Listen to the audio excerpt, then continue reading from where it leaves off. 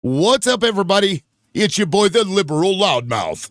Now, I am just getting started here on the tube. It's quicker and easier for me to start my live on YouTube first, but I'm about to go live on TikTok, so give me a second. I got to do that. I am running a little late. I had a shitty phone call right before, so I'm a little irritated, so forgive me. Today may be a little less fruitful than normal. MAGA is a fascist cult. That's what we'll call today's live on TikTok. All right, here we go. What's up, everybody on TikTok? We are now live. I am the Liberal Loudmouth, and we're gonna get this show going. Again, let me select my stream here. All right, so no viewers on the tube yet, but we're just getting started. Everybody join in. Come on up. Oh, we got Taco right off the bat. Fast I am. Kitty cat meow. Yeah, well, I mean, I'm 17 minutes late. I was supposed to start at 9, but I got a shitty phone call. Now I'm pissed, so. Yeah, I'm not too happy. I'm sick of the education system in this fucking country. I'm fucking sick of it. What happened, man? Just personal shit, family shit. Yeah, I just look. We put prisons inside of our schools and call it punishment. Is what they do, and I'm done with these worthless scuzz bucket fucks. Already had to sue these motherfuckers once before. Holy hell! Because they, again, we live in a fucking country where if you don't say what they want you to say, they'll violate your fucking freedoms. Crazy. And then, do you have kids? I do. Wow. Well, young kids under 18 still? Yeah, one of them is still under 18. Cool. Dick and Cider.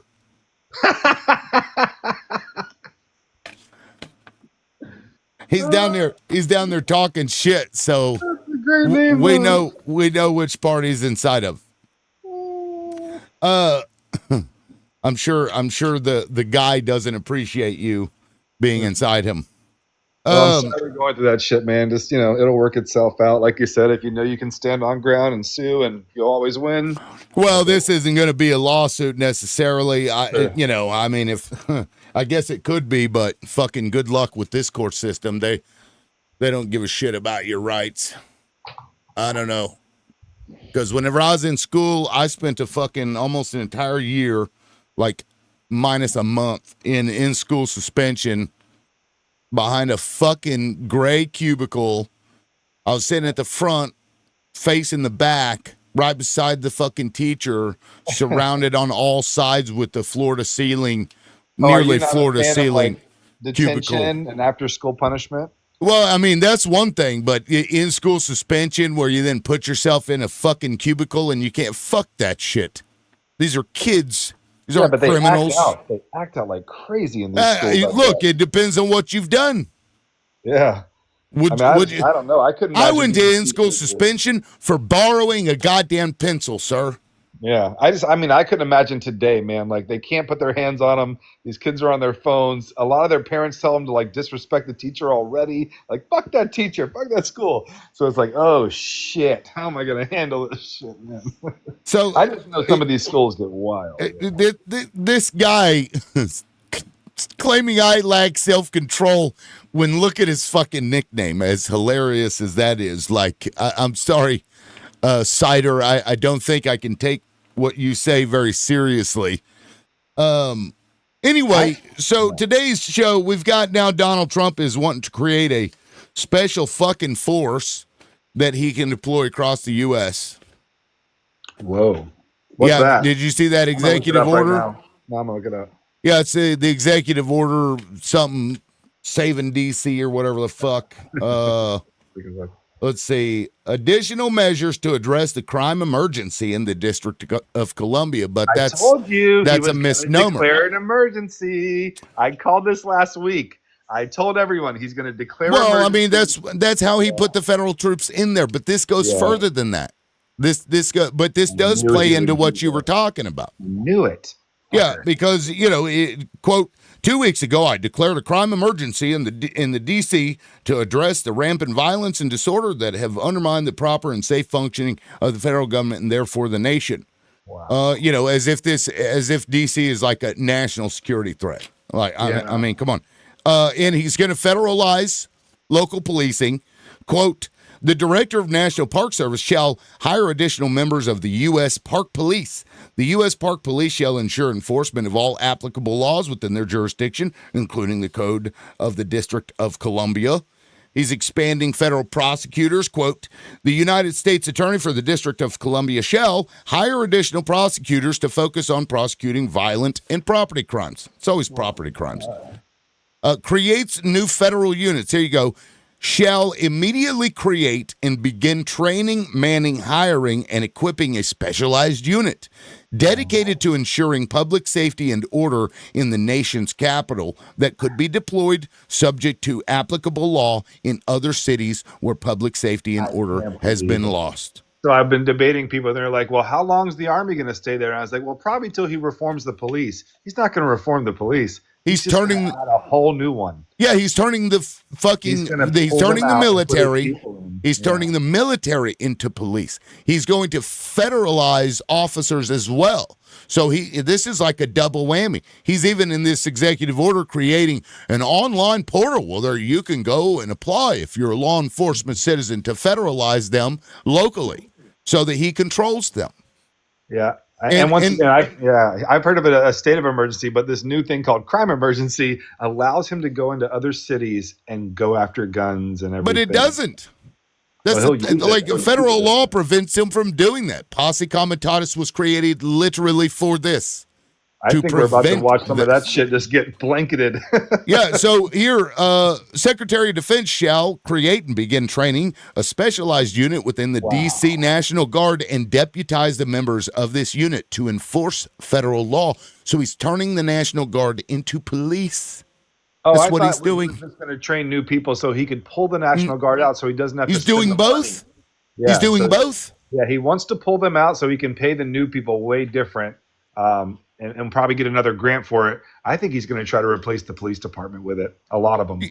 He wants the federal government to be in control of policing wherever he wants them to be in control of. That's what he wants. And guys, this is fascism. Moves fast, this is dude. literally fascism. Well, so did Hitler. He did the same shit, my guy. He did the same shit. We've been saying it for fucking years now. Let's see.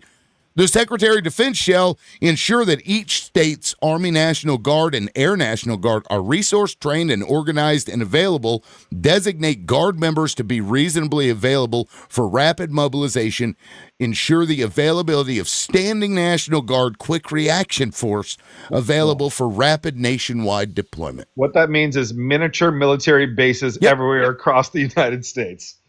It just lined up in the fucking streets of America. And you watch though, he won't go into red states. He won't go into the blue cities that are in red states. He's going to Democratic states. Dude, blink your eyes in a year when everything is blanketed across and the full plan is out there.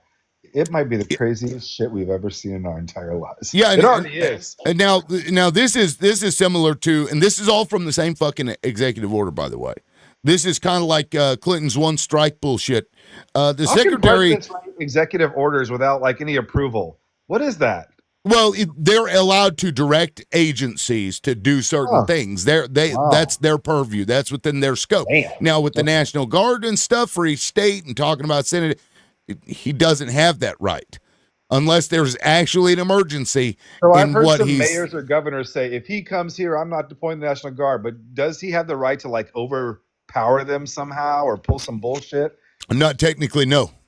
No, unless there's an emergency. But here, that's where the legality comes into play, because how do you define what an emergency is? Exactly. It's when your bone spurs start hurting, that becomes an emergency, and you can send it wherever you're looking. He's a chess player, dude. Imagine like he puts these people out there in really, heavy crime areas. They attack our National Guard a little bit. We get it on camera. Crime emergency. right across the nation. I mean, this is fascism. Yeah, Dude, I mean that's it why he's literally arming is them. that. He's trying to point at the people saying, "Please fire at the National Guard. Please, if you did that for me, I would have this locked down forever. I could Yeah. prove." So, well, let Yeah. me read this part.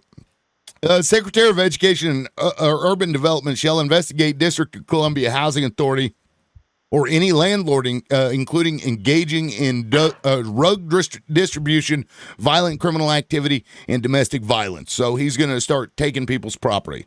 He's going into the fucking places. A little So Germany. the Attorney General shall review the Metropolitan Police Department general orders and shall request that the mayor of the D.C. make such updates and modifications as the Attorney General deems necessary. This, U.S. Attorney General gets to pressure D.C.'s mayor into rewriting whatever the fuck he wants.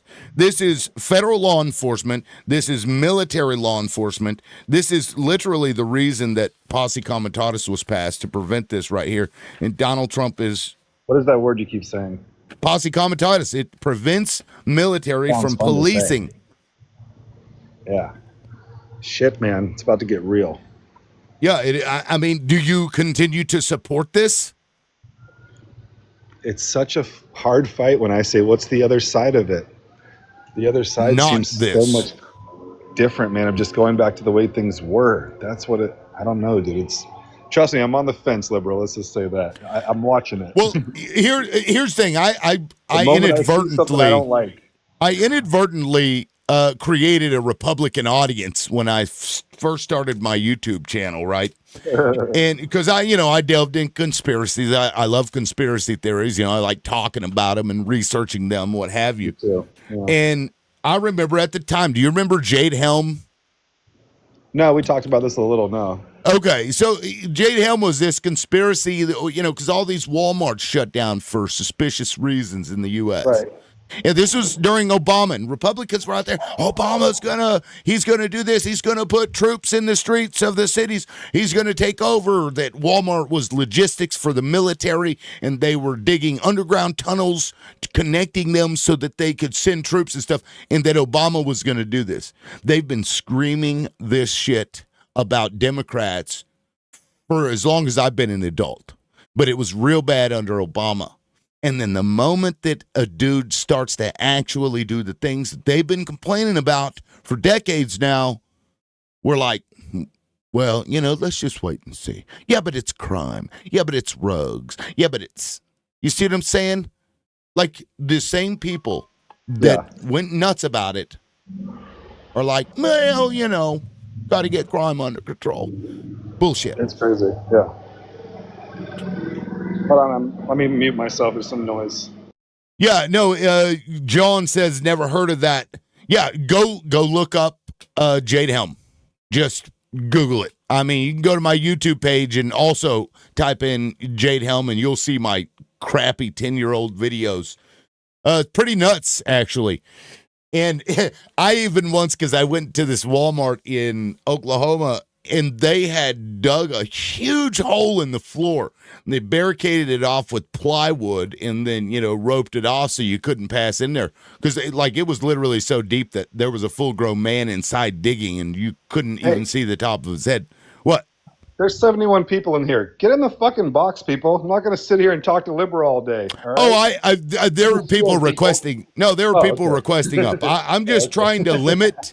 I'm trying to limit the number of people that get in here. Okay, so crazy. I see Chuck, Bill, Allie, Michael, Paula, and Proxy. I know which of you are liberals. Are any of you conservatives and or Trump supporters? Type chicken in the box. Type fascist. If any one of you are Trump supporters, please let me know.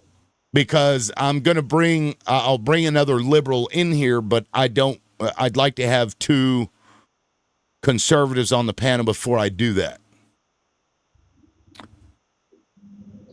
He's trying to limit the amount that come in, so are we. That's funny. A little different. Okay, Chuck says he's a Trump supporter. Let's see. What's up, Chuck? Hey, I remember that movie. wasn't it What's Up, Chuck? Isn't that the name of that movie? What was I that? don't recall. I don't remember seeing such a movie. I It remember was Chucky. There was the horror films, Chucky or something like that. I never saw those either. well, because I remember I think it was the Yourself, dude. Chucky. It was the dude with the mall cop guy. Maybe I'm misremembering. Anyway, good luck, Chuck. Thank you, Paul. Yes, Yeah, good that's a luck, great Chuck. movie. Okay, that was what I was thinking of. Anyway, thanks for coming up, Chuck. Did you hear something when I was talking about this EO that you wanted to address? Well, I wanted to point out that the progressive left brought fascism to America in 1913. Well, So we're going America's back. been fascist for well over 100 years now. Where you guys been? Okay, expand on that, please. Educate us. Prior to the progressive income tax and the central bank, the people own the means of production through tax and regulatory policy administered by local governments. America is a federation of independent sovereign states. We are not one nation under God. Individual sovereignty, it's a republic. So um, we recognize the sovereignty of the individual, which means equal rights for all. When the progressive left gave the federal government the power to tax and regulate industry internally and established the central bank, the checks and balances of the federal system disappeared, and America by default became fascist or an oligarchy. I wish I had that on Okay. record. Okay, so real quick, I want to explain that an amendment is not just one party. That is a coalition of states that sign off on those amendments, 16th in particular. So when you characterize that as Democrats or progressives brought in fascism because of, the income tax, and I assume you're going to bring up the Federal Reserve as well, that's just not, that's a mischaracterization of what happened, right? Would you not agree? No, actually,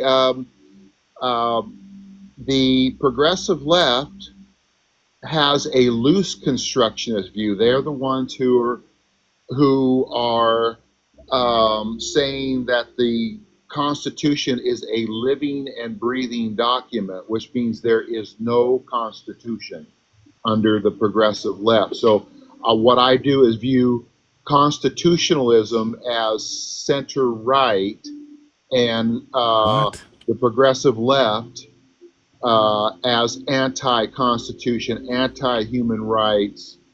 Okay. Yeah, because you aren't. Okay, wait. Y'all aren't liberals, The actually. Constitution, do you acknowledge that the Constitution is allowed to be amended and it's been that way since the beginning? Yes? Yes, Okay, so when somebody says it's a living and breathing document, how is it anti-constitutional? because what happens is the ruling class ends up determining what is and isn't constitutional, and the people have no say. I mean, the states have to ratify. It has to go through all of these processes. It's very difficult. Well, let's get to the point that, well, first of all, the only legitimate amendments to the Constitution thus far are the first 10. All the others are illegitimate. Why? They aren't law.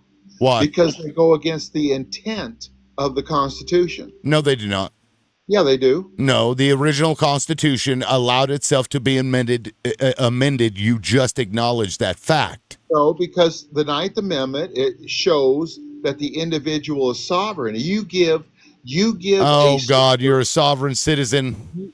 you give a central Oh government the God, power to hold tax on. and regulate. Okay, look, you're not a Trump supporter. You're a sovereign. You're like the political version of a flat earther. If one does not see themselves as a sovereign, Bro. Okay, one now sees themselves as a slave. yeah, I'm not gonna entertain that. Sovereign citizenship, your legal arguments are just nonsense. The amendments to the Constitution are legitimate. You may not like them. No, They you're a don't give a fascist. shit. Doesn't You're a matter. fascist. I'm a fascist. You don't. You're a fascist. Okay, define fascism, sir. Can you list the tenets of fascism for me? Fascism is a form of socialism. No, it is not. Yes, it is. No, it is not. You're a rube. No, it is not. You're a rube. No, it is not. Okay, that is not the definition of fascism. So please Yeah, expand on. No, expand on what fascism is. Okay. Fascism is when industry and a central government is united. That's part of it.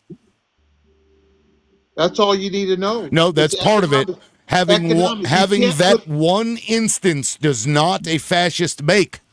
You cannot put the jackboots on the ground unless you have economic nationalism, and progressives are economic nationalists / fascist. Okay, an oligarchy is not fascism, sir.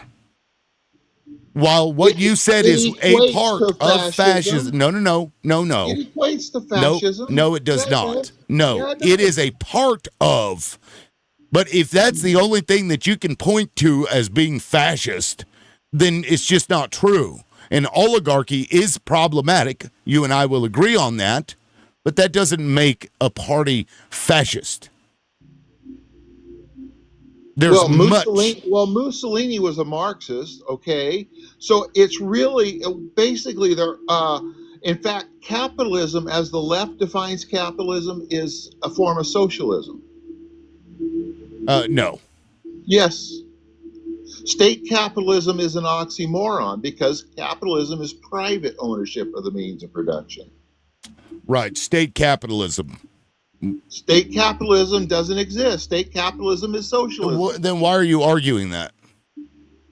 Why did you bring that up? I'm arguing that because what you characterize as capitalist isn't capitalist. What we talk about a capitalist, we talk about a decentralized political and economic system which gives the people the power to tax and regulate industry through local governments. Yeah. America is based on the classical republicanism of ancient Greece and Rome. We should have city-states like Athens and Rome. We in are America. a constitutional republic, right? We are and our Constitution says, and you acknowledged, that it can be amended, right?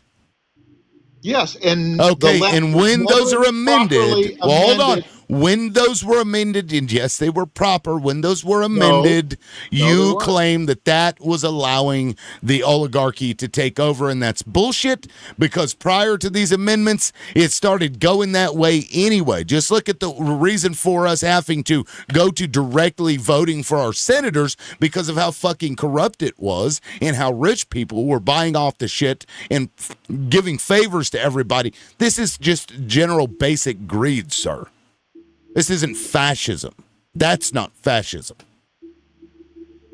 Yeah, this is fascism. It's been fascism. Well, Donald Trump is, yes, I agree. Donald Trump is absolutely 27 million civilians have been unalived around the globe since the end of World War II. Okay. By the U.S. military. And the blood of those innocents are on the hands of the progressive left because you that's a lie. gave the federal government the power to tax and regulate industry internally, which brought about the rise of the military-industrial complex. It's all in your lap. Wrong. It's We all began on fun. your No, hands. you're wrong because You we guys began are funding. snotty- you We guys are began snotty funding. monsters. We began funding a standing military long before that ever happened, sir. You know that. It's a fact. You may not like it because it destroys your argument, but it's true. Yeah, the standing No, military. and I will point out to you. Go back and look at the wars. Who started them? Wasn't the progressives. The progressive left. It was all the No, it wars wasn't. of the 20th century were progressive left No, wars. it wasn't. Woodrow Wilson was a Democrat. FDR was a Democrat. Truman was a Democrat. George Bush. Progressive. George Bush. Progressive. George Bush was not a progressive. Yes, he was. Neocons are progressive. Okay, here's what I'm going to do. Neocons are I'm going to progressive. look. Okay, I'm going to go ahead and drop Chuck. If you're going to sit up here and tell me that George Bush was a progressive, there is absolutely nothing that you can say from that point forward that will make me believe that you're having a genuine argument with somebody. This guy's disingenuous. I'm not going to sit here and fucking listen to a guy tell me, somebody I lived through, like George fucking Bush, O.W., was a progressive left. No, that's just not true. That's fucking, like, in no way, shape, or form is that true. Okay. Do we have any other MAGA Trump supporters that would like to come up that aren't the flat earth version when it comes to politics? Sovereign citizens, my apologies, but are the most annoying fucking human beings I think I've ever talked to in my life. And I've talked to a lot of annoying people. That is, I mean, these people just, I am a corporation. I have a corporate number. I can't imagine police having to deal with sovereign citizens when they get pulled over. That has to be the most cringe-worthy experience. And to the enforcement officers out there, I thank you for your service when dealing with these guys on a regular basis. My God, I'm a patient man, but I'm not sure I have the patience for that level of stupidity. Coolest Paul ever says, I partially get what he was saying because Bush was Zionist controlled. In no way, shape, or form was George Bush a progressive. Because look, the Zionism spreads between both parties. That doesn't speak to whether you're progressive or conservative or leftist or a righty. That has nothing to do with it. That is a fucking totally different mindset. Yeah, that doesn't, just like, they started taxing us, and therefore the progressive left caused fascism because of taxes. Right. Let's see. Do we have any Trump supporters that would like to come up here? Bush was progressive. That would make Lib a conservative for sure. Andy. Well, let's see. We got Chip. Chip and Andy, although Andy is very quiet. Let me pull these two in here. Andy, don't be quiet. Right? Oh yeah. You're always quiet. Definitely a progressive. I'm sorry. Like, I did not want to drop the guy, but he said that, and I was like, look, the earth isn't flat, man. It's just not. What do you do with that? What do you do with that, Andy? Hey, that's your people, the progressives. That guy, no. That guy's a Trump supporter. Well, I know, but he's talking about your progressive Bush. I'm just saying. Oh my God.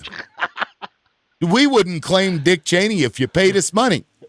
I was about to say, yeah. Hey, wait a second. That should be like second brother right there, Dick Cheney. Look, we're all fascists because we pay taxes, Andy. Did you know that? Did you know that? Because it's true right now. I'm done. Oh my God. No more tax. Oh, wait a second. I don't pay me taxes anyway. Skylar says, I see liberal loudmouth and hear about flat earth. Man, some people are just nuts. You can go, okay? Hold on. What's up, Chip? Sorry about that. I was talking to my dog. No, you're fine. Do we have any Trump supporters who still to this day support Trump? Let me know. Please request up. Put it in the comments. I'd like to bring you in. I'm going to bring in a couple liberals here in just a second, but I'm trying to get another conservative on if I can. But Chip or Andy, feel free to go on a rant if you will. Did you guys hear? I have a friend who's a strong Trump supporter. He's an older gentleman. He is a Christian Zionist, born again. All that stuff, all that in a bag of chips. And so I was going back and forth with him last night about some of the horrific things happening in Palestine. And he's like, well, they deserve it. It's just the mindset is completely void of any sort of connectedness to Christianity, which is pretty troubling, by the way. That's crazy. Yeah, it's just this indifference to human suffering. He's also said some pretty unpleasant things about people who come from Mexico and elsewhere. You might imagine what those things are. It's it's dehumanization. That's exactly what it is. They don't see them in that way. And Christ talked about embracing people, embracing the poor, embracing the sick, and somehow, some way, this prosperity gospel, born again version, second coming of Christ. They kind of just bypass all the teachings. It doesn't make any sense to me. And again, I'm not trying to rag on religion or people. I'm just saying in terms of principles versus behavior and thought, there's a huge gap there. And listen, I feel that I'm not religious, but I feel like I follow the Christian principles far more than most Christians that I've encountered, Hey, which is unfortunate. I wrote an Hey, Ken. article. I'm more of a I need Christian than you, and I don't even believe in God. No, all we Hey, got to I On got to some do is mute things. up for confess. about 5 minutes, but I'm not leaving, okay? Okay, did you I'm not did leaving the live. I just have to mute for about 5 minutes. Is that okay? sure. Don't drop me. I'll drop Okay, you. Oh, you're thanks. getting dropped. I'll drop you. No, I'll throw a galaxy while you're no. gone. You No, can you're fine. defend Just yourself. just mute up. Well, I'll get just let me know when you're back. He's what I call a Trump blind loyalist. No matter what Trump does, it's all good. Supports the guy no matter what. Doesn't care about the Epstein files. Sorry, the Jeffrey files. Doesn't care about anything. The guy is the king. He's like the second coming. Uh Chief, no, you're not wasting your time. Let me bring him up and explain. Chief, the other people are subscribers, so they get first dibs. And I'm trying to Makes limit it. sense. I'm trying to That limit makes the sense. number of people that I have up here because when there's way to do it. 8, nobody gets to fucking say anything. Everybody starts talking over each other. It becomes a fucking train wreck, and I hate it. Brilliant. You're absolutely brilliant. You're So doing the right that thing. I just wanted to tell you that's why you hadn't been pulled in. So let me go ahead and drop you. Go ahead and request back up, and when a spot opens up, I'll bring you in. You'll be the next one. Okay, bet. I appreciate it, man. And forgive me, Chip. Were you done? I'm sorry. Almost. There's one comment that I wanted to respond to, and somebody says, he said something like, "We all hate the Democrats," or something, or hate all the Democrats. We talked about this yesterday at length, but for those of you who still believe in the left-right paradigm, this is a single governing apparatus, and at the party leadership level, it is completely controlled and bought and paid for. In addition to those who also play the game. By corporate interests, high net worth individuals, the national security, state surveillance war machine, and of course Israel and other lobbies like it. If you can't see that by this point, that elections alone have no ability to shape future policy and future leadership, you just don't understand how the game works. Money runs Washington, always has, but now it's on steroids with Citizens United. If you think we can vote our way out of this, you're delusional. You are not driving. Just make a note of that. You're teleporting, and somebody got in the way of your teleportation. Sorry, Chip. Go ahead. Yeah, so the solution is not going to be left or right. We're not going to have some knight in shining armor. Sure, people might like Zoran Mamdani in New York just to shake things up from the establishment. But even look what happened to Bernie Sanders. He's been in the system forever. And what did the DNC do to a guy like They that? fucked him right in the bunghole. If a guy like that's in the game can't get ahead, what do you think an outsider's going to do? It's not going to happen. Right. And the last president we had that pushed outside what I call the bookends, he got a head massage with a very large lead object. It's just the way it works. Yeah, and as popular as Bernie was, I mean, the dude's crowds were crazy. And they're like, the only viable option. I'm so sick of hearing that fucking statement, viable option. That's like the term they use to get you to shut the fuck up about a candidate they don't want. That's why I told everybody yesterday. I'm like, you know who to vote for when the corporate media starts saying viable candidate. This is the only viable candidate. That is the corporate pick. That's the person that they want for the corporation. Back on that, because I think that's what Trump did, was break the system. They did not want Trump running for president. I mean, no, you're right. You're right. He was an outsider. He was up against, 16 Blue Dog Republicans? I mean, hard. And none of them took him serious. Bush. And they did everything they could to try to get around Trump, and it was not possible. The system the Republican Party had in it was a true, we have to put up who we vote for. If the Democrats had that system, Bernie would have already ran for president at least once. Yep. He would have been the nominee. I think Bernie had Hillary completely smoked, but they were like, no. Right. Yeah, because they have, their corporate interests. and that's what they want in there, is somebody that will serve those corporate interests. Now, I'm not going to say that, in my opinion, the Republicans have always been far worse in terms of cruelty to people and just not giving a shit about people, generally speaking. They're saying, pull yourself up by your bootstraps. But the old conservative party is not what Trump brought in and co-opted, and he basically cooed the Republican Party. And now you guys are And I stuck think with that's why that. I think that's why they call it MAGA now, is because I don't know if after let's say Trump doesn't running, try to get himself another term. I don't know who he passes the torch on to either try to keep it MAGA, or does it go back to an old school GOP candidate? That That's going to be that the you bring up a interesting good question. point. Maybe we should stop calling them MAGA and just start calling them Republicans, because it's the Republican Party that jumped on board that. Yeah, well, yeah. When it became Yeah. no, we lost a lot of GOP support, but then we gained a lot in other places too that kind of evened it all back out. I think if When you could find a candidate that could keep the MAGA support and bring back the old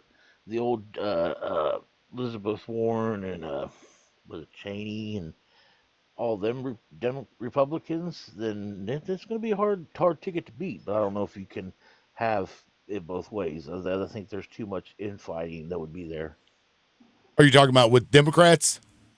No, with Republican. If you tried to Oh, bring MAGA and the old school Republicans into the same, I mean, Trump did lose a lot of lifelong Republican voters, well, but then because again, he gained. there was at least a little bit of honor and integrity with many of the 80s Republicans, 90s Republicans. It started Yeah, to dwindle, and when we started fighting more, because they used to be able to have conversations with each other, and now it's tribal shit.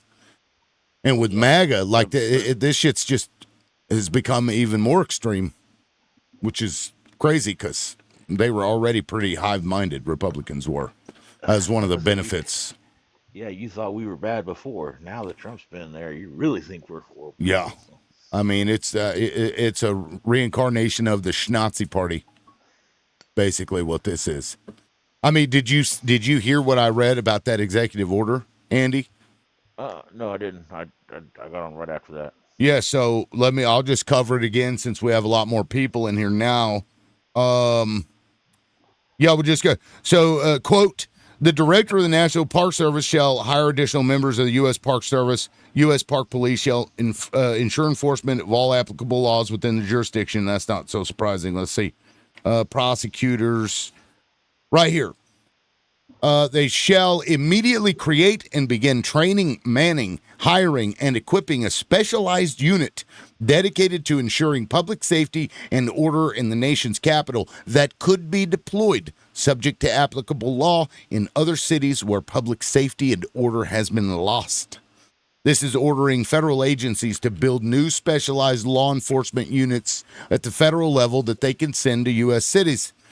The Secretary of Defense, this is a quote, Secretary of Defense shall create and begin training a specialized unit within the D.C. National Guard and deputize members of the unit to enforce federal law. So they're going to turn National Guard members into police officers, which is in violation of federal law. But, does Donald Trump care? I don't think so.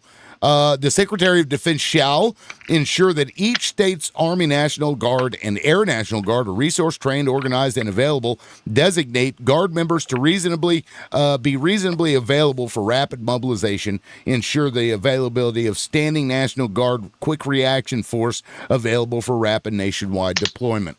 Again, federal agents scattered all across cities across the United States wherever he deems it necessary. They're going to go after I wonder landlords who's going as to be in well. charge of deployment of that. Is that Trump? because the way he's getting away with it in D.C. is technically by saying he's the one in charge of D.C. since D.C. is not considered a state. Yeah, which he But is technically.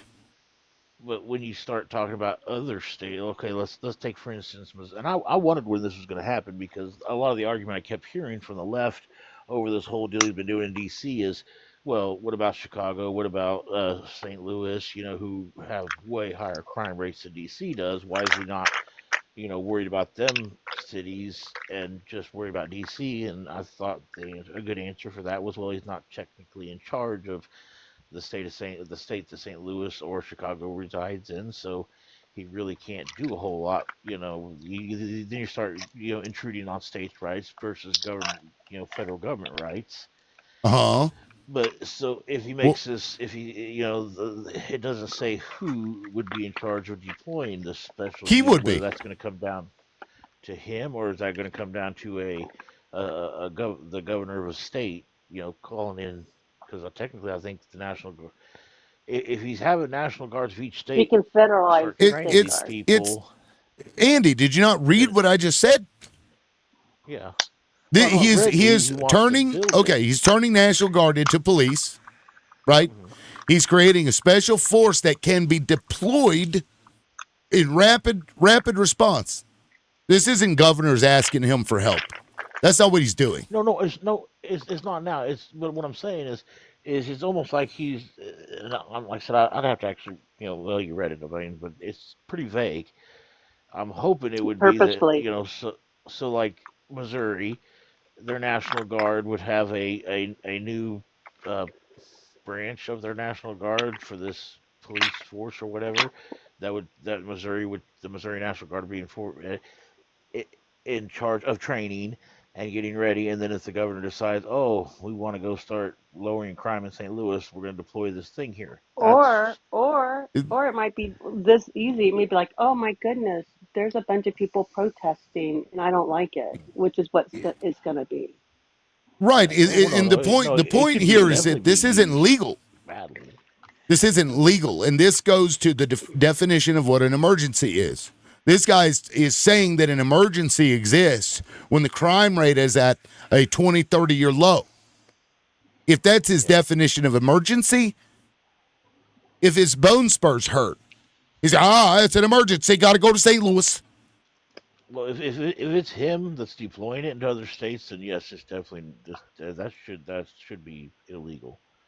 I believe it is illegal. Well, That should Well, be okay. no, He's making police units of them available to be deployed around the country, and he's taking the National Guard in each state and having them be easily deployed as law enforcement. It's two different things here. yeah.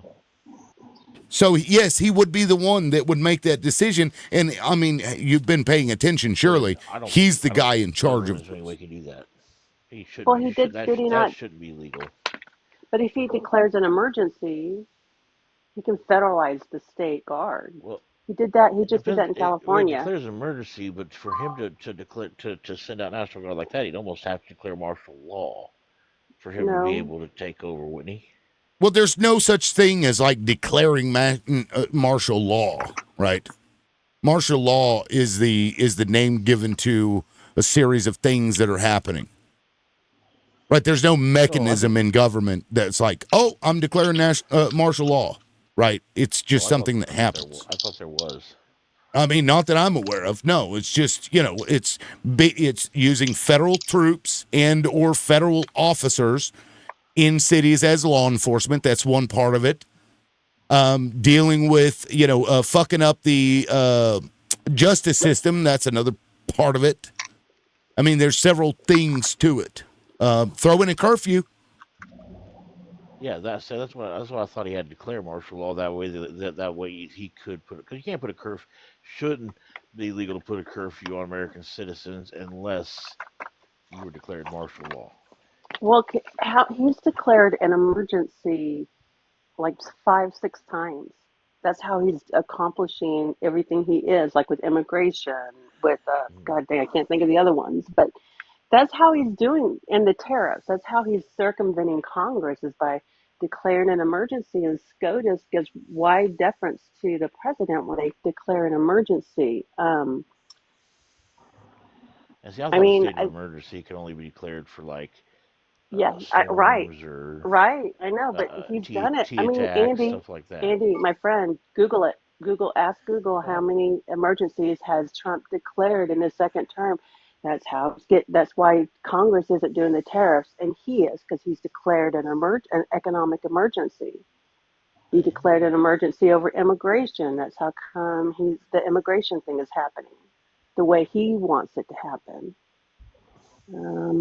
I can't remember the other ones; they're all leaving me. But that's literally how he's accomplished. That's why Congress isn't doing anything, because he's declared an emergency.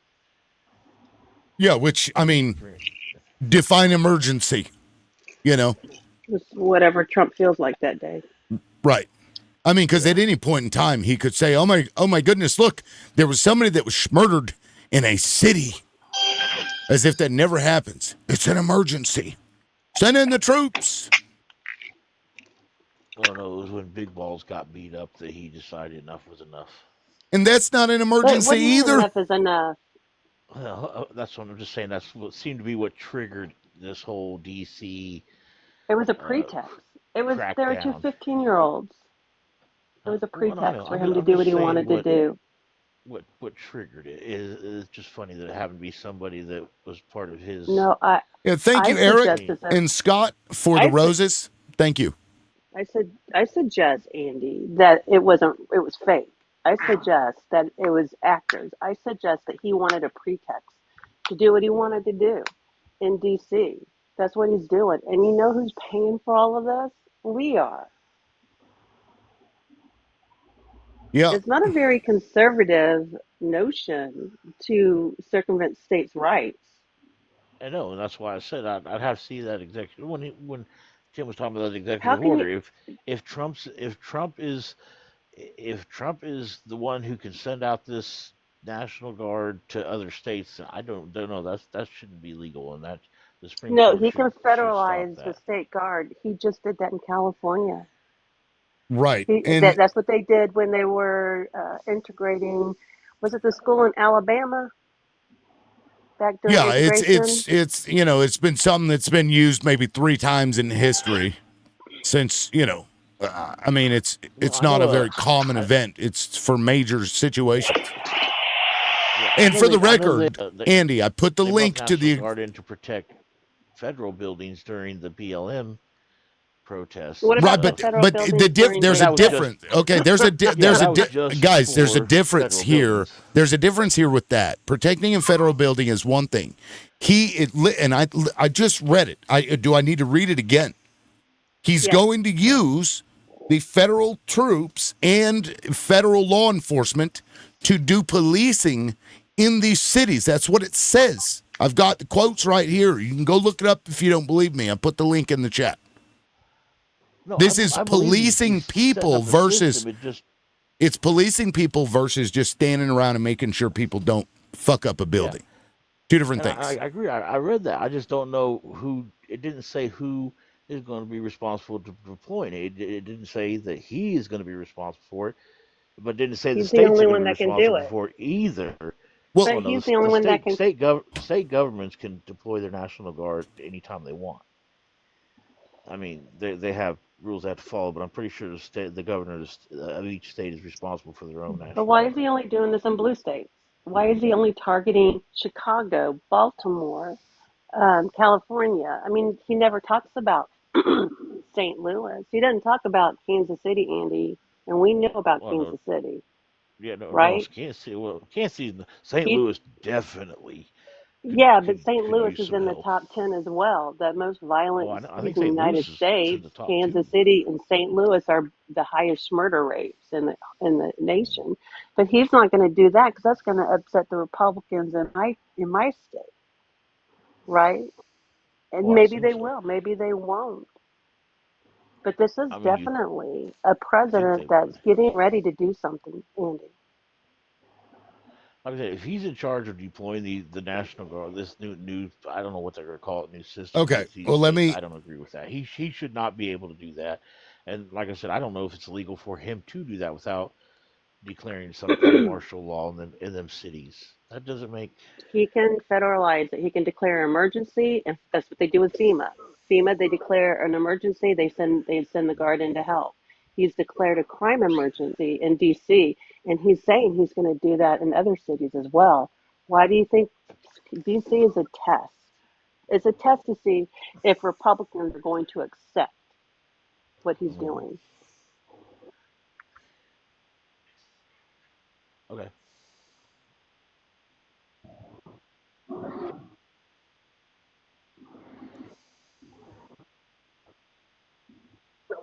Mm.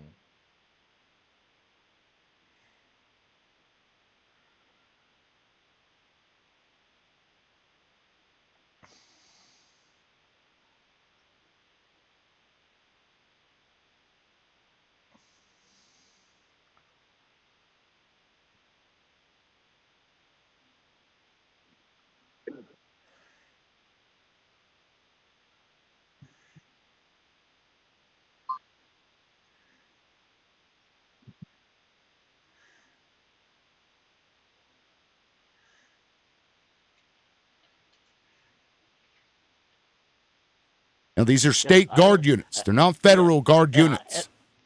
yeah, and I heard you read that, but like I said, in there it doesn't say who would be in charge of deploying them. He's saying he wants the Secretary of Defense to have each state make a task force, Oh, basically Andy, crime quit. task force, You know out with what? You National know what Guard. he's doing. Stop that. Well, no, and he might be. No. He may 100%. You may be right, Tim. He may be wanting all these set up so that he can say, okay, St. Louis, take Wow. your task force down there and clean up St. Louis. And if he does that, no, that shouldn't be legal. He should not be able to control what happens inside the states. National Guard should not What? be policing in the cities. Period. End of story. That's it. Federal law says they No, can't. not without That's it. some kind of declaration of martial law. You wouldn't think. Of a national emergency, right? And there isn't one. Yeah. There isn't one. Well, no, not. I don't believe crime rates can be considered a national emergency. That's not an emergency. Right. That's, It's for insurrections, rebellions, war. That's what it's for. That was its intended purpose. Not so that Bone Spurs McGee can go around and show his fucking bone spurs off to everybody. Look what I can do. I can dodge a draft and lead the military all in the same lifetime. yeah. Fucking Although, nuts. on the other hand, crime is down in D.C. and tourism has started to come up now. So, I mean, that's unfortunately, he might be showing that some of the extra police So in you think D.C. it's might. this, so in Andy, in in your mind, what he's doing, activating the guard to police DC, in your mind, that's okay. Well, Whatever the outcome, whatever his rationale, that's using the guard to police American citizens is fine with you. before Dude, the no, I'm just 9/11. asking. You just No, said no, tourism's back up and here's my crime answer. is down. Before 9/11, I would say absolutely not. Crime is But then we gave up a lot of our liberties and stuff for safety after that T attack happened, and I think it really normalized what people are willing to give up for security and safety.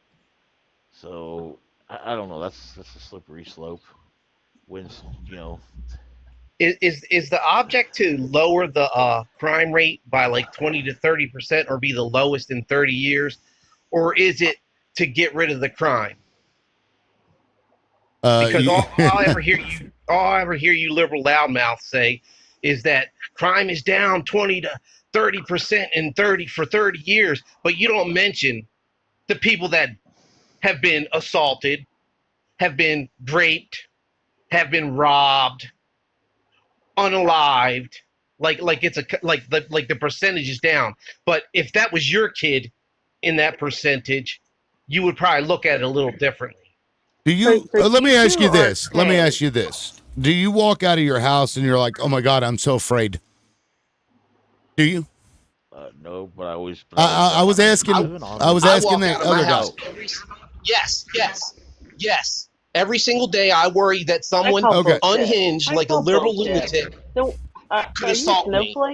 Are you a snowflake? Okay. Well, he's talking to No, me, so I'd like to have a discussion with him, Puerto Rican. So show me a large city that has ever had zero crime at any point in U.S. history. That's not the In point. any country on the planet, show me a single Completely city. moot to the people Show that me have a been single harmed. city. It's not moot. You're trying to You polish a turd, claimed. dude. You You claimed. are trying to Hold polish a on. turd. Don't interrupt. I let you speak uninterrupted. I'd appreciate it if you would respect me enough to allow me to do the same. You made the claim that I'm always bringing up facts about the fact that it's at a 20 to 30-year low. God have any forbid those facts. facts. You It's don't a have any fact. facts. Look, stop interrupting. I know you're emotional, but just calm down for a second. Well, you're lying. You brought that up, and you said, how about no crime? That was what you said. How about no crime? So I ask you urgently, show me a single Don't city. don't try to Hold on. switch it. Show Don't me try a to switch single. up the Hold on. semantics I'm of going to it. mute you because you, again, are just emotional and you don't get it. So I'm going to keep you muted until I finish my statement, and then you can speak.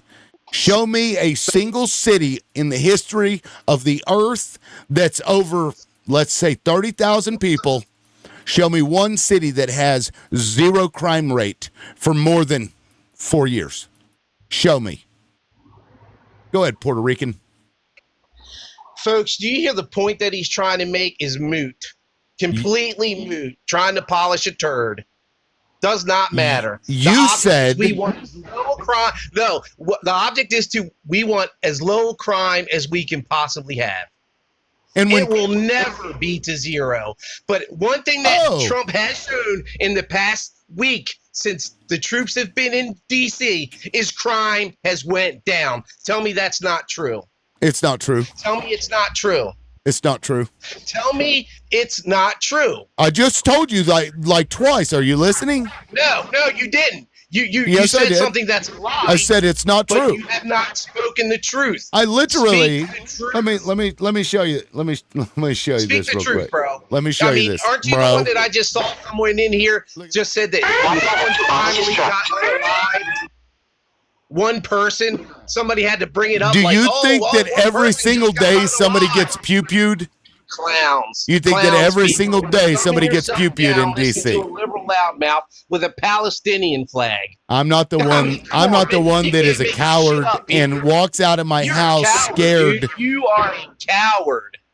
Says You're the a guy. coward. Says the guy that wants to give up his You are freedom a fucking coward. for Simp. some perception A of gimp. safety. I bet you have the orange ball and gag too. Wow. It sounds like he's self-destructing, doesn't it? He can't even say that the crime Let's hasn't let gone down. let's let Puerto people. Rican crash He out. can't say Go that ahead. Trump isn't working. So he can't say that the Here we go. National Guard isn't working. That it isn't making people safe.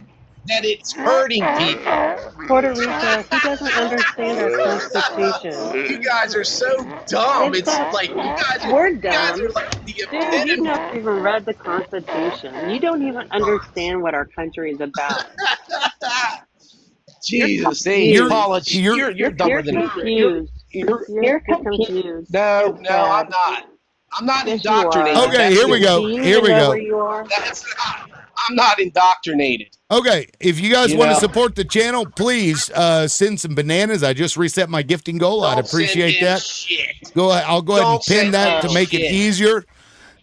Puerto Rican, why are you so emotional, sir? Trying to make $1 spreading bullshit and being anti-American. Why are How you so precious. Conservative. emotional, sir?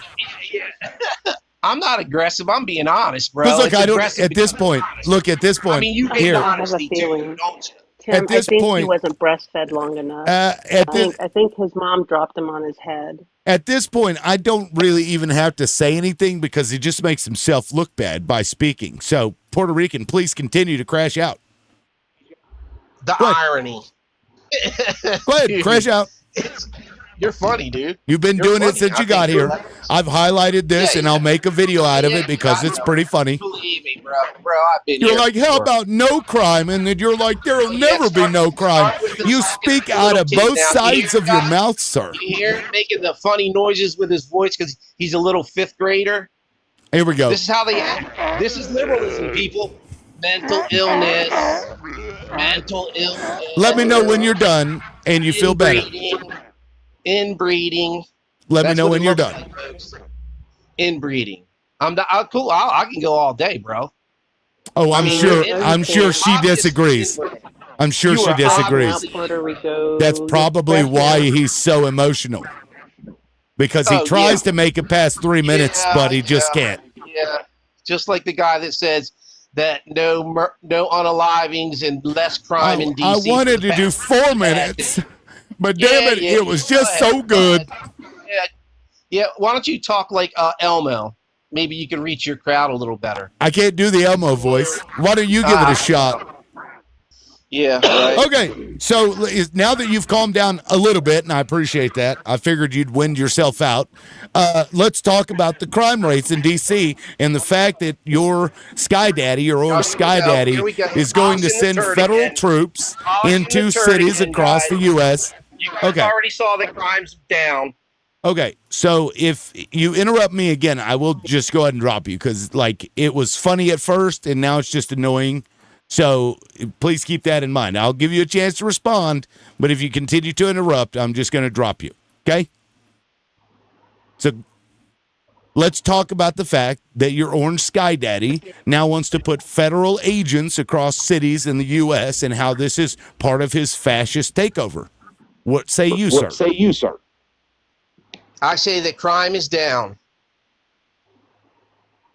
That's Where? what I say. Where? All right, don't try that. Crime is down where? DC. It's down in D.C. Are you telling me? Show me the All right, numbers. just tell me this: has crime increased Show me since the numbers. National Cite Guard's that. got there? Cite that. Has crime increased since the National Guard been to DC? Yes or no? Cite the source Yes or no? with numbers Yes, because they haven't been or released yet. no? Look, you Yes can't or say no? you can't say with certainty one way or Yes the other. or no? We'll learn about it in Yes 6 months or to no? a year See, he won't answer the because I question. don't know. He won't answer the question because he's always I talking don't about know. percentages. Now he's going to say, "Oh, well, it's 20-year low." And you That's don't not know the way either. about that it crime? We know that it was you at a know 20-year for low. a fact Okay. it's down. Okay. Yet here you are. Here we go. What about Nope. the crimes There he in the goes. White House?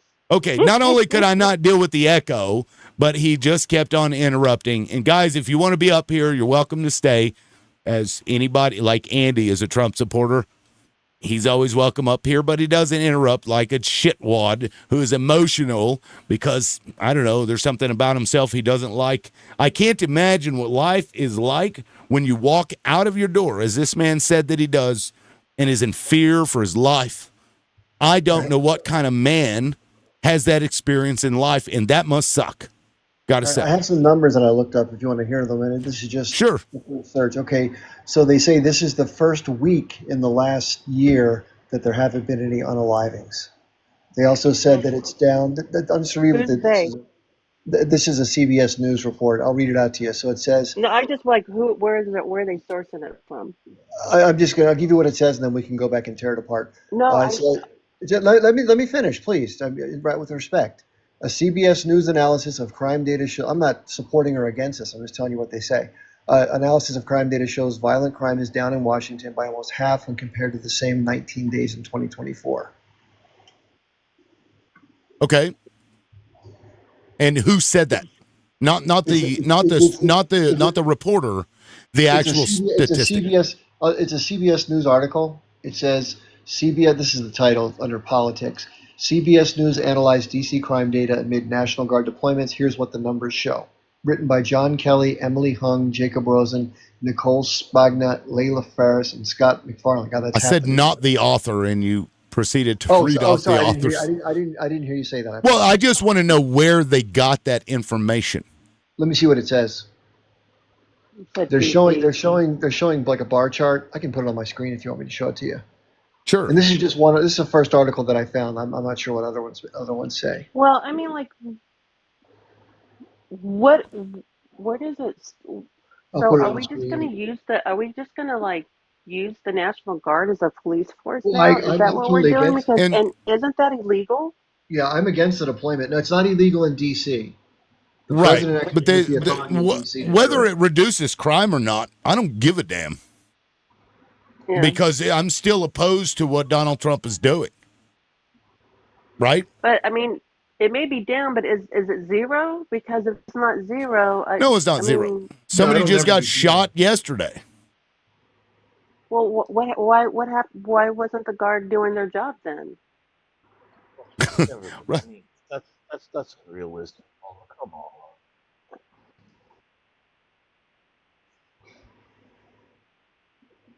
I know.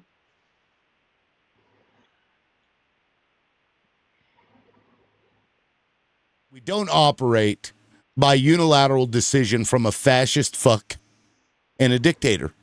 We don't do that here. I have a question for Paula and you, Tim. Sure. Okay, let's say in 3 months, this I'm calling this the DC experiment.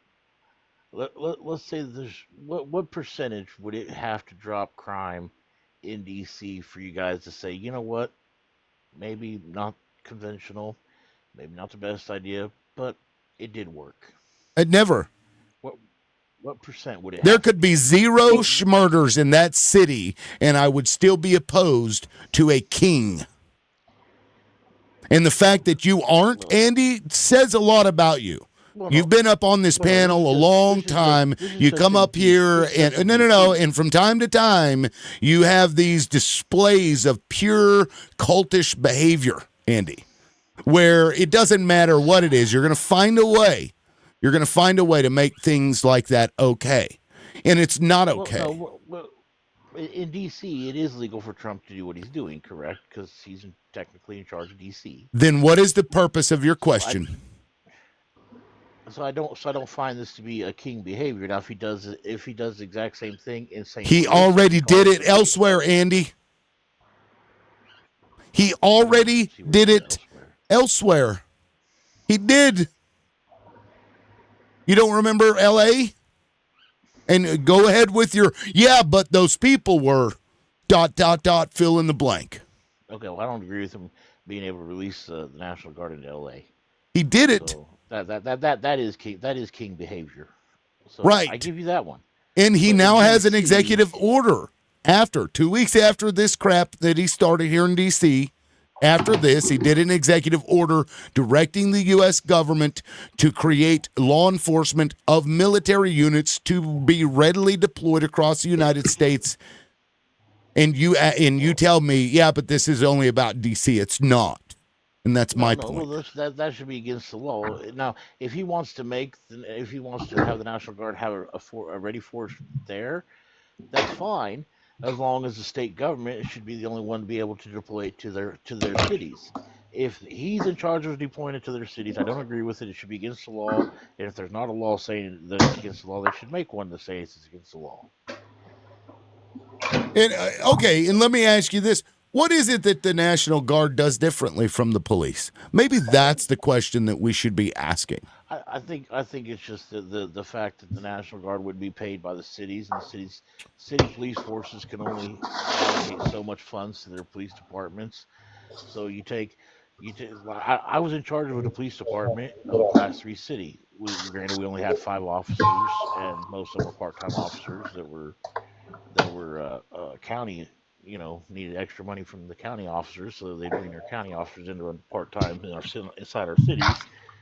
But I think it's a fact you can only have so much money per city for police forcing and stuff like that. But then when you can double your personnel by bringing the National Guard in and not having to pay for all that money out of your police budget, then it probably helps the police. I mean, more police obviously probably going to be less crime, you would think.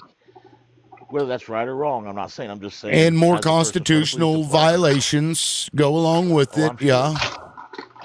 So there's a balance here. Hey, Chip, can you mute up, please? Oh, is that Chip? I got him. I thought that was Andy. No, I've been on mute. No, it wasn't me.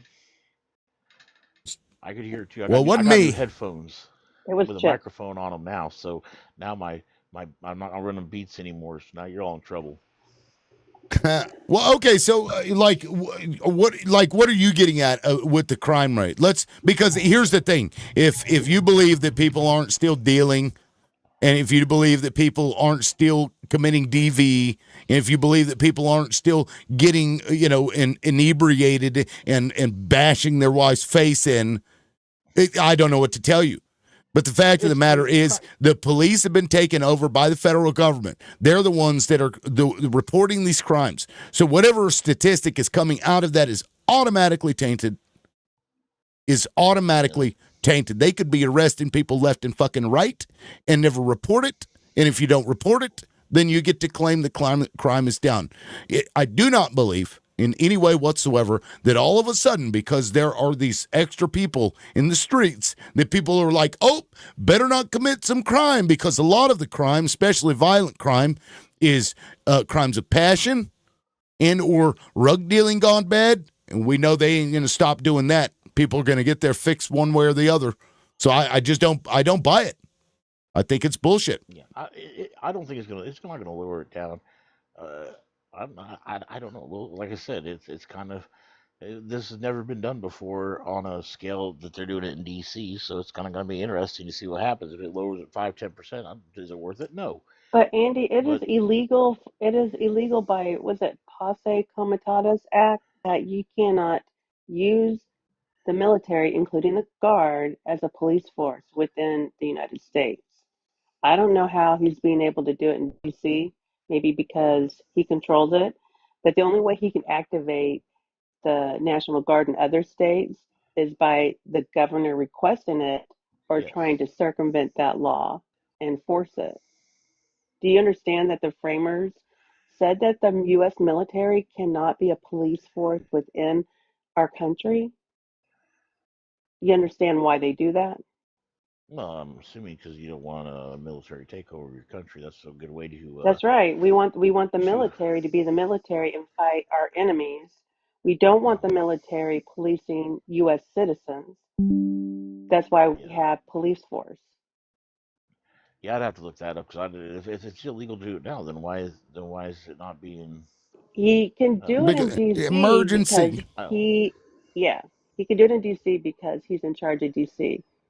But he's talking Yes, about doing it in other states and in blue that's states. I don't yeah And if the blue I don't state like the governor fact says of him no, doing it. I'm No, sorry, yeah, I recommend you California like says looking no, up it an should not be allowed. article. You should go look up an article. There's tons of articles on U.S. military usage uh, on U.S. citizens. There's, So is Andy not sure what the Posse Comitatus Act says? Is that the confusion? I don't know if he knows what Yeah, it is, but I haven't heard of that why one. don't you So explain it to him? You probably know Well, way more I mean, about it it. just it prevents the military personnel from policing citizens. And I'll go ahead and just pull it up here real quick. I'll just show you. Uh,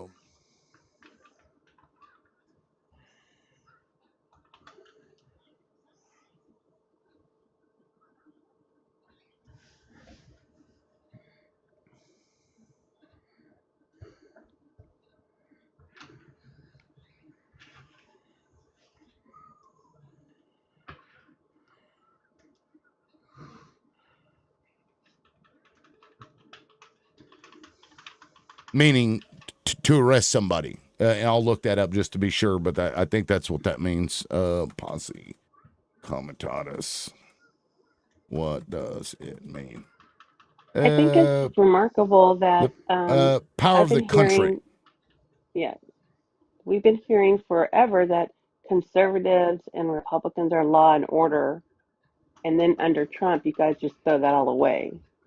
I mean, and you also are evidently fine with the president buying shares or authorizing the treasurer buying shares in other companies to keep them propped up. let's not I pivot mean, to I that. Let's used stay on to the think crime. that Let's stay on the crime Republicans were here. about free market, and then we have tariffs. I mean, Trump has literally torn down every platform that the Republican Party used to run upon. That's because Trump's not a Republican. Been And, saying and that for Yeah, you technically, voted for him, Andy.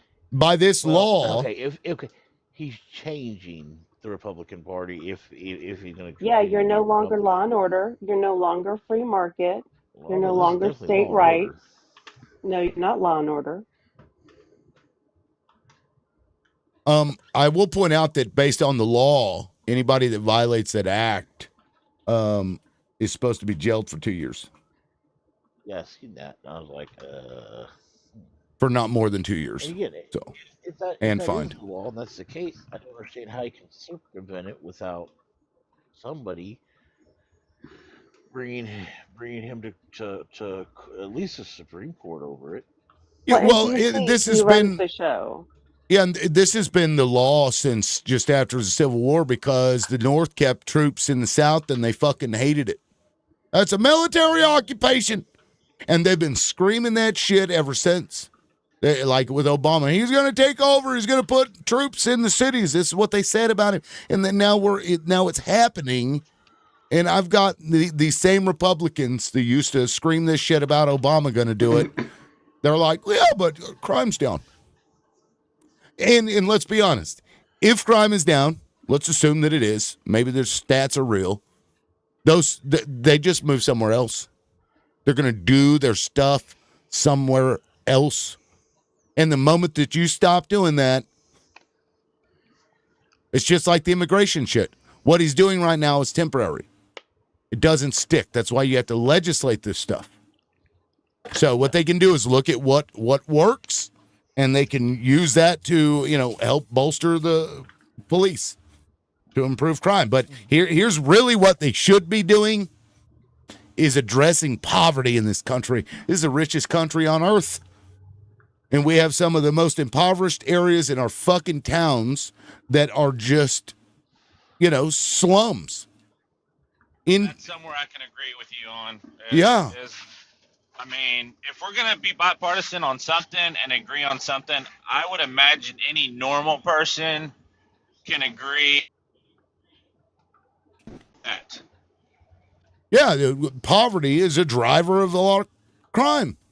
And that takes that's a long process that requires a lot of work, and it's not instantaneous. It's an investment. Well, it requires a lot of money, and unfortunately, the people that have the money that control our politicians do not deem that to be a something they want to spend their money on. And Chip, jump in there at any point, please, sir. I know you don't like interrupting, but if you're wanting to say something, go ahead. You guys may have already talked about this, but under the Insurrection Act, does that give the executive the authority to deploy federal troops across the country? Because I think it's been used a number of times before. I think Lincoln did it during the Civil War, and many like Shays But that's Rebellion. to put down an insurrection. That's not a police action, right? Well, in other words, the hard part is justifying what qualifies as insurrection. I don't know what that criteria is. And see, that's But the it's problem I it's think I it's have not a for with police. the biggest, DC. It's not a police action. When that's the we biggest send problem I troops have to for put down Trump. an insurrection, that would not be like, hey, let's. I guess my fear, my worry, and as a Democrat, is Trump has said that Democrats are the enemy of the state, that we're worse than even T groups, and that he says we can't burn the flag anymore, and now he's uh, training the National Guard for quick response to put down. Um, he would say for law enforcement, I think it's to put down protests. He's trying to gerrymander. He is getting states to gerrymander the seats for the House because he's underwater in his approval ratings, and he's there's going to be a blue wave, but he's trying to prevent it, and he's come out and said, I need 100 seats to be gerrymandered. Of course, I'm paraphrasing, but I feel like if you look at all of them, you cannot ignore all the events that are occurring and not come to a conclusion that it's not going to end Well, very well for a lot of people. Could be bigger than that, though. This could be anticipating some larger event, maybe an economic crash, but or that I've heard on September 25th there's going to be some sort of a fake alien story that's going to come out, like we're being attacked from out, some bullshit like that. And this could be anticipation of that to maintain, not allow civil unrest. there's no doubt that there's Not the shit going call. on that we can't explain. But one thing we can explain is, and should all agree on, is people should be more upset about people burning the flag. Like, yes, it's a right, but at the same time, that should just boil your blood to burn the flag when people have you know been unalived over that. Yes, Where by do we all draw? Where Like, do means. we draw I'm the line, going to though? be Can up we? late at night worried about all the flag burning going on in the United States. Yeah. Meanwhile, I know. 50% of Americans live paycheck to paycheck, and we're going to give tax cuts to We just gave more tax cuts to corporations and the well-heeled, and we've cut the social safety programs in order to provide said tax cuts. I mean, if you don't when you Sorry, but devise an people are economy unaliving that Susan. only pardon? I'm sorry, No, I Frank. was talking to Benjamin. I was like, people are unaliving Susan. Get your priorities straight. Like that's just cuckoo I mean, nuts. desecration of the flag is the absolute least thing I would worry about right now. Yeah. Anybody I mean, that is upset it about is. somebody burning a flag is virtue signaling and nothing more. It's Look, I get meaningless. it's not a major topic, right, by any means. I'm just saying, as it's being talked about, there should be no argument against it, huh? Should be no No, argument I'm just against saying, what? I don't give a fuck if you burn a flag. I don't give a flying fuck if anybody burns the flag. It doesn't do anything to my rights. It doesn't diminish my rights, nor does it diminish yours. All it does is this American citizen is displaying their First Amendment right to protest and free speech against the government. Okay, let's go this route then. Let's say let's help the homeless out. Let's put all these things in place. Like just help the general public, right? That a lot of people are struggling right now, and let's help everybody out. Why does it have to fall on Trump's shoulders? Why is he the only one that can deal with it? And if he's not dealing with it, put making it his number one agenda or number one on his agenda, why is he a piece of shit? Because he's not fixing it. Are y'all saying that No. if there's one guy that can fix it, it would be Trump, and he has an No. opportunity to do it, and he's not? Why No, this isn't it the responsibility of everybody? Yeah, it's way No, bigger than no. no, this is what people don't understand. It's way bigger than any one leader, any one Congress. This is systemic at the core. This is about the constituency being left behind while a small group of very wealthy financial oligarchs and other special interests run things with money Right. and politics, and we're just on the side watching it in horror. Yeah, but it's always been around, So also, right? I'm Let's sorry, I'm not. going to say That's this. what I'm saying. So it doesn't We matter about Trump, Biden. It doesn't matter. Okay. We didn't say that it all had to fall on Trump's shoulders to fix it. Trump was the one that said that he was going to fix it all. So maybe talk to him about that part. Yeah, he Well, isn't even trying. He's not talking about it. Instead, what he's wanting to do is to force people to do stuff. He's passing executive orders, just unaliving a Supreme Court decision that said that it's your First Amendment right to burn a flag, and nobody really gives a shit. Anybody claims they give a shit about somebody burning a flag is just full of shit. They don't care. It's virtue signaling crap. Oh, look, that's the equivalent of look at the sticker I put on the back of my car when we were invading and unaliving Iraqis and Afghanis for reasons that have nothing related to the September 11th. No. We're just going to put this fucking sticker on the back of my car and look, I support the troops and I'm against burning the flag. Yet at the same time, these people are like, it's okay for the fucking tyrant dictator in the White House to send federal troops across the cities of the U.S. and become a fascist nation and to go after our media and to go after social media and to do all of these things that prove he's a fascist. And they're like, yeah, but you can't burn that flag. And that's what you're worried about? I Fuck mean, out of here I with just don't that. see what the issue is about sending in the National Guard to help clean up cities. I get the fact that you're going to revert back to, well, if it's not, it's not going to stick, right? But It's you not. got to do something, and you got to start somewhere, right? So God forbid a guy starts somewhere and he chose DC, and then hopefully he goes to Chicago like he's planned. Listen to you. next. Listen to what you're saying. Hopefully he goes to other cities. Yes. You just said you had a problem with burning a fucking flag, yet you don't care about the laws in this country. You don't care about the Constitution. Why are you using the Constitution as toilet paper and giggling about it and then being upset that somebody burned a fucking flag? I'm 100%, because the way I look at the flag is those are all the fallen soldiers. That's what that represents to me. Bullshit. Now, that's what that represents to No, me. it doesn't represent that. All the cities need cleaning up. And if he's going to use the National Guard to get in there and help, I'm all for it. And I hope he does. I hope he goes to every big city that needs it. I got to jump in on this one, okay? Sorry, There's an inverse relationship between one's ardent patriotism and one's lack of knowledge of what the government actually does around the world. If you knew what our government actually does and the kind of horrific things we do behind the scenes to destabilize countries, get rid of people, take over democracies and put in dictators, you'd be embarrassed to say you're from this country. This is why people hate America. I don't hate it outright just because I'm a bad person. I served in one of these wars.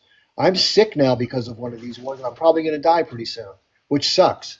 But it is what it is.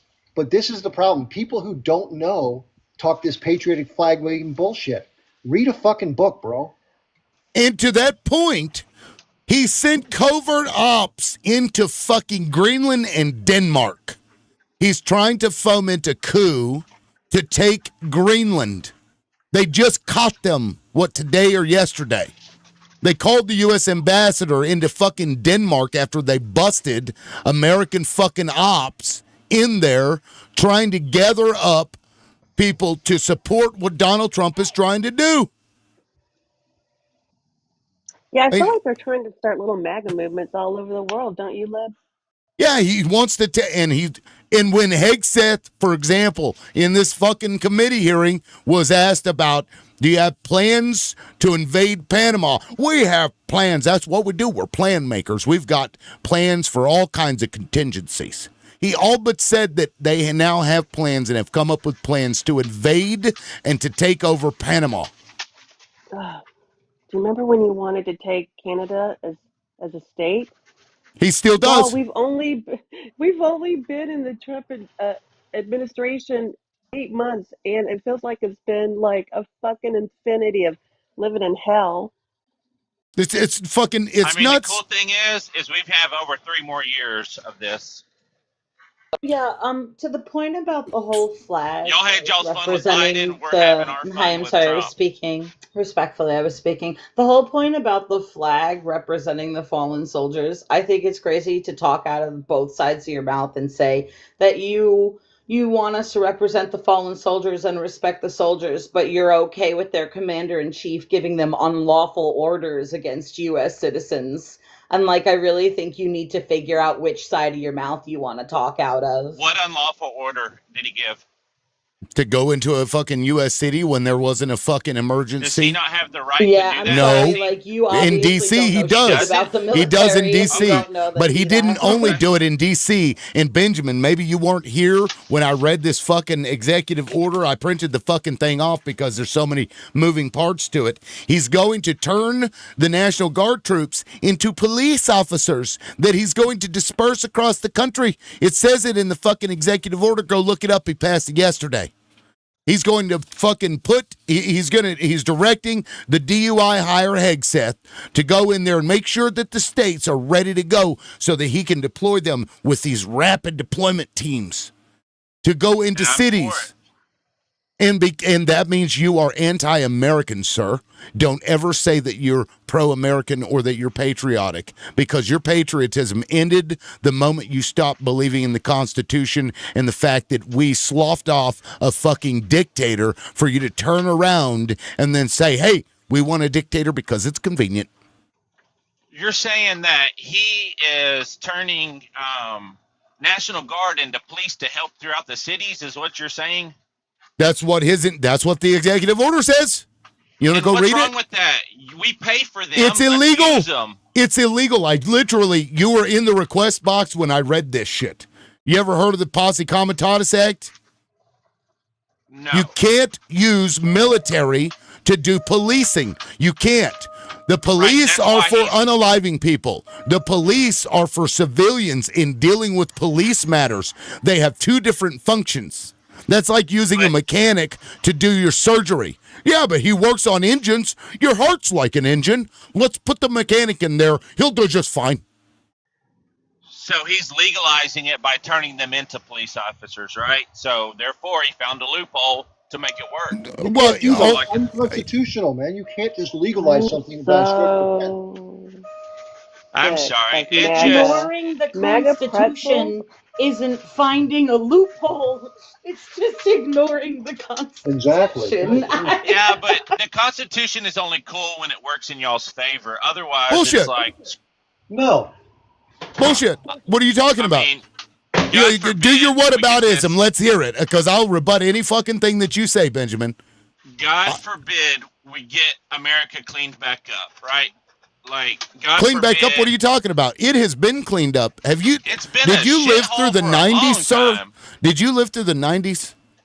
I mean, I was born in '83, so I sure did. So yeah, you remember? You don't remember how bad shit was? You don't remember all that stuff? All the crime in the 90s as a direct result of the fucking Republican president sending rugs into communities, creating a fucking epidemic of rug use?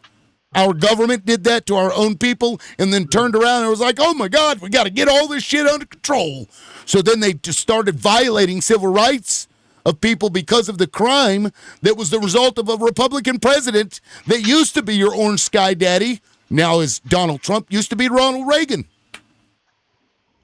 Create the I problem, would. Hey, on that bitch note, about the problem you created, blame it on somebody else, give a solution that's even worse than the original problem that you created. Good job, guys. give me just a minute to get loaded here, and then I'll jump back on so Sure. I can I be the would like punching to say bag. this. I would be okay if the National Guard marched over to the White House and arrested the convicted felon living in it.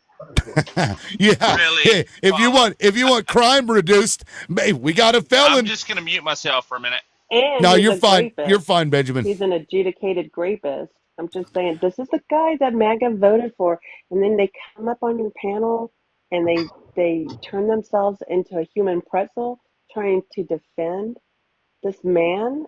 I mean, literally, you remember Terry? He wasn't worth it. Let me tell you something. Trump isn't worth it. Terry. Trump I don't is remember not Terry. worth it, you guys. But you're not being very He's nice. not worth Terry, your do you want soul. me to show He's you the not picture? worth your heart. He's going to betray every one of you. Yeah, and Benjamin, you're nobody's punching bag. We got two ops here. I put Chip in that category, kind of, but not really. I don't think he's opposition, at least as far as this goes. But still, do we have another? I just did some reading. I'm Sure. sorry. No, go ahead. CNN came out with an article this morning about his executive order yesterday, where it's kind of foggy, but it does say that Trump did declare yesterday in his news conference over this executive order that he may or may not wait for the governors of the states to declare whether they want the National Guard to come in and help with their cities. And then he made the joke that he should just go ahead and do it himself because most states won't ask for the help anyway. But he did say he was he may or may not ask for the governors to ask for the help first. And Of then course. they did say down the road that he can deploy the National Guard to do policing in certain circumstances. Unfortunately, the person that makes the determination of whether the circumstances are just or not is the president. So that's bullshit. That's what CNN reported in the article I just read. But then there's governors saying no, it's completely illegal and unconstitutional. So I mean, you got it had both sides on that argument. But the expert. Oh, I can't. I wish I could flip back. I need to give me another phone or a tablet or something. I can flip back and forth, and still read things and talk at the same time. But the guy that they had on there, the constitutional, I can't remember what they said he was, but he said there is ways he can do it, but and the only problem is the person that determines the triggers the acts that needed to be done could be determined by Trump whether they're needed or not. You're talking about the Insurrection Act, is what you're talking about.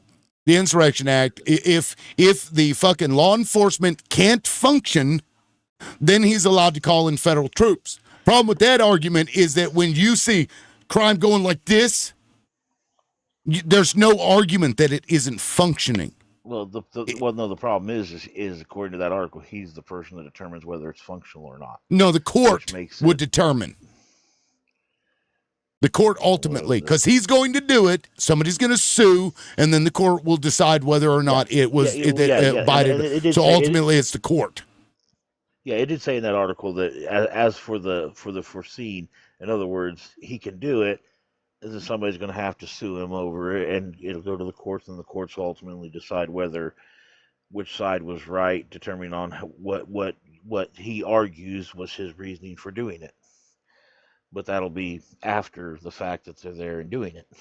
And look, after Trump is gone, we have got to clean these things up because it should not be. A lot of gray the area. President should not be allowed to do what he's doing with such broad circumstances as they've laid out in some of these fucking statutes that allow him to do this. We need to clean that fucking shit up so it's very clear when they can do it. For example, if a cartel comes in and they are raiding a fucking southern city, in Texas or something, they've taken over the city, they've taken over the police department, send in the fucking troops. Of course, that's what they're for. Something like crime, domestic violence is on the rise, or murder rates because some dude's brother slept with his girlfriend 12 years ago and he finally found him. That's not a military issue. No, it shouldn't be. Right. And we can't, guys, when the government takes an inch, when they ask for an inch and you give it to them, they fucking take everything.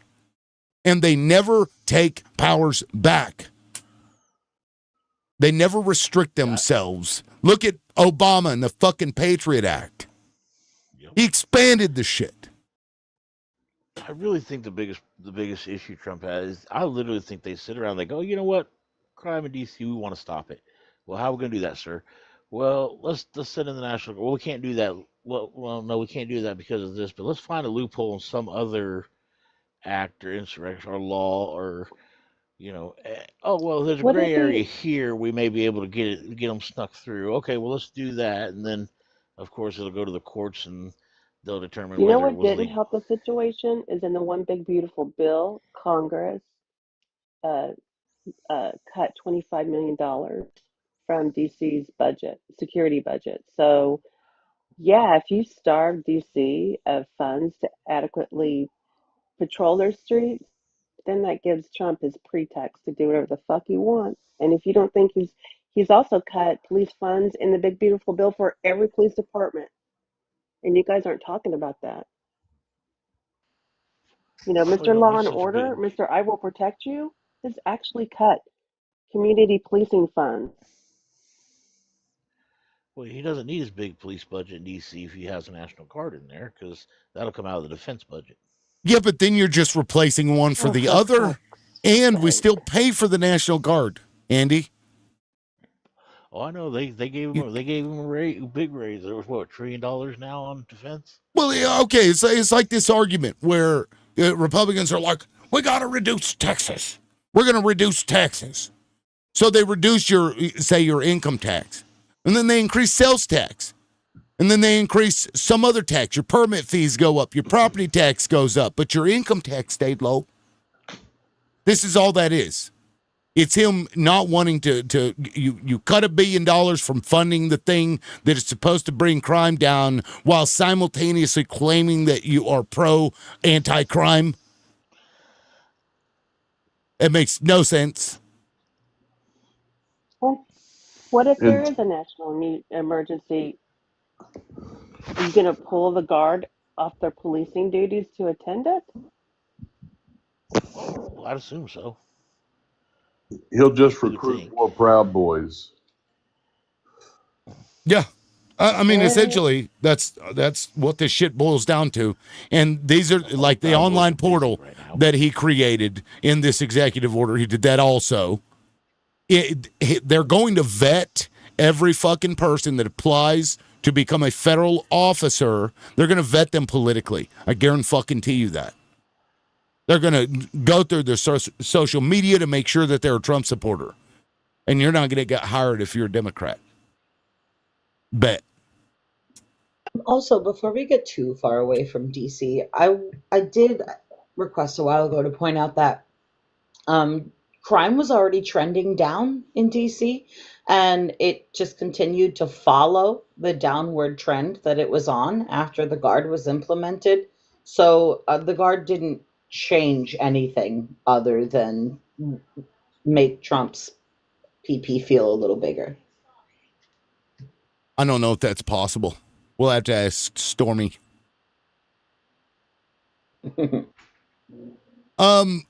Yeah, and guys, forgive me. I still like. I'm trying to keep it down to like 4 people on the panel, but then I see somebody sitting in the request box, and I feel bad. so Okay, now I can actually drop. So I here I am really with just 6 wanted more. to come up. I really just wanted to come up to point out that crime in DC was already trending downward because there were a bunch of Republicans and MAGA that had come up, and that was like their kind of main focal point. So I guess that was my hot take. Like, hey guys, nothing really changed, but Well, did you hear we Puerto try Rican, again. the interrupter? It's awful. Because we were talking about that, and he's like, "How about no crime?" And I'm like, "Show me anywhere where there's no fucking crime, dude." Like, what? That's crazy. Yeah, I'll be listening while I'm doing my my schoolwork here. You guys have a good panel. Well, request up if you want to say something else, sure. Pyra. I appreciate it. We'll see ya. Hey, this would be a great time to do a PSA. Yeah, guys, send me some fucking bananas. I need 49 bananas if my maths is correct, and I think it is. I'm looking for 100 total. I got 51. I think 49 is right. See? I'm not so stupid. I pinned that on there, so it should pop up and make it easy for you. If you want to support the show, please send some gifts. Please keep tapping. Let's get to 20K. We should have been at 20K. Well, we should be at 20K right now. So, 10,000 an hour appears to be the norm for the channel. So, let's get there as quickly as we can. Goal because you got all your bananas. Oh shit! I got bananaed. Fucking TikTok. You got all your bananas. I got bananaed. Thank you guys. I appreciate that. Your number of bananas is reaches in the decline of DC crime rate. And you know what? Did you mention your subscription, sir? Your subscription? Who? What? Yours. Did you talk about your subscriptions? No, I haven't actually talked about it. Guys, it's $269 a month for the first month, $299 a month thereafter. For every month thereafter, you get access to a bunch of stickers like the Wiggly Worm. You got Taco Trump. And in fact, speaking of Taco Trump, I also have a store now. You can go to my profile. I have a beacon. It's like a link tree. And my wife actually made this yesterday. Don't want to talk about it. This is Trump, and on the back, it's got liberal loudmouth, too loud to cancel. So if you want to support the show, that's another way you can get some merchandise. Fantastic. Yeah, now she did a fucking phenomenal job on this. I have no idea. She brought it in. It was like scalding hot. So whatever she did to get it on there, but it's it's legit. Like this is. It's on your profile. I can link to it and get one. Yeah, so now it'll look the same, but this is through Printify. She manually made this, but Printify offers where you can buy. The margins are pretty good, so we got I think a hoodie, a shirt. We were talking about doing underwear and putting the loudmouth logo on the front, male underwear. On the panties. It was male underwear. It's just the tip. It's just on the tip, y'all. Sorry, but no, check those out, and we're gonna be adding more, as we get more stuff. So if you want to support the show, that's a good way to do it. It's like a drop ship. So you order it, they make it, and then they'll ship it out to you. But she may actually do this so that we can sell these, and the profit margins are a lot better on the ones we make. But I'll have her do several more of those. So we're getting some things going. Has anybody ordered any yet? No, not yet, but this is the first time I've talked about it on the show. I'll be ordering it because I would like to be the first one. Oh, right. Nice. Now, on the shirts, on one of the shirts, so the Tri-Blend didn't have the option to put where the tag would go, the liberal loudmouth logo, but on the other type, it will have like a little thing in the back on the inside of the shirt. It's kind of neat. I thought it was cool, but that sounds so cool. I'm weird. Yeah. The OG of the OG is going to be the first one to get a shirt, if you want to beat Paula to it, you better hurry. Oh, damn it! And then I think do you have baseball caps? I don't yet, but there was Okay, a cool. boombox that she was working on. I don't know if she got it on there because my wife is great with this stuff. She's the creative here. I don't know what she does, but she was going to have a little like Bluetooth radio, and it had my logo on it. It looked awesome, actually. I don't know if that's on there, but it will be at some point, if not already. But no, it's good shit. I'm going to bring in this person. I think this person is opposition. Oh, 773. I accepted your. What's going on? This is like the third time I've accepted his, and it just goes away. Chicago, are you a Trump supporter or no? I'm not really a supporter of the government at this point. Support America. Okay. Anyway, I saw that you had made a comment about, make sure you keep that energy with Biden too. Did you want to expand on that at all? Yeah, I mean, I think, I do agree with what you're saying. Like, Trump's like first week in office, he was just signing bill after bill, like presidential decree.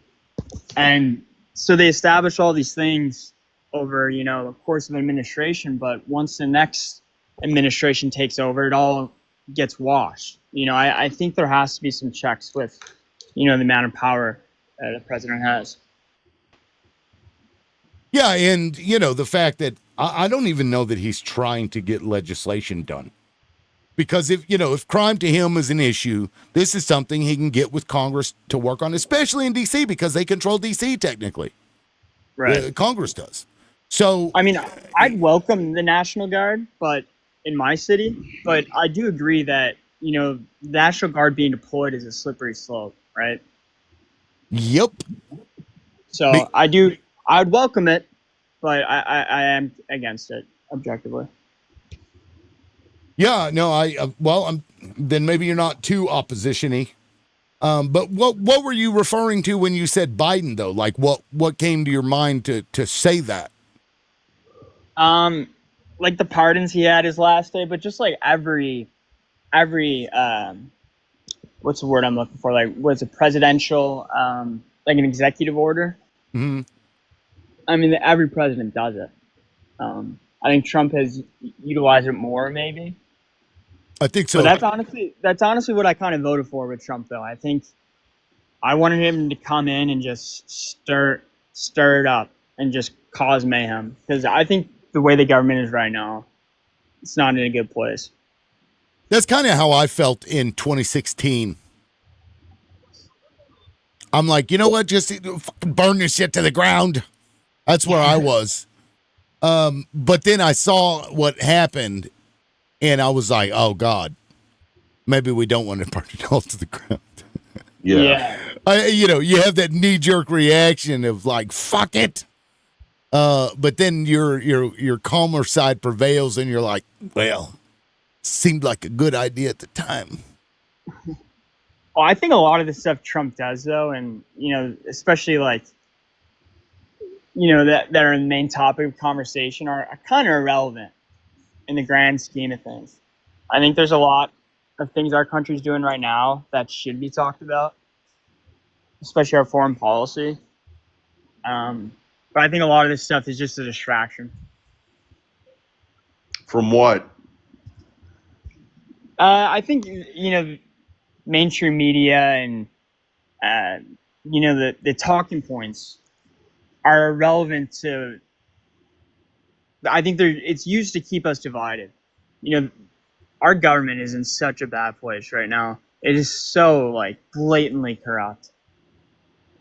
And we're talking about nonsense while the government is, just doing their thing. It's almost pointless because Congress will do nothing about it.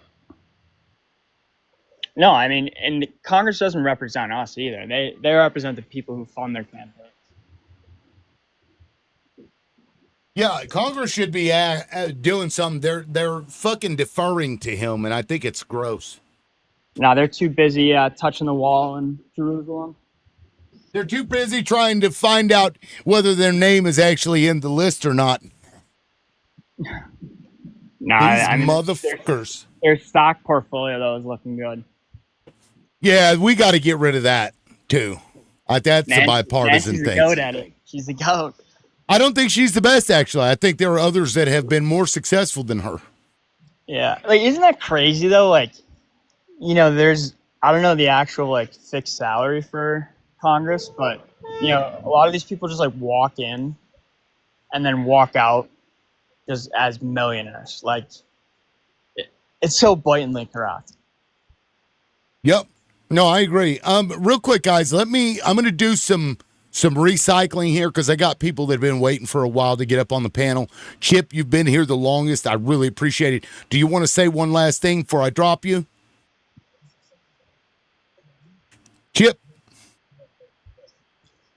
Chip going once. Chip going twice. No, sorry. I have to step down. I got some work I'm doing. Okay, awesome. Well, I appreciate it. I hope you do come back. Just going to cycle out people. Yep, Thanks a lot, man. Thanks for having me. Thank you. We'll see you. Yeah. And let me see Andy's opposition. Paula, technically, you'll be next in like 10 minutes. So I'm going to bring in, where's all my people? Sorry, guys. I don't know in what order they requested, but I haven't heard from Dream in a while. Let's bring Dream in and see.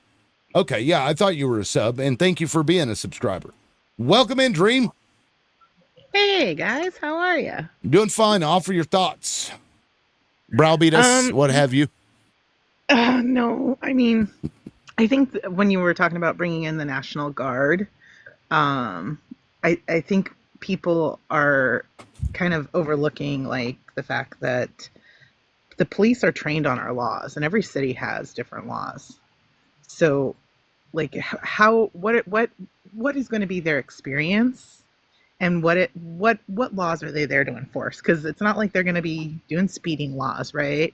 So their interactions are going to be very intentionally face-to-face, one-on-one, like on the street. They're more so a deterrent. Let's say like this, for example, if your Waze said there's a cop, state police a mile ahead, would you lower your speed? Okay, but again, so I hear you, right?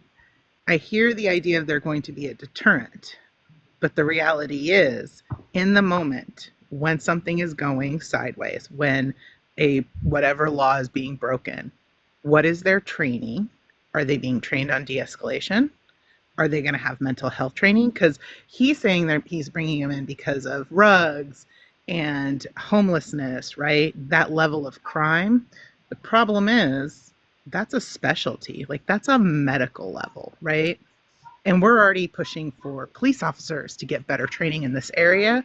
So now we're bringing in a force, right, that isn't even trained on that level of interaction. Like, they're trained for, combat, right? To some extent. I mean, I hear what you're saying, but I think the real conversation that needs to be had is the actual crime in our major cities. Like, that's the one thing I've noticed, in this panel is, like, no one's actually acknowledging the crime statistics. So I have a They're question. going down. Memphis, And wait 1 second. The crime is down narrative needs to end. I actually find it disgusting because it's kind of disgusting that you're saying that. No, because Memphis and St. Louis. This narrative that crime is down. So are you happy that what I'm let's happy? say there's 9 people murdered like last year, and now there's only 7 murdered this year. Like, are you happy? So can you tell me why? This is Can cool. you tell me Okay, why Trump guys, let's not start talking over Memphis? each other. Let's not start talking over each other. Can we do that? So yes, I'm sorry. Well, there's like 3 or 4 people. I just don't want to deal. I dealt with that for an hour yesterday. I don't want to deal with it again. Please, some decorum. Well, okay, so first of all, so is it a narrative or is it a statistical fact, right? So are the people in the inner cities, are they just statistic? You care about them? So wait, hold on. No, don't move the goalposts. Is crime going down, or is it a narrative and somebody's making it up? Well, you said removing the goalpost, but have you seen these neighborhoods in some of our cities? Yeah, actually, I live in an inner city, so yes, firsthand, lived it. And in 2020, I was at work and I watched my coworker and my friend get unalived, and I performed CPR. So firsthand, I can say that as an experience. So in 2020, crime was up. Crime is down. If you drove through any Down inner from city what? neighborhood on a Friday or Saturday night, I don't think Wait, you Do could you hold tell. on. drive Have through you the inner driven Nobody, city? through an inner no, city on I, Friday or Saturday night? so the argument isn't that there isn't crime. The argument is crime is going down. According to Trump, he's having to take this action because crime is up. That's not the case, though, right? I mean, I just don't understand this crime is down narrative. I don't. Well, Because it's let a me ask fact. you. Let me ask you, Chicago. Is it possible to have zero crime in a city of 40,000 plus? Is that No, even absolutely possible? not. But it's the Okay. violent crime, like especially in It, Chicago. Like So it's okay. So I you have a said that question. National Guard is a deterrent, right? I mean, so is spying on everybody. Should we do that? If everybody knows that the government reads everything that you text, email, or otherwise, that would deter people from committing some crimes, right? But we don't want to do that. We don't want to do that. Using a tank in front of your house is a good deterrent to keep people away. Would we do that? Of course not. It's ridiculous. This so I argument think that you're making, that somehow when we talk about crime trajectories going down is not correct, or that's missing the point that crime exists. We know that you can't get rid of all crime, but you do what you can. Right? yeah, I understand. I think the conversation we need to be having is policing, right? And how, Yes. especially in Chicago, Let's talk. the amount of police officers they can barely get any recruits. You know, a lot of policemen are not really even going after crime. They just stay in their cars. Like, Okay, so then let's have that conversation, right? So let's invest into the police and getting an effective and responsible police force, right? Let's not bring in a secondary force that isn't specialized. so do Right. you That think would the make sense. police right now, as it stands, they're not? They're not Okay, what? They're not what? I'm sorry, I didn't mean to speak over you. No. I thought he had said something. I didn't hear what he said. You said they're not, and then I didn't hear anything after that. Chicago? Yeah. Do you like policing as it stands right now? No, police are too heavy-handed. They violate your civil rights. Yeah, I don't care for How policing. so? What do you mean, how so? How so? Really? Do you seriously have to ask that question? Yeah. No. Yeah. How so? Okay, Philando Castile. Great example. We'll just pluck one out of thin air. Are you familiar with that case? Or Yeah, the can judge you that was remind me running of that? a smex ring Or that? with the police force. Yeah, or churches. I mean, go down the line. Like, So this is where I agree with you. We need to talk. We need to be looking at police reform and accountability and training. The National Guard's not the answer. So what are you trying to reform?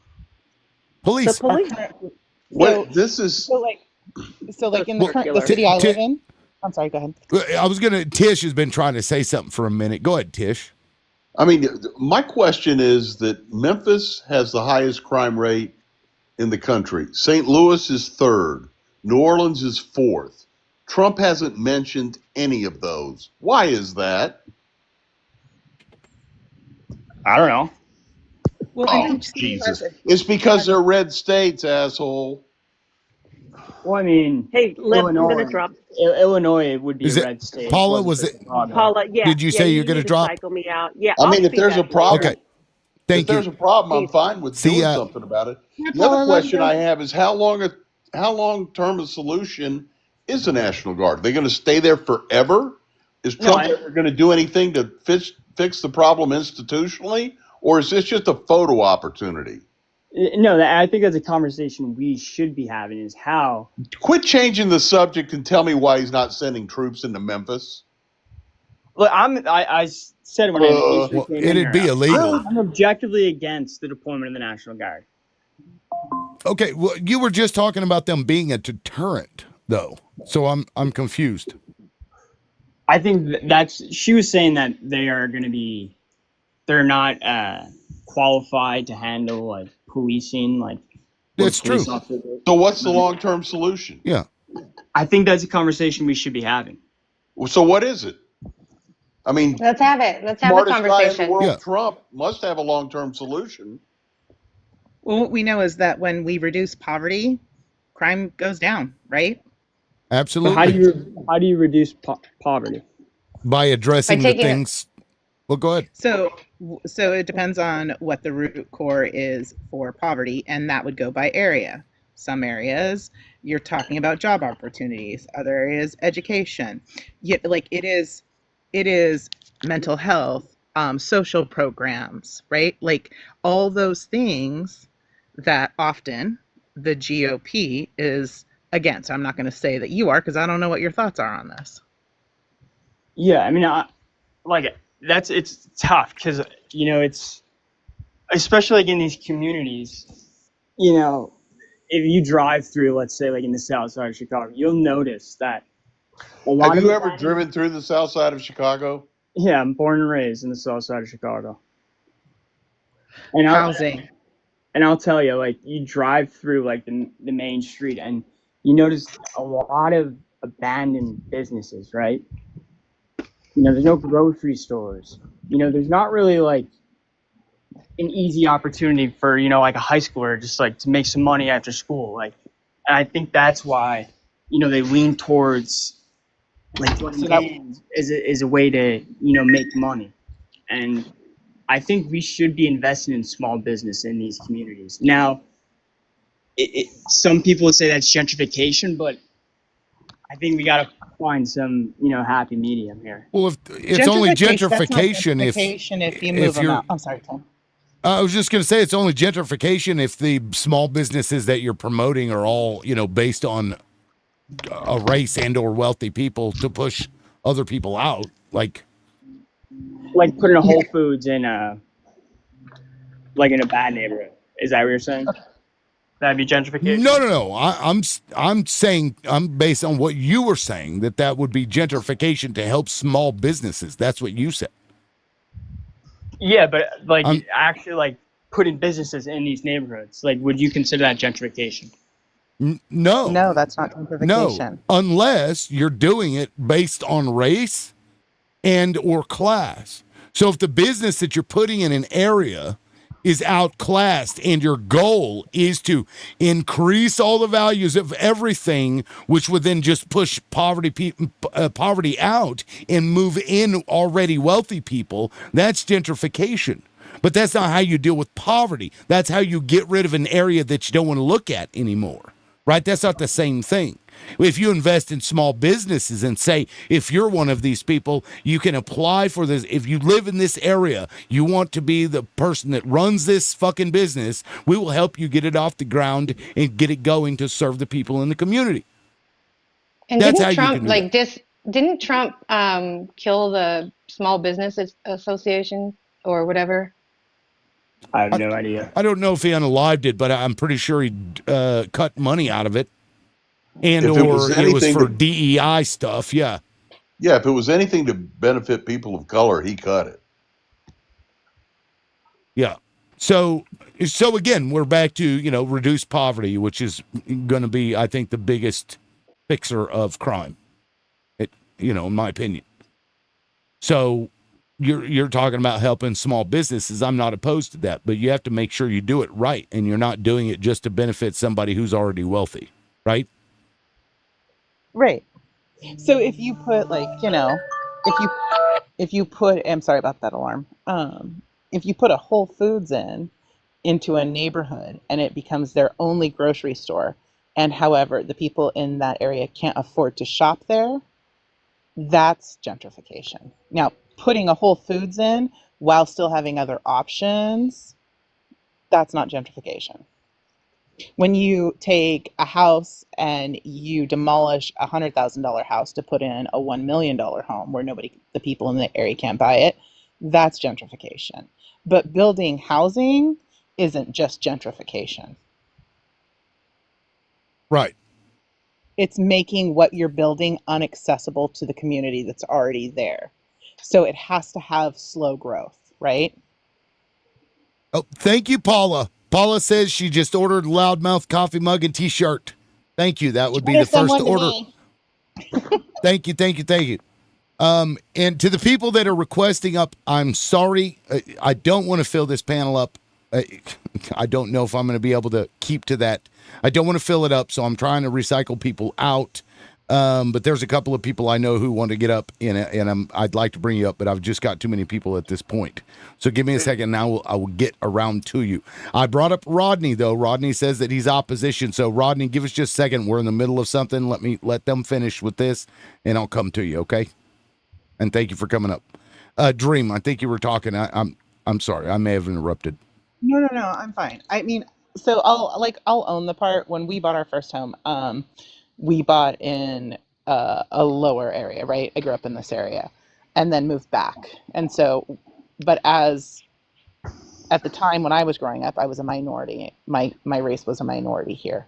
And now it has been very gentrified because the program for housing and development, they missed the target and they pushed out the accessibility to low-income housing here, and people were dispersed. Yeah. And that just takes a problem. When you do that, that just takes a problem and moves it somewhere else. Yeah, it was too aggressive, and that's exactly it. It just placed it to another neighborhood. Yeah, which is largely, I think, what is happening in D.C. as well, because, any crime that requires space to occur, like systemic crime or, continued ongoing crime, they're just going to move somewhere else until it blows over and they're going to come back. It's not like you're fixing anything. It's like a Band-Aid. Anyway, Chicago, did you have another thought? Chicago, you are muted. I didn't mute you, so I don't know. He's been quiet for a minute. Well, Rodney, go ahead. So I'm here to say your entire party is nothing but tyrants. Do you remember when Senator Waters sat there and said, "Get in Republicans' faces and tell them they are not wanted"? You can look that up. Also, I'm here to say the Democratic Party, we are here to get in your faces and tell you you are not welcomed in our country. Get the fuck out of here. Okay, but what about people that aren't in the Democratic Party? I don't give a fuck. If you're against the Republicans, I'm here to get in your face and tell you you're not welcome. Get out of here. Let me just point out to you. Let me point out to you, Rodney, that I was against the Iraq War when Republicans were for it. And they called me anti-American. They told me to leave, go back to where you came from, et cetera, et cetera. Oddly enough, I'm indigenous, but that's beside the point. I fought in the Iraq War and the Afghanistan War. Here you sat telling me that because somebody recently said, get in their faces and tell them that they don't belong here, that you're now going to do it as if somehow this is like a tit for tat thing? You're goddamn right I am. Okay, even though you guys did it first. No, Senator Waters is the first one to say it. No. Now I'm doing it. No, I'm talking about the Beat people. it. I Beat lived it out of my country. I was Beat it. born in 82. Oh, and see, he took off because he knows his argument. Yeah, he's a troll. Rodney, you may have fought in a war, but you are a P word. Okay. Because if you weren't the P word, you would have stayed around and tried to make your argument. Come up if you aren't chicken, or are you just like Taco, your Sky Daddy Taco here, which reminds me, let me go ahead and... well, that actually kind of goes against everything he committed to when he took his oath to serve our country. I found Rodney. Rodney. Good Lord. Anyway. Okay, that's enough of that. Rodney, you're welcome to come back up if you'd like. And with that, let me go ahead and bring somebody in who now I have an open space for. It's not opposition, but what have you.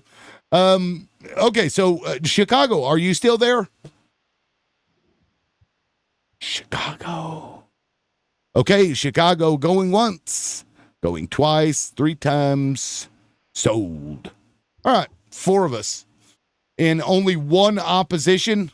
This isn't good, y'all. No dog piles on the bottom, it says. Andy, give us a reason to attack you. Go. Poor Andy. Oh, We like we don't Andy. want to attack you, We don't Andy. want to Did you attack Andy. did you eat a Snickers? Oh, my bad, Chicago. I didn't hear you. I didn't hear Chicago say, hold on. Shit, maybe I'm not listening. I didn't hear Chicago, him welcome back. Sorry, I was moving around. Gotcha. Anyway, so I'd gone to Rodney. Rodney tacoed out. And so now we're back. You had thoughts on how to fix the, poverty issue. Rebecca, I tried to bring you up, but you just buffered and then it dropped. So I'll leave that spot open for you. Oh, Benjamin's back. Now we get more opposition. Cool. All right, Benjamin, I sent you an invite. Anyway, go ahead. Let us know what your thoughts. Chicago. About poverty in the inner city? Yes. I mean, yeah, I think like trying to figure that out long term is pretty tough. I don't know exactly how you can even begin to do it, right? I don't think that's something you can fix overnight. It's a generational issue. Do you believe that the government should be part of the solution? I think, like, to a certain extent, yes. I mean, they kind of are part of the solution with welfare and that, but I think at a certain point, getting off welfare is important. What about something like this, where we create a, we have VOTEC trade school, whatever you want to call it, and we say if you make less than a certain amount of money, you can go into a trade of your choice based on what the country or the area needs at that time, and you can become certified in something for free. I agree with that a lot. I like that idea. That's something that's not talked about. It's always college, and not the trades. I think like when you go into a trade, you have to pay for schooling to some extent, right? Right. Yeah, I mean, because they used to have the Job Corps or whatever, but it was, I think, restricted to under 26. Is that right? Wasn't there an age restriction to Job Yeah, there Corps? was an age restriction on it. At least here there was. I'm not sure if it was national, but in Oregon. Yeah, matter of fact, I think that's something that needs to be implemented at the high school level. Yeah, my mom, I believe, had participated. That's where she met my sperm donor, was at a Job Corps. Unrelated. By the way, I actually had my mom, this was.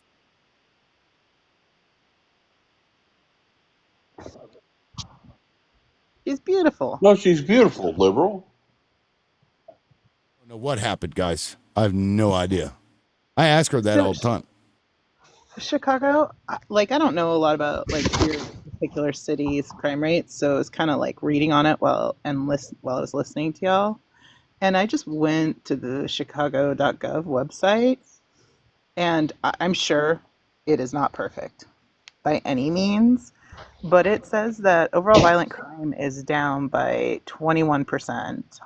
Homicides 32, overall pew-pewings 37, multiple victim pew-pewings 44, robberies 31, vehicular hijackings. Pause you there.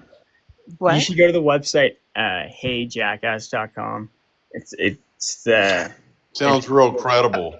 Yeah, but she's on their website, right? Yeah, that's the city's website, but it's just it has all the crime stats. Yeah, well, so I'm looking at this is just the overall But down, credible and one. then it also seems that and I know no mayor's perfect, I know no governor, no president, no politician ever, but it's interesting because he's done a lot to, or has doubled mental health professionals as well as expanded youth summer employment. Again, not perfect, but those are social problems, and that's what we were talking about. Is it at all possible that you've lived in a place where it's been miserable for you and it's hard to see maybe that it is improving, just not as fast as you'd like? Are you saying for me specifically? Well, yeah, because you're saying it's getting worse. And so I'm just curious, is it possible that maybe you're sitting in some of your own personal experiences and that maybe creating a little bit of bias to the I actual think it's just kind of improvement? like a lived experience, right? No, absolutely. I agree. It's a lived experience. What I'm questioning is, have you actually stepped back and looked and said, it's not great, but it is better. We have seen improvement No, in the last year. I can't do that now. Because I You think can't do that or you don't want to. But I Drake, just how long do we have to wait for these improvements? Like, It'll take a why is while. it?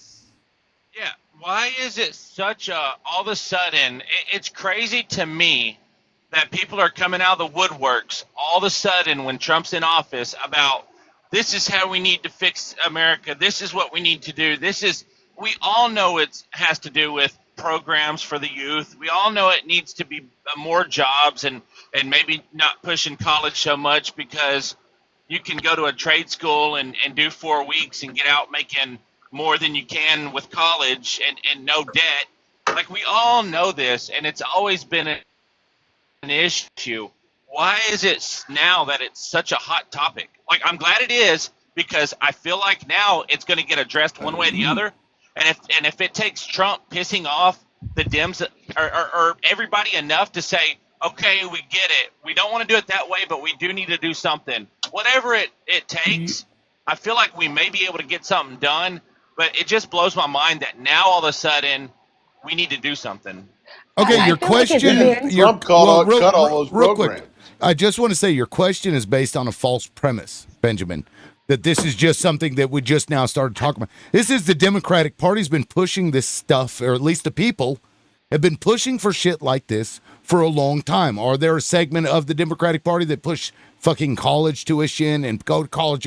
Yes, that is true. But the majority of us have known for years and years and years that we need to push trade schools. I literally just offered, and this isn't a new idea, to say if you make less than a certain amount of money, go to fucking trade school and we'll pay for it. And what's wrong with that anyway? What are you complaining about that we're talking about doing things that benefit the people and not the person that you voted for, by the way, the other people, and you're bitching about it. I don't Well, and understand that. trade schools aren't 4 weeks. True. I like that you're bringing this up though. Like, it's very important. Like, and this should be in public school curriculum, is to offer, trade school already. Like, have like some type of apprenticeship or whatever. I don't know why they're not doing that, because it's I couldn't agree more, and that would make a significant change. But maybe that has something to do with standardized testing or statistics with sending kids to college. I don't know, but it seems like a no-brainer to me. Hey, I think they have those at can I some ask charter schools. Go ahead, DJ. And then I would like to ask Dream what she said about no trade school. Did you say trade school isn't 4 weeks? Yes, you said trade schools are 4 weeks. Yeah, so I did lie. Trekking school is 5 weeks. That's what I did. And the COVID bill, the COVID Act paid for that. It was like $5,000. So in 5 weeks, I went and got my CDL. And after 23 years of construction, I had to go back and do something different due to injuries. And I drive a truck, happiest I've ever been in my life, 5 weeks. And I'm not going to say what I make because it's not about the money, but it's probably way more than what college grads make. So it does work. But yeah, there are trade school that aren't like year or two long. So yeah, there's some So you're a making lot of $300,000 a specificity. year? There's a lot of specificity there with a CDL. A lot of things have to align for somebody to be able to do those jobs. But Yeah. plus the charter schools have it because have trades in a lot of them, but that's because they get money, right? So public schools, they have to spend their money on the testing, right? Because that's how they get their money. So they can't afford to teach trades, right? I think that's 'Cause they absurd, though. Like, I agree with your premise, but they have a lot of money, and they definitely could implement a program with the Public schools trades. don't have a lot of money. They definitely do. No, they don't. They definitely do. They No, don't because But can I tell teachers you have what to they buy do their at? own. So my kids go to a high school. It's a public school. It's not a charter. It's kind of like a charter. It's a magnet. Hey there. And in their school, the 4 years, they get to pick tracks. And when they come out of school, they will have a certification of some sort.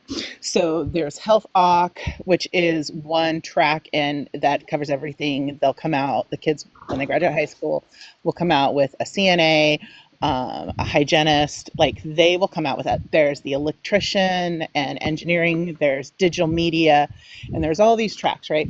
But that is one school in the city, and it's the only school that offers those programs. And how is that program what they like do turned for out for kids? Like, because that I'm seems. sorry. Say that again. I didn't quite hear you, sir. I'm sorry. And how has that program turned out? Like that, it seems great that that's being implemented. Right, it is. But the point is that the city, like every school, they don't have the funding and the capacity to do that in every school. So this is a magnet school. Yeah, So what they do magnet. for my son's school is they they have it's called well, I don't want to say the name of it, but it's something tech, right? And if you graduate from a certain school, and I think it's multiple schools in that area, you can go for up to 2 years after you graduate to that school for free. So there's other ways around it. It doesn't necessarily have to be the high school itself. It can be other ways to make it work. Yeah, like all of our schools work with the community college here as well. So kids have the capacity to take college credits there. But again, not everywhere is there a community college that collaborates, No, right? definitely not. So again, this is kind of like this is where we'd want the DOE, right? Because they distribute funding. Now, at the local level, that's where it gets decided on how they use that funding. What we would want to do is have that become a part of the DOE, where they start helping collaborate and making it a standard. But do you Can I think make like a statement? school funding is like a lot of the funds are going towards teachers, right? And I think teachers are very important. They deserve to be paid well. But do you think if they were to implement these programs like at the school you're talking about, do you think that would result in cut jobs for just your average teacher? How would it cut their jobs? Because I mean, you would be taking away like a regular class, and you'd be grabbing someone from like the trade school, right? And not your public school like union teacher. No, no, they're teachers. Because you don't get rid of geometry and history and language arts. Like you don't get rid of those things. You add. It, like this would add to the Like, are you saying adding to like this, like adding a period or adding to the school day, or would it be? No, it's literally a part of their school day. So my kids do all the same classes. They just in addition to those classes. He's saying, where do you fit that in? Because an addition means an extra period, an extra class, or an extended day. That's what he's saying. I think all high schools have election classes or elected classes, right? Electives, yeah. Yeah, Right? these are their electives. Requirements, yeah. So that would be. Yeah, and the kids get to pick their electives, which is their tracks. Right. Yeah. Can I ask one question that may be a little off topic, but it may help me understand a few things? Okay. Would you say, like, Tim, you said earlier something, and it's like, okay, about the trade school, I believe, and you're like, we are asking about doing trade schools, but then you're bitching about it. Okay.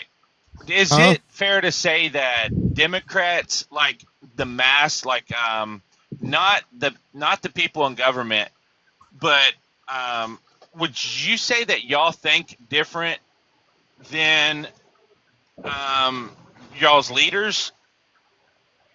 Or so. I mean, yours do too. Wait, I feel Democrats? like y'all Democrats? have a good heart. Yeah, Democrats. I feel like y'all have a good heart, and I feel like y'all really want to do right on most agendas, but Oh, y'all's leaders are I'm gonna just give you a rose for that. do what? I had to give you a rose for that. Well, I mean, I'm just saying. I just feel like I feel like y'all do have a good heart. Like I really do. I just feel like it's maybe y'all's leaders that just have people like me just hate that whole side, and maybe I'm hating Right. the wrong people, Right. right? And But do you how know? about, Do you, how that's about all what the that's Republican politicians that have sent young men and women to die in wars that have no basis to be fought? Like you have a guy like Lindsey Graham. That guy has no spine, and he's the biggest war hawk in government. What was the point How about of the this? Republican politicians?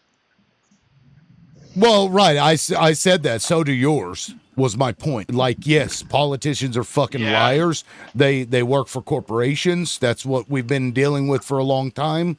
The people are not the same as the leaders that have been given to us and told this is a viable option. You got to vote for the viable option because the other people, well, they're not viable because we said so. And why are we We're saying done yours? with that. Why are we saying yours? It's ours. exactly. And ours, I believe we have a general baseline same concern, right? Like we all want the same basic things. So it's the leaders that I believe are pushing us apart, right? Because we Yeah. agree on basic things. I mean, it's just us. We're so desensitized and sensitive to words that it's like you hear one thing or you see one thing and you just instantly, right? It's all of us. We're Would you so guys all consider America divided, a divided country? 100%, yes. 100%. But You know the the world, ironic Well, thing yeah. is that right? we Y'all, have more in common in our beliefs than not. And yeah. And for some reason, we've forgotten those values. and for as divided as we are, the one thing that the vast majority of Americans, maybe every American agrees, is that our government is corrupt. 100%. Both sides, Yeah. all of them. Like we, the people, then that elect them in to office. It's like we elect them in. They don't do what they promised us they'll do, right? And then they blame something else, and then we start blaming whatever they're blaming, right? So it's just keeping us fighting, so we're not actually coming together and realizing that we do want the same things. The And whole point of my show, Benjamin. That's the whole point of my show. Well, and I registered as a Republican when I was 18, and I grew up in a really small rural Christian area, right? And it wasn't until I traveled and stepped out of that small little world that I realized, although I agree with the Republican ideology of small government for people, I do believe in corporate regulation, right? I do believe in personal freedoms. I don't think the GOP represents that anymore. And here's where I don't agree with the GOP is their idea that traditional family values is a one size fits all. They want their values, and their values often are based according to a faith. And not everybody practices the same faith. And so I don't even think they practice what they preach because they're not about personal freedoms. Nope. Well, they're all Right? They're not evangelicals, about small Protestants. government anymore. They're about really regulating the people. Yep. And so I don't think they're doing what they represent. Right. That's what I said. Both parties are like that. It's one. In this. the conservatives are trying to conserve traditional values. That's, where they kind of co-opted that for themselves. But the reality is that, it doesn't work out that way. Like, look at the leaders and all of the things. I mean, hell, just look at Donald Trump. Granted, Wait, can I touch on something right here? I think this is important to, how, the culture has shifted. Do you think the modern Democrat Party and the modern left has abandoned faith? No. It's kind of pushed. It's pushed with They've faith. abandoned the MAGA version of faith, where they cherry pick the Bible and don't read the red words. If you can explain to me, would Jesus joke about feeding immigrants to alligators? No, and that's the thing I do find funny is funny, especially in Chicago, like the Democrat Party it gained so much power in the city because of Irish Catholics. Can I ask you something? Can I ask you something? Okay, so the 10 Commandments, you know what the 10 Commandments are? Yeah. Okay, the head of the Republican Party, can you tell me if he follows the 10 Commandments or does he break them all? Are you saying like Republicans? No, I think. No, I'm saying the head of the Republican Party. So Trump. I'm saying Trump. He's had how many wives? How many divorces? Like that guy is not a cheated on all of them. Okay, so I'm bringing that up because you're asking if Democrats have abandoned faith, right? Yes. It's like the pot calling the kettle black or whatever, right? It's like you have if you're going to look deep into someone else, you need to first look deep into yourself, because otherwise you can't be truthfully critical, right? Yeah, but I think like those, especially like in the Christian faith, I'm a Catholic, and I do agree that, especially in the Republican Party, like there are, pulling Bible quotes, this and that, but like as a Catholic, like I believe you have to actually live out your faith to reach salvation. I don't think Protestants really do that.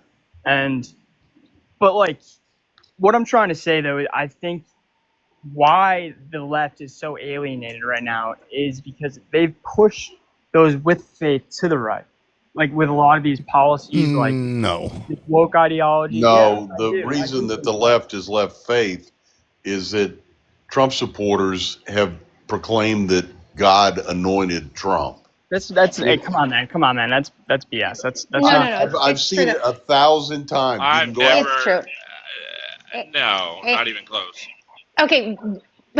Well, what they have done is they have taken Christianity and turned it on its head. They have taken what Jesus would do, is feed the needy, and they say, no, let's not feed the needy. They've taken what Jesus would do and say, let's walk with the poor. Oh, kick them out. Like the immigration, like, you know what I mean? They have taken everything that Jesus would do, which is kind and caring and inclusive, and they have turned it completely opposite. That's why I believe you think that the left has left Christianity or whatever religion, but Yes. it is absolutely not the truth. It's not true. I mean, they started the Southern strategy, as it were. They adopted these principles, by the way, that they didn't actually agree with, but they knew that they could use to get votes, and that's exactly what they did.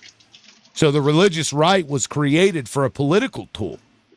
They use a lack of education or just the ability to follow in, the leader. And maybe that's why they're so hive-minded, because people who are within a church, I would argue, are more likely to want somebody to lead them instead of being leaders themselves. And so they adopted these policies like the abortion stuff and all that, and they proclaimed and made this political issue. Oh, my God, they're going to unalive the babies. And when they did that, their churches would even politicize their sermons to push more of them into the Republican bullshit. 100%. And like, and so that you have these guys like congressmen saying, you know, being against abortion, like this and that, while they're funding GSOD, killing Right, women. we're pro-life, but just Yeah. not that life and not that life. Yes. Well, he's got melanin, so not that life. Yeah, it's But like, Right. See, like see, all- Chicago, we like, actually agree on a lot of things. You see that? So it's no, the I think I agree. right, But as like a Catholic, though, I think I align more with the left. okay, Or what I right, thought of the old Democrat Party, like the JFK Democrat Party. But I think right. now, like, the left has become so, like, I think they've abandoned the working class for, Out of like, control. I think both parties are shit. I think all politicians are shit. Maybe not all, but I mean the majority, right, are shit. Like Most. we need to actually research and elect better. We need to look at who we are going to vote for, and we need to see their voting record and see how they actually vote for us or against us, right? Because a lot of them they get into power and they act like they're voting for us. They say they're voting for us, but then if you look at their voting record, you see they're not. Right. Or the thing that they voted for, it might be named something that is deceiving, because it might be named something that you just looking at the title, you say, oh yes, my elected official voted for It's that the for me. Patriot Yes, Act. but it's completely different, right? When you Right. actually look into it. So It's it's not Thomas DJ. Massey. That guy's yeah. an American hero. Who? Who's Let that? me Thomas Massey. Oh. Yeah, I like Massey. He's At the least best politician we have right now. he's more of an honest person in my view. I'm not necessarily on board with his politics, but he seems a lot more genuine than the rest of them. You know, Like, let me he ask has a y'all little this. more Do you integrity think it than would the be rest of possible? them. Go ahead, Ben. I'm in a bad area. Yeah, I see the lines. I don't know if y'all can hear me or not. But let me ask y'all this. I've always wondered this, and I thought it would be really cool because I am seeing that, you know, us, we the people, could actually all go drink a cold beer or whatever you do, sip tea. I don't really drink, but maybe eat a pizza together, whatever. Wouldn't Hell it yeah. be cool if we could put a little something, and I know this is just talking crazy. I know it would be harder to do than not, but actually it wouldn't be hard at all. Is to just, instead of having a protest, you know, Democrats and Republicans having a protest on their time, like, I would love to see if we just said, like, let's do a nationwide hangout in downtown, wherever you want, and just all come together and see how many people would actually show up. And I have a funny feeling that we would crowd the But my Let's man, do it. Let's hang every out. single, that's Let's every do single a day in and let's just America, have though. a That's let's the do good thing, a though. nation wait, but let's do all a freaking time. nationwide hangout. Let's hang out on September 16th through the 20th. Let's hang out. But Let's that's drink every single beers. Let's day in do it. America. I think But we're oh, not no, as no, no. divided as we think we are. Like, Exactly. We're not. that's They every day just in want us to America. We think hang that. out every day. Like, They just want us to think that. exactly. Hey, Jim, I gotta drop for a few minutes. I'll be right back. Okay. All right. But See let's you, hang Dre. out. I'll open a beer. I'll have a beer with you. Come on, let's do it. Like, let's hang out. Toby You know Keith what I has mean? a song Real about quick, this. I at mean, 40K, and at 40K, there's one other person that I was, because Dream was going to get dropped, and Tish was going to get dropped at 40K. I'm going to bring more people in, but I've got to leave my opposition because I don't have any other ones that are coming up here. So, if you want to see two more people come in, then keep tapping. Go ahead, Ben. How about this? Do you guys find that the younger generation is just as divided as the older generations, or No, Everybody. I've got Gen Z kids, and they're just disgusted with us. yeah, I don't even know what I am. I was born in late '90s or whatever that is, but You're Gen Z. Yeah. But I think, I look at my parents. I love my parents to death, but they're just so like brainwashed by the media. And I think social media, like the social media generation, will actually bring change. Because it was the first time we've been able to actually able to see objective truth, right? There's a lot of disinformation out there, but the narrative isn't controlled anymore. You mentioning the media, mainstream media. I was glued to the mainstream media, right? Because I felt like I need to know what's going on. It's important because it's just so dramatic, right? It's like every day is something more insane and more crazy that I have to fight for. I got on TikTok and I found liberals live, and I fell in love. I literally can't listen to the news now. Like I have to get my news from real people, right? Like, yeah, I'll a headline and I'll read the details, but I'm not glued to the media anymore. I am glued to TikTok, which is insane, but talking to people is how I feel like I'm actually learning more about what's going on. And Yeah. if the people that you're talking to are willing to impeach even Right. their own friends Right. when they say something out of turn or that seems wrong, and then go and verify, like we did yesterday with some claims that had been made that we were all like, I can't find that, so that's important that you make sure Right. that the things that you're talking about are correct, and that you're You willing to have to have an correct it. open mind, right? You have to Absolutely. have an open mind, and us being against everything and them pitting us against each other, the media helping, right? It it makes us literally desensitized and sensitized at the same time. So we are on a quick trigger. We, one word has if one word is mentioned, we just attack, right? So it's yeah, we mainstream media and the politicians, they need to fuck off, right? Absolutely. We need to get back to talking to us, right? Yep. Real quick, do we have any opposition in the comment section that would like to come up? I see a bunch of names in my request box, and guys, I'm sorry I can't get to everybody, but I just don't want a full panel today. It just gets too hard, and everybody doesn't get to speak. Hey, So liberal, if I'll there, drop down. I'll drop down if I can make a closing well, statement. yes, I was going to get to that next because you were going to be gone because we did surpass 40K. And by the way, thank you guys for that. And when we hit 60K, I'm going to drop the other two, but I have to hold my opposition on the panel. So if you know somebody you want that's opposition that you want up here, send them an invite, bring them up. We'll bring them in and cycle those people out too. And How do Benjamin we send dropped. an So. invite? Well, you can just share the live and say, "Hey, we're looking for op or something." If you know a conservative that would like to come on the panel and talk, because There's someone in the Terminal Gant. You should invite him Terminal up. Gant. Let me see if I can find. There's got to And be some boomer out there. now, Tish, go ahead and say what you'd like to say while I look for this person that she was talking Okay. about. Go ahead, man. Yeah, I've worked in the national media my entire life. I have a journalism degree, and the one thing people tend to forget about the media is that it's a business, and they improve business by getting ratings and clicks. And like it or not, they're going to ride the stories that get them ratings and clicks. And sometimes those stories aren't really good to navigate. There's other things to talk about, but the majority of the American public doesn't want to hear about how you solve poverty. They want to hear about the Epstein files. And so the media just bangs away at that in order to get ratings.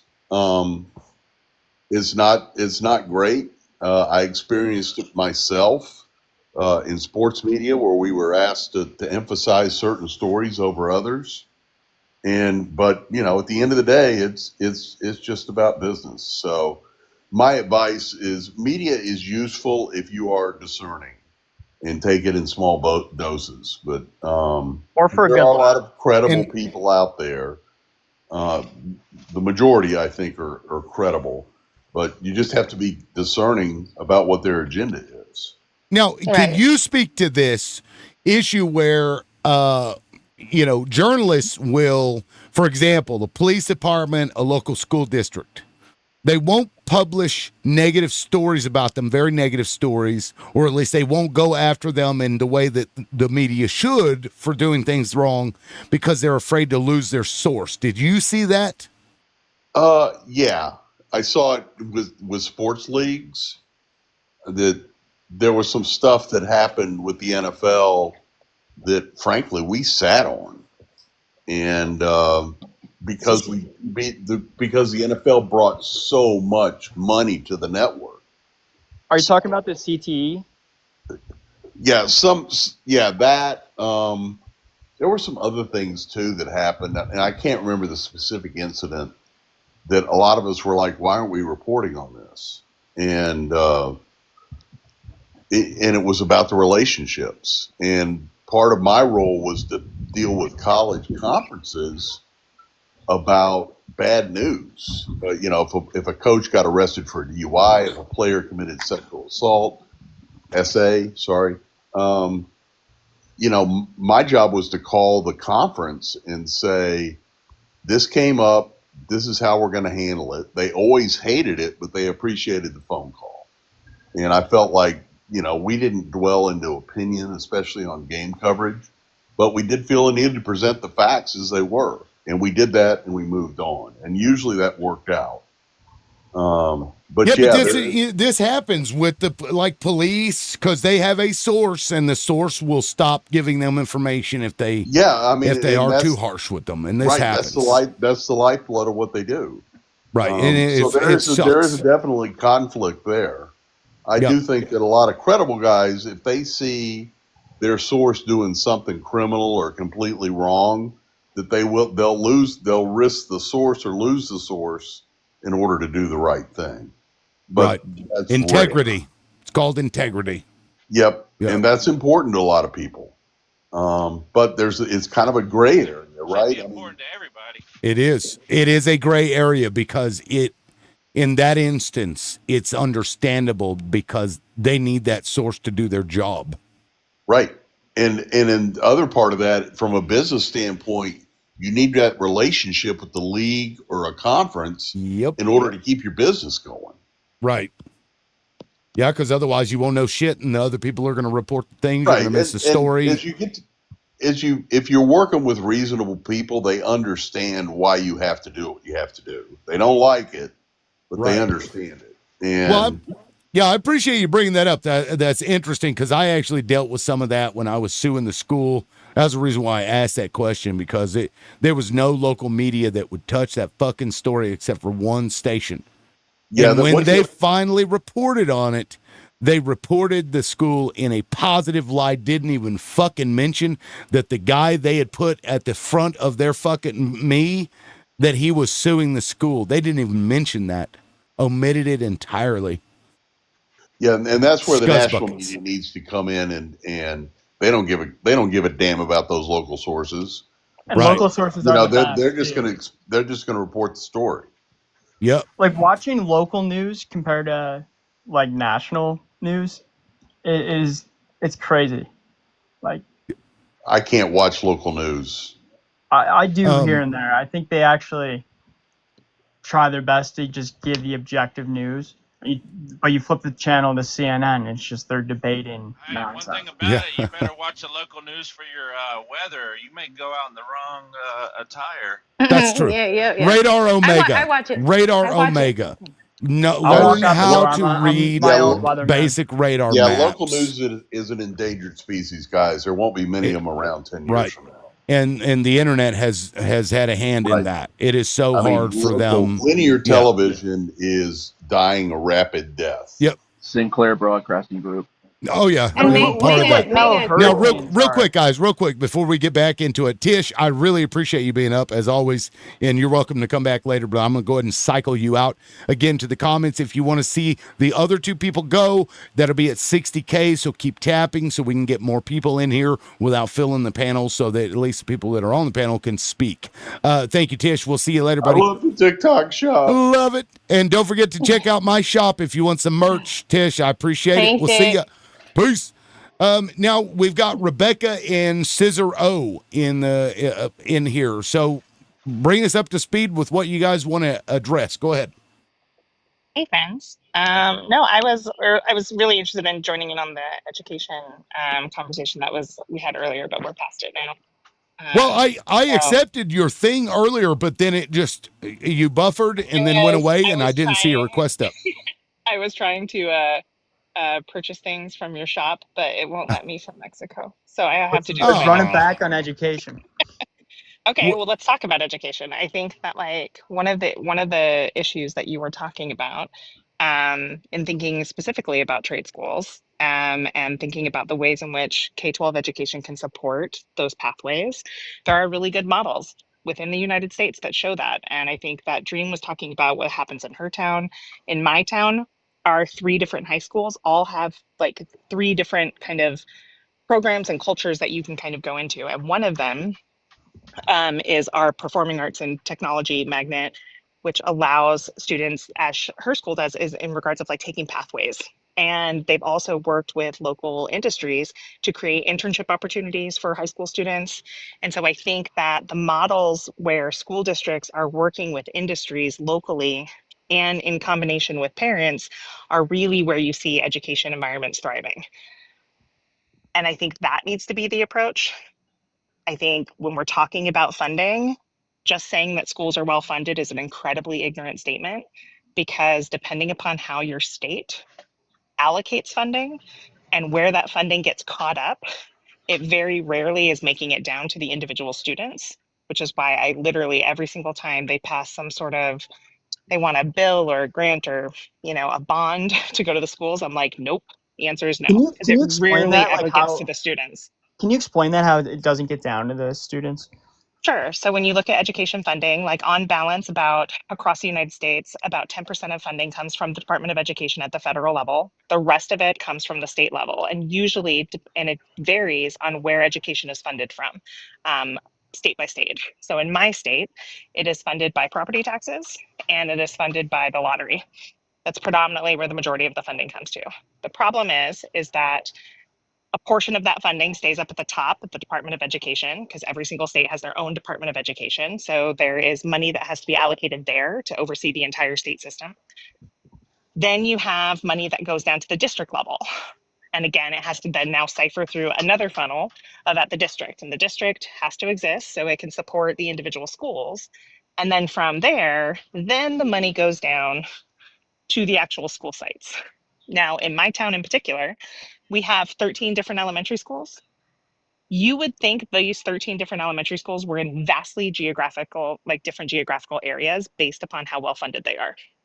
Predominantly because the PTA is the one that actually funds for all the extracurriculars, and it can be the key indicator to the school's culture. And you have some schools that raise, like our elementary school raised 75,000 per year to support those programs. You have another school, 3 miles over, that they were able to raise close to 200,000. And then you have another Right. school where they were only able to raise maybe about 30,000. And so that's when education fundamentally shifted in the early 2000s under a Republican president, under his education policy. We moved away from funding the arts. We moved away from funding those extracurriculars. And all of that then got transplanted, where the burden then got put on PTA associations to pay for those things, if at all. So Before yeah, then, I those were agree with that. integrated. I agree with that too. Like, it's really the community that, makes a great school. I mean, it's a combination between the community and educators and administrators that all have a fundamental understanding of each other.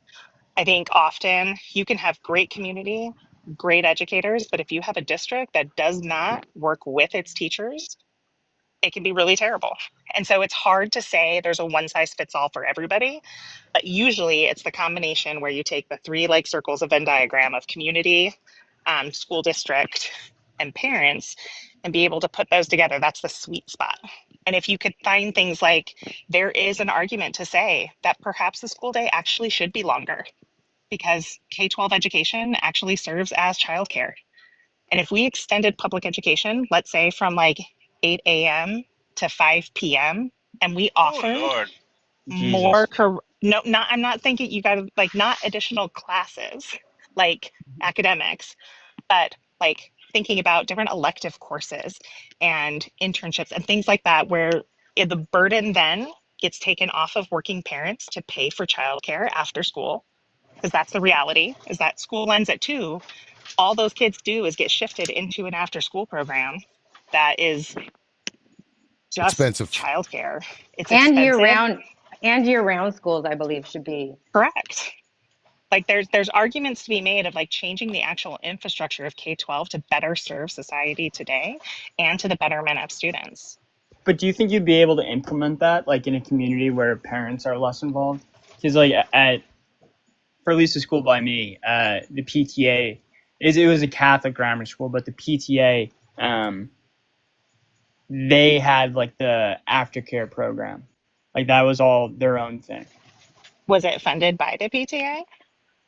I believe so. Because Yeah, that's very rare. it's not It's public very school. rare. It's not public school. It was a Catholic school, but yeah, it was the PTA that had their own extra.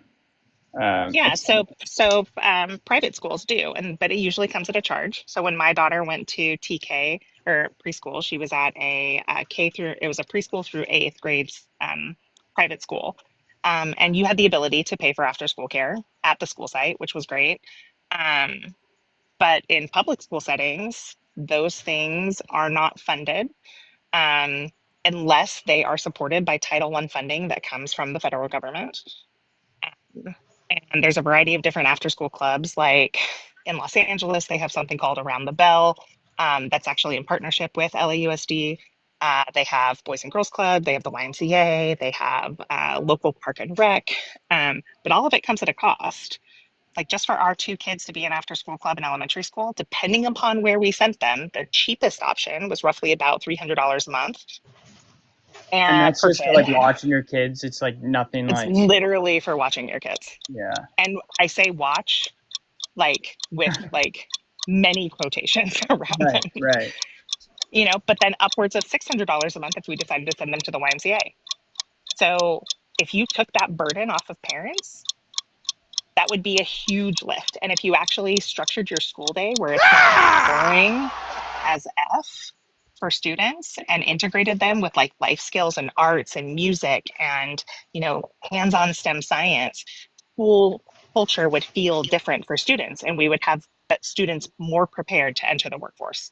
But that Yeah, requires an infrastructural shift. like in my high school, your freshman and sophomore year, you had to join a sport and one sport and one club. Yeah. It was like mandatory for freshmen and sophomore. I think it's important. And you want to look at crime statistics, go take a look in Massachusetts where they made decisions to extend the school day, had the school open until 6 p.m. every day. They had the parks open until curfew and crime rates went down because students had safe places to go. I agree 100%, especially like the reality in some of these communities, like, you know, a lot of them don't have the best, you know, parenting situation, either like, you know, the father's not there, but like, especially like in Chicago, the South, like African-American mothers are working multiple jobs just to put food on the table. So like these kids come home from school and no one's there. Like, I mean, I was a is latchkey kid too, right? Not Like, just I African mean, American, yeah. it's I'm like speaking for the South Side of everybody. Chicago. Oh, okay.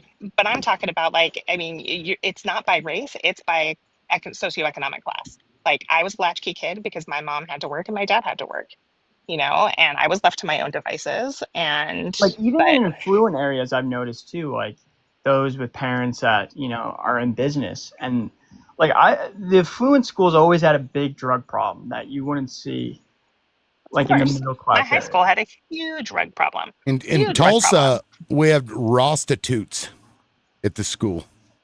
Middle school. Oh, gross. Yep. And that's like both like affluent areas and low income areas. It's because of parenting, right?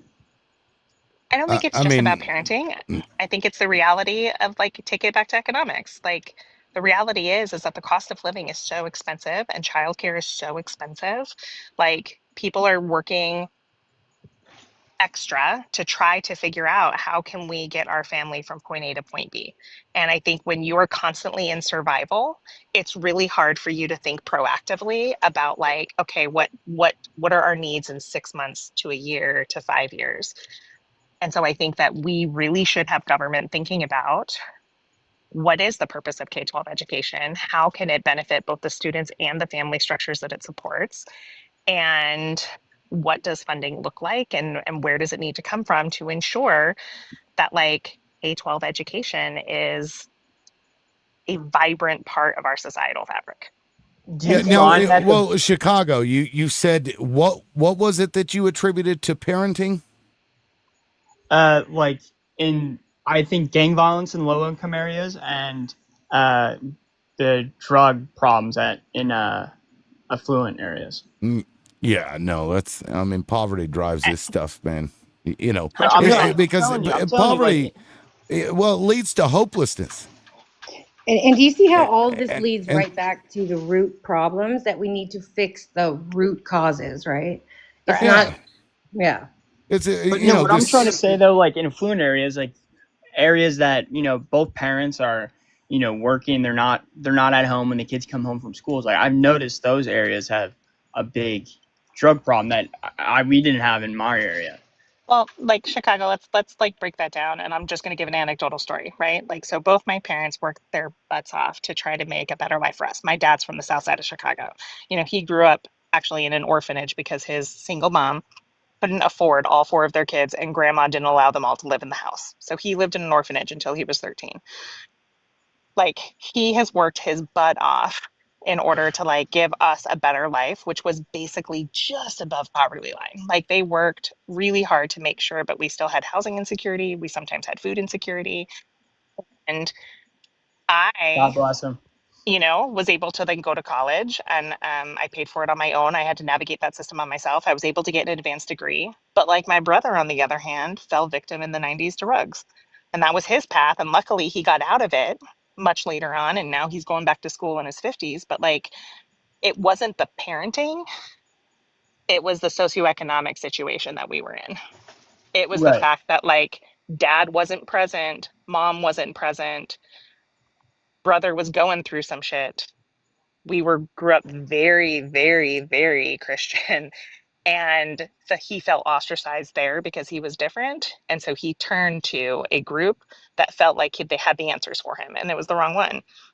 But like, we're both from the same family. So it's not the parenting component. It's literally like life circumstance and context and socioeconomic means. God bless your old man and your family. Good for you. He's a great one. But I think what I'm trying to say though is that like there's well, no Benjamin, parents. go ahead. It's been them two for like 15 minutes now or so. So go ahead. Yeah, I mean, I'm not trying to be a prick, and I don't want to sound like one.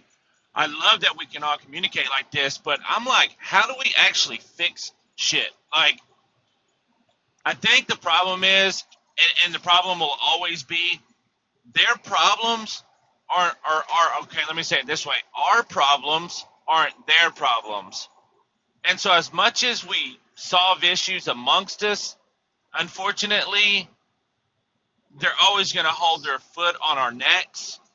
And until we band together to change it completely, we can talk about it all day long, and it's fun and it passes the time. But I just want to find a way to really solve these problems. And again, the only way we're going to be able to is to come together. I want to figure out how to do that. I want to see, and maybe I ought to dive into this. I will be honest, I'm a little afraid. Well, you can. It's at your local level. That's something you can actually like. Benjamin, you cut out there a little bit. You Jamie, please can don't make change at spam. local level. Jamie, please don't spam the chat. If you do, I'll mute you. Yeah. So the thing about it is for me, is like, I do want to say like, hey, let's all meet up in town, and everybody come, right? We're not going to look at what if you're left or right. We're all just going to come down together and show in numbers and by force that we're coming together one way or the other. So y'all are going to But that's have to every think day in about doing America. something different. Do what? That's every day in America. Like, if I met What's someone at the every day? bar, and they're like, the first thing you brought up was politics, I literally just walk away. Like, every day in America, we get along. I don't think we're as divided as we actually think. No, I don't think we are divided as much by any means. What I'm saying is just like, let's take for example Cracker Barrel deal. They literally changed their logo back because enough people, made smoke about it or whatever. So yes, they realize that we could probably all get together, but we don't want to take our Saturday and go hang out and build some smoke and you know what I mean? Like it's Saturday. We don't want to go and so it's really falls on us because we know what we need to do, but we don't do it, and that's I think, unfortunate. but Benjamin, Yeah, I think one of the issues is that like, and in particular since Trump's come into office, my opinion is we spend a lot of time talking about Trump because like it's constantly in front of us and he's yeah, doing things outside the bounds, I would argue, of his position. However, if you want to see actual changes in your day-to-day life, it starts at the local level. And so like my recommendation is like find community groups that you can come and be a part of and find community and vote in individuals to your school board, to your city councils that represent you and your way of life so that they have an understanding of the issues that you're confronting on a daily basis. Like the way right. government works is that the federal government should not be impacting our government or our daily life. It shouldn't. No, it Federal shouldn't. government should not be there. It should be at the local and state level. And the only thing that we can do to change that is to change who we're voting for. Right, I agree, We Rebecca. need The more fact everyday is, people. yes, I agree 100%. The fact of the matter is I'm 43. I'm going to be gone in 20, 25 years, right? Most, depending on age, whatever. I hope not. There's I okay, hope you but live longer than that. Lovely. not these days. We eat junk, and I am working on my diet. I'm doing really good, but unfortunately, I lived through the '90s, and I did go down a path, and it is what it is, whatever. But the fact of the matter is like we do rely on going and voting and talking to so and so and talking to like I want to actually do something that would just completely just go crazy, and go viral, right? Can I ask you a And that's what's question? gonna, yeah, by all Like when, means. like the last general election, I don't know if you voted or not, but if you did, you knew who you were voting for president, and then maybe at the senator or representative level. But how about the other um, elections, like the local elections? Do you have any idea like what you were voting for or who these candidates were? I don't, Me and either. I say Me either. that because, yeah, Do you I know? mean, the fact is like something needs to happen that goes viral because we don't have all this time it's all about time, right? Like if we want change in our lifetime, we got to do something now, Okay, Benjamin. but and it's Benjamin, not going like to happen, we do unfortunately. have time. Like you make time for things that matter, right? Like we all have the same 24 hours in a day. And I think to Chicago's point, learning to be, I think we have generations of individuals who've taken for granted what citizenship means in this country and what it means to be an active citizen and being civically engaged. I think taking the time to understand what's happening at your local level, showing up to your city council meetings and being able to voice concerns that you have going on in your community. Um, Participating within the community versus like in person with real people that you live around is really Right. important. And I think that those are the things that we can prioritize. Very often we don't, and that time gets sucked up by being on social media or scrolling or deep dives into Google rabbit hole searches or I spent several amount of time yesterday looking at Taylor Swift and Travis Kelsey's engagement photos and decoding that and you know like there's so many things that we fill our time with that we have the ability, like what matters we make time for. And I think that if everybody just took like an hour of their day and dedicated it to becoming more civically engaged in what that looks like both on the local and national level, change starts to happen. We've been so apathetic for so long. That's And why I you it know, think feels this is Well, why useless. faith is important because I think number one, you gotta figure out what's going on inside your own head, right? And then you got to treat your family and friends, do you know? well. And then you go on from there. Then you can treat your community. And I think that's how you build, And I a think it's great not just like faith as in Christian faith. I think like believing in any something that's bigger than spiritual. yourself Yeah, is important. exactly. Like you need have to some believe in aspect of something faith, bigger. though. Faith Do you in know Right, human that? or like Do you know progress. there? Do you know there are movements that are for everyone, for the people, not for Democrats, not Yep. for Republicans, not for whoever, right? There are movements that are so inclusive. They are literally for everybody, even though people may think it's just for one But I side. feel I They are literally see. for everybody. That's just Like, what movements are you talking about? The ones that I know off the top of my hand are is uh, blackout the system or general strike. They're all about the government, right? It's all about them and the rich taking us, making them rich, and us staying not rich, yeah. It's But like right? I think aligning on a over like national level though, socioeconomic. like Yes, we'll they're never they're be on a national level. on a national level. We'll never be connected like that though. And I No, but think they as will. we've been saying here, like it's the But we local have level. been. But they have You've been, seen yes. it a bit, like you've seen it with the Target blackouts. Like Target, like granted the CEO isn't fully out of the company yet, but like people banded together when Target decided to reverse its DEI programs. People stopped spending at Target, me being one of them.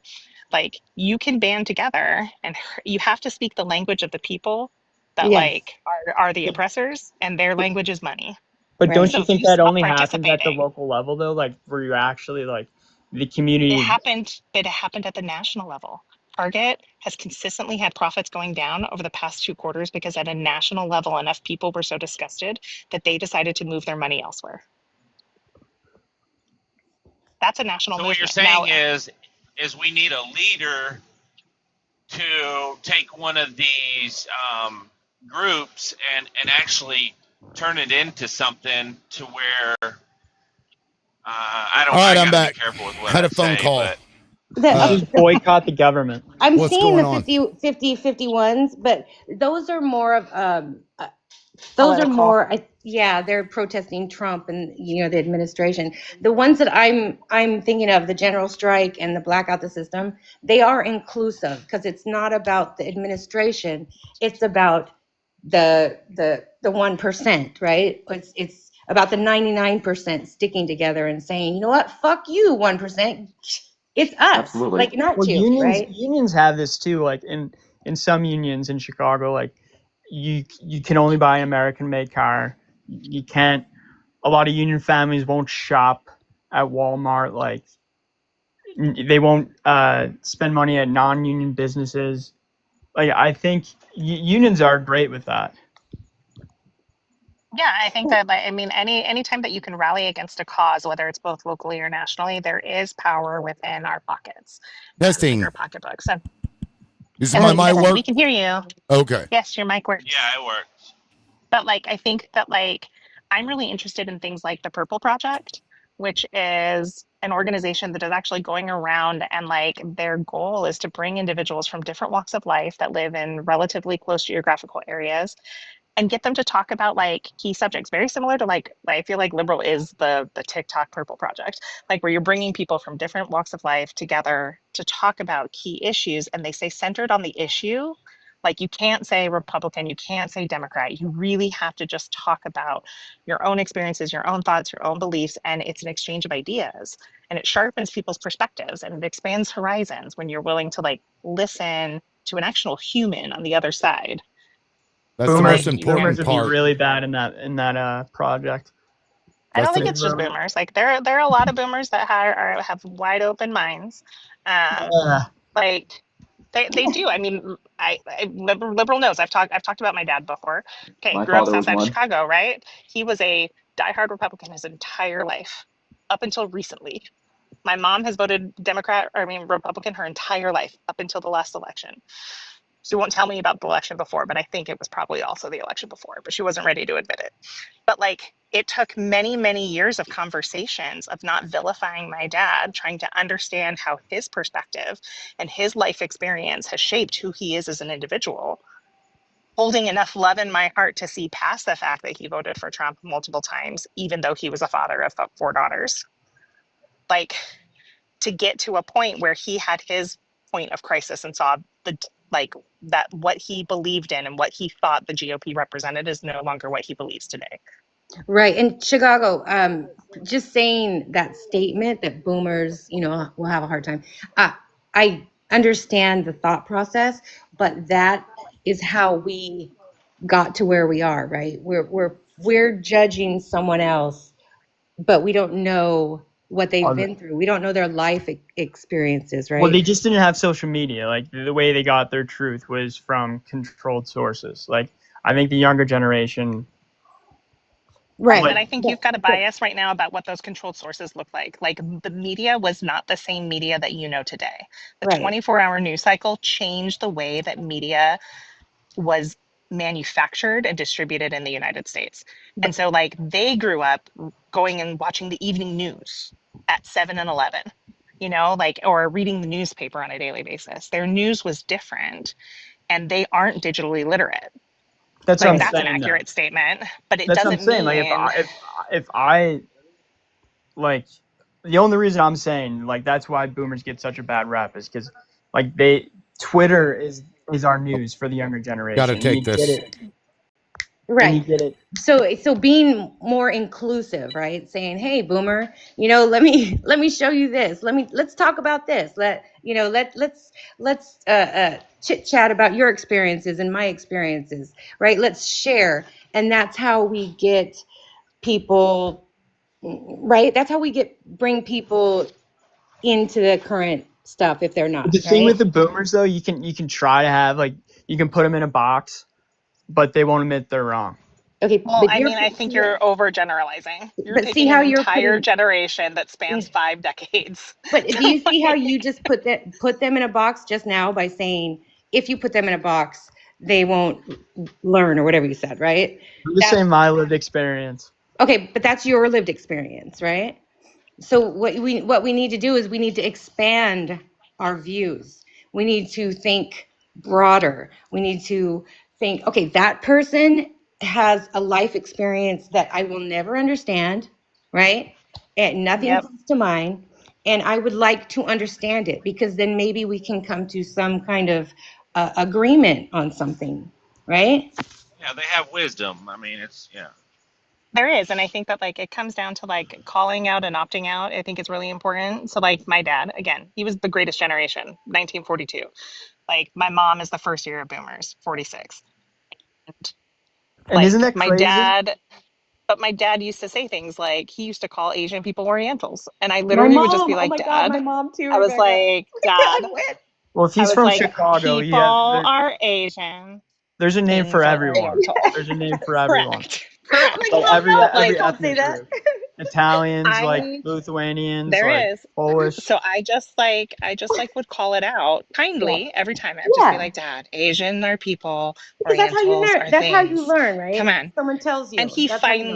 finally, but after being called out enough, he realized, first it was he would limit his language around me, and then eventually, and now he jokes. He's like, oh, did I reach DEI status 7? Did I level up to blah, blah, blah? And but it's recognizing that he grew up in a completely different time than I did.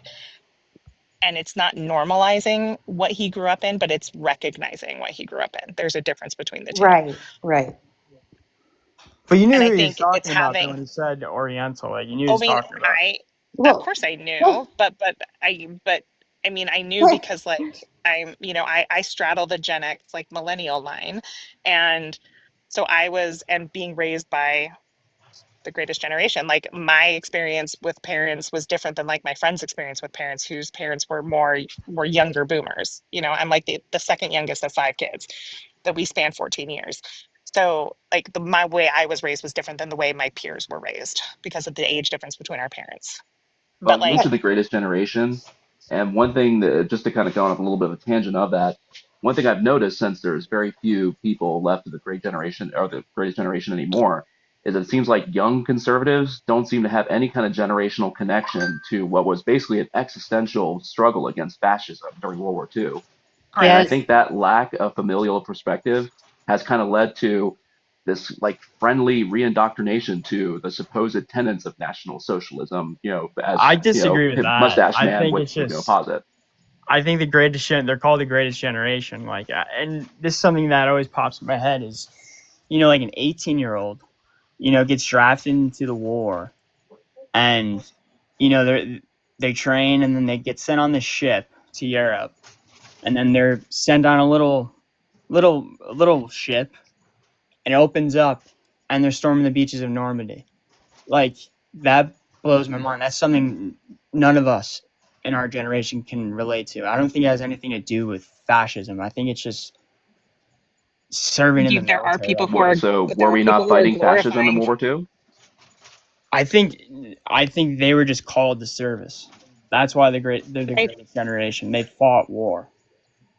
But they Well, I fought mean, war against fascism and saw what it did. And there's a current trend in the younger generation that is glorifying fascism. But they were called. And They were drafted. They were doing what they were told. How about the Vietnam? not, but no, but I mean, you need to World War recognize II that in had World lots of War volunteers II, too. they were volunteering. In Vietnam, there were also volunteers that drafted didn't come into play until much later within the war. And yeah, it does shape their perspective. But we've also been consistently at war for the past, what, 25, 30 years? Yeah. Like, we have generations who have also gone to war. The difference is that we had a standing military that was able to like meet the needs. But none of us can relate to those who actually served in the military. And for the greatest Correct. generation, there's a lot of the men were served in the war, right? And that shaped that generation. I fortunately had my grandparents were part of the greatest generation. My grandfather was actually in the army during World War II. And hearing his perspective of it, he certainly thought it was an existential crisis against fascism. I think they were fighting for their country, what they were told. But they were fighting against fascism. You have to just acknowledge the fact that that was like what they were fighting against, and the people were rallying against it. Not just those fighting abroad. There was a whole campaign here at home to like do your best to fight fascism in regards of having like freedom gardens and making sure that you bought bonds to support the war. Like there was a whole We called our military system an at arsenal play. of democracy. But how about General Patton? General Patton said, I think he was halfway through his campaign. He said, we're fighting the wrong people right now. Yeah. Let Correct. me ask y'all this. If you're talking about Vietnam, there were a lot of other issues with Vietnam, and that's I would say an exceptionalism when we're talking about what we originally were talking I think to about, be which was fair, World he War was talking II. about Patton, who I think didn't like the a lot Soviets of as much as the Nazis. Oh yeah. Let me ask y'all Sorry, this. I misunderstood. Let me ask y'all this. It's a little bit of change in the subject, but I really would like to get y'all's viewpoint on. We have a solid 3 years with Trump left, right? Oh What God, is don't it? remind me, Benjamin. Hey, well, I'm just saying. The fact He's of the going to matter come up with is a plan. He's going to come up with a plan right now, Benjamin. I believe in I'm you. not gloating. I'm not gloating. I'm just saying. The fact of the matter is we have a solid 3 years with Trump. Where do we think we're going to go with this? Like, what do y'all foresee in the next few years? I mean, stuff's happening daily, right? I mean, whatever it is, good or bad in y'all's eyes, stuff is happening daily, minute by minute. I mean, it is nonstop. Where do you think we're going to come out?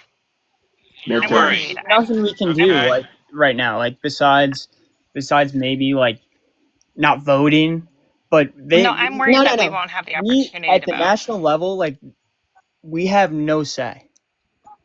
No, we do. We do have a in say. 2026. Absolutely we have do. a whole Midterms. But wait, we do have a say. We have a say every single day. Think about it, if there were major protests or hangouts, right? People hanging out on the same day, right? That would shut down everything. Like they wouldn't be able to do anything. They'd be so messed up. Something would have to happen, right? So there's And that's something right, we can do DJ. every single day. Yeah. Why can't we do that? Why do we sit here and bitch all day, every day, work Right. ourselves up, and yet we can't take a Saturday or a day during the week and everybody say, don't go to work. Get on the internet, get on TikTok and say, Monday, But whatever those things day, are happening, nobody Benjamin. go Yeah, to. Those, they are happening, right? so they're happening. Go And I think go the to I other mean, thing Blackout that the you can System. do, just you could call your I mean a representatives every worldwide. day. Yeah. Well, I mean, But yeah, but I mean like an actual viral situation where like I get there's little groups that do this and that. They make a little noise, they sting a little bit. I'm saying why as Americans, because I think we can all agree that we can actually get together and you know we're all fighting for the same thing, right? They're Right. fighting for to keep their wealth. They're fighting to be privileged, and And it's generational privilege, and we allow them to do that, right? yes, and right, but So like you know how we do it, ourselves as Benjamin? Benjamin, you know why how we can't do, we just freaking band together? Well, I'd like to know. right. But okay, Benjamin, you know how we get that to happen is by spreading the word. So Benjamin, now that you know, How? right? You can tell a bunch of people, right? You can tell as many people, hey, let's hang out this day. Let's go to this website and see that it's a bipartisan, right? It's a 99% people, right? It's not a Trump thing. It's not against Trump. It's I against agree. the right. I If don't you do something have like that, my that's how you get it voice. spread. Right. But Benjamin, we also have like what's happening in DC right now. You have veterans who are staging a sit-in in Union Station, and they're not leaving until the National Guard is removed from DC. So you Right. have different groups that have the ability to be able to participate in larger movements like this. I think that one of the hardest parts about doing anything that's to using your language to go viral requires mass participation, and some people are so entrenched in just surviving that like taking a day off of work is not something that's possible for them. And so there has to be supportive structures put in place to help those individuals to be able to participate. There has to be some caregiving that happens at a community level for like if we're going to boycott X, people can go to Y to get what they need. Okay, let Black me out ask you the this. black Those out Let are me the the ask you things this. that It's system need to and be in general hypothetical. If there strike. Barbecue was and a swap million meet. Wait, people wait. in Black out the every system a and general million, strike both have mutual aid programs. How to right. set them up in your area and how to help people and how to get communities helping each other. So the programs are out there. The movements are out there. They just have to be spoken about, right? They have to Yeah, be we have to raise awareness. so how right. about this hypothetical? Let's say in every major city next Saturday, hundreds of thousands of people like participating in a protest against the G-side in Gaza. Do you think the government would change their course of action right now or no? If it's hundreds of thousands, no. We need Something you've millions. never seen before. We need millions. We No, need like we millions. So You need then, need yeah, millions But and no, millions. I don't think You the need it government does so its thick thing. that everything in the city stops. You know what I'm saying? right. That you need it. Sorry, But guys. do I'll you, be It's do you back not in think the just a a minute. government hundred would? thousand. You think the government would come out the next week and say, "Oh, we're done with funding Israel"? No. no, I'm pretty sure though, if we I all think decided to no. stop paying our taxes, you stop paying your taxes, things are moving real quickly. We have to again speak their language. Like they don't care about people Yeah, showing up in the streets for participation. No one's going to get a participation trophy, but they will care if money stops. That is their right. language. Exactly. That's That's what what I they care mean. about. Like we need to do something that stings and is just viral. Like it's not 100,000. It's not J6 running 200,000. back. It's everybody saying. It's everybody saying we're not gonna pay, and I don't even like saying the word on here because of, and this is part of the problem is the fear because I truly believe. I mean, you could talk on your phone about something you want to do later in the afternoon, and you'll start seeing photos or I don't want to say photos, but you'll start seeing like TikToks Ads about it or jumping whatever in you're. for it. Yeah, so I don't like even really talking too much about it, but I know y'all know what I'm saying. Like there needs to be something so.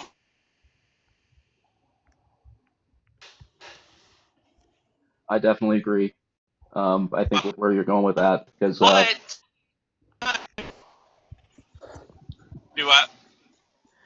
well, I mean, just think about how many billions of dollars of wealth would be wiped off the board if just one day of general productivity was even lessened, not even just eliminated, but even just lessened to a significant degree.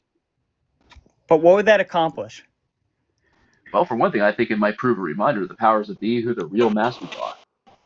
And this is just starting, right? So it's literally just starting.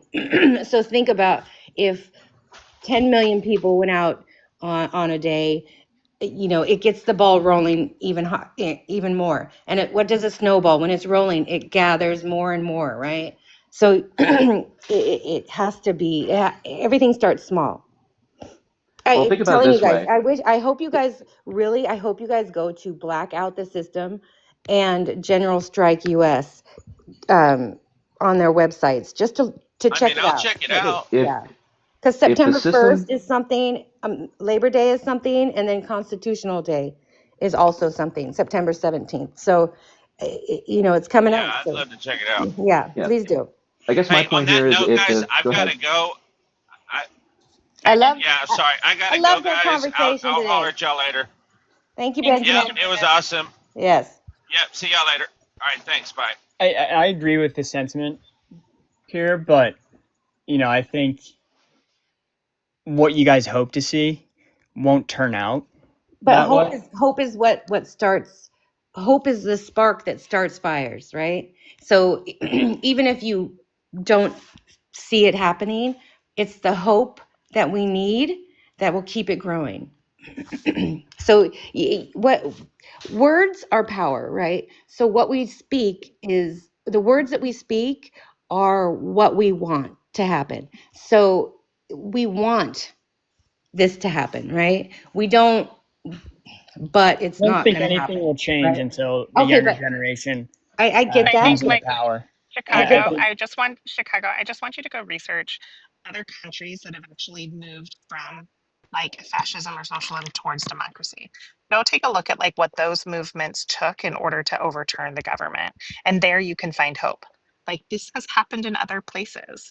Other places have rallied against their government successfully to be the change that they're wanting to see. Like this I mean, isn't I'm an Irish new. Catholic, I know, but it's not all pretty. I mean, It's not. Well, it's not. a lot There's of blood was hardships that have shed to to make that not, change. But we're not talking about always. today, right? I'm talking, yeah, like not always. It doesn't have to be within bloodshed. We're not gonna. You don't have to go back 200 years to see these movements in place. Like we even have like movements here within the United States that we can turn to in regards to hopes and taking a look at the civil rights movements. Like there's different things that we can do as like we have more power than they want us to know that we have. Like you don't have to actually have your taxes taken out of your paycheck. You can go claim a stupid amount of exemptions. You can go fill that out with your employer. It's a legal thing and you only have to pay your taxes by tax day in April. Like if the entire United States labor force removed the taxes that just like that we prepay into the system, people are going to notice. People are going to stop and people are going to listen to try to figure out how to get that money stream back into the federal government. And one I way don't think anything changes with that. The government just prints money. The Okay, debt. Chicago. How do you, if you don't see the change, right? If you don't see it and you don't think it's going to happen, how do you get it, right? I think it's going to be the younger generation when they come into power. Okay. That's when we'll see some type of change. So basically, But you're as saying we every have to generation has wait, said that. right? But I think Every Basically, generation says that. this generation might be a little different. I agree. I I have hope great so. we faith. hope I so, have yes. great faith in the younger generations. Like I But worked what do with you the do youth today? in a civic space and it's great. I also am not looking at them to be the saviors because in All right. my responsibility that I believe that I have as a citizen is that I should ensure that I'm making it better for the people who are coming up behind me. I'm not going to wait for the younger generations to pave that path forward because that's my responsibility. Right. So are we arguing what happened? Ben left. What's going on? Sorry, But that like, was an important phone call. We've had a phenomenal, like but really, those really in good their 20s and Yes. 30s right now are not Lots of holding common power. ground reached. Lots Benjamin of common is ground. going to check out blackoutthesystem.com and generalstrikeus.com, and he's going to spread it on their side saying, let's hang out. I know it. I know it is.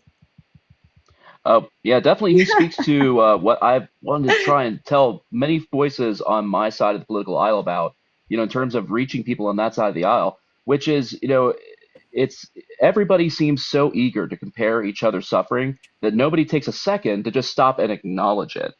And the thing is, I remember someone trying to make the point, a young Republican who misworded what he was trying to say, but he's basically saying, well, I think Democrats are ignoring how YT people are suffering. And then it turned into this big back and forth about, oh no, how can you say that minorities suffer much more? And what I was trying to make the point of is like, hey guys, you have to acknowledge the fact that yes, even if you are, YT and male and young, they are in fact suffering in this country and the economy that we have. And the problem is that some forces have actually seized upon that and given them a villain to blame for that. But the most important thing is you still have to acknowledge their pain and the fact that they and as well as us have been gamed by a system. And if the system is the problem, we need to remind them that if you a simple thought exercise, if the system's the problem, and if we have to at least slap the system in order to make it fix itself or just make it go away, in what world does the system suffer the most? Is it a world where all the billionaires suddenly disappear overnight, or is it a world where all the workers disappear overnight? Yes. In which world does the system break down faster? But Scissor, can we also agree the fact that we also need to recognize that if you are YT and male, and regardless if you're young or not, you still have a systemic benefit over people of color. Wow. Well, yeah, I'm just trying to say is I think that Wait, argument was let's important. address that. Let's address that. What do you Oh mean? man, I didn't mean to go down this tangent, but yeah, go ahead. I'm sorry. Well, so Chicago, you growing up in the south side of Chicago, you should know the fighting for resources that happen in different places. And the systems that were built upon, or within those places, allocate resources not equitably, correct? Yeah, I mean, especially the Irish Catholics, they kept things in house. Right. Well, yeah, because my dad, he was raised Irish Catholic. Okay. So I think there's some commonality here. And my dad well, I'm not going to go there, but we'll say, the But thing is that we also brought so much to the city, especially with labor unions. Also, Irish agreed. Catholic. But what I want to say is that we have a system that from its inception has prioritized certain sectors of the population based upon how their identities, whether it's race, whether it's gender, whether it's class. And so those things over the course of the past 249 years, we have worked towards trying to better those systems and create greater passive equity, but we are not fully there. And there's an argument to be said that if you are a person of color, you have systematically had a harder time of gaining entrance to participate fully in society than someone who is white. Okay, real quick, is scissor opposition? Actually not. I don't know if you remember me from yesterday. I used to be going by millennial malcontent, but in 2 or 3 lives, people thought that I was associating myself with elder millennial. So, I had a little bit of a Michael Bolton from Office Space moment. I was like, why should I change my name? He's the one who sucks. But I just couldn't stand the confusion anymore, so I changed my name back to an old gamer handle. So I'm now Cicero. Did you vote for Trump or no? I voted for VP Harris. Okay. Well, I only asked because we're coming up on 60,000 likes, and I have to keep my opposition. I hear ya. And then everybody else is going to get recycled. Yeah. So I wasn't sure if you were opposition or not. No, but that's the only reason definitely why been listening since Puerto Rican Patriot, and I was hoping to make some points. But if you need to cycle me out, I'm totally down with it. No. You are the most recent, so it would be in this instance it would be DJ and Rebecca. Although at this point I'm not sure how opposition Chicago is either. So, can I address the point you just made about white people? What does white people even mean? Okay, can I ask Chicago, a simple Chicago, question? can we not get into that argument about let's define a white person? Yeah. We all know Be right what back. a white person or a white presenting person is. But can I ask you, Chicago, would you want to be a black guy? Would you want to be black? Would you want to live their life? Well, I mean, what does that mean though? There's black people who are born with a silver spoon in their mouth, and there's black people born with nothing. But that's not answering my born question. with a silver spoon in their mouth, and white people born with nothing. Okay, but that's not answering my question. Would you want to be a black boy? I mean, Black yeah, guy. sure. Whatever. I mean, sure. You would Chicago, to your point right there that you just said, that there's different people, yes, there are different socioeconomic situations you can be born into, but just an anecdotal, I worked for a conservative nonprofit, I was in San Francisco attending a tech conference with our chief technology officer, who happened to be a Black man. We were staying at a nice hotel that was paid for by the company. We were down in the lobby having a conversation, waiting for our other colleagues to come so we could walk over to the conference. And an elderly white couple walked up to this man and asked them if he was their driver, because he was a Black man in a suit. And the guy said, "Nope, not me." And they were like, "Oh, well, do you know where all the other drivers hang out?" And he was like, "Nope." So like, this educated, well-dressed Black man was automatically, because of these individuals' biases, thought of to be a service industry worker, which there's nothing wrong with that. However, like, that was a racial bias and I was like Okay. horrified for him. And his response to me was, "Rebecca, this is like, I deal with this every day. I have to be firmly aware of who I am and how I present myself in every situation because I'm a Black man." That is not the same burden that white men walk around with. All I heard was, "I am a Black man," coming from Rebecca. Huh?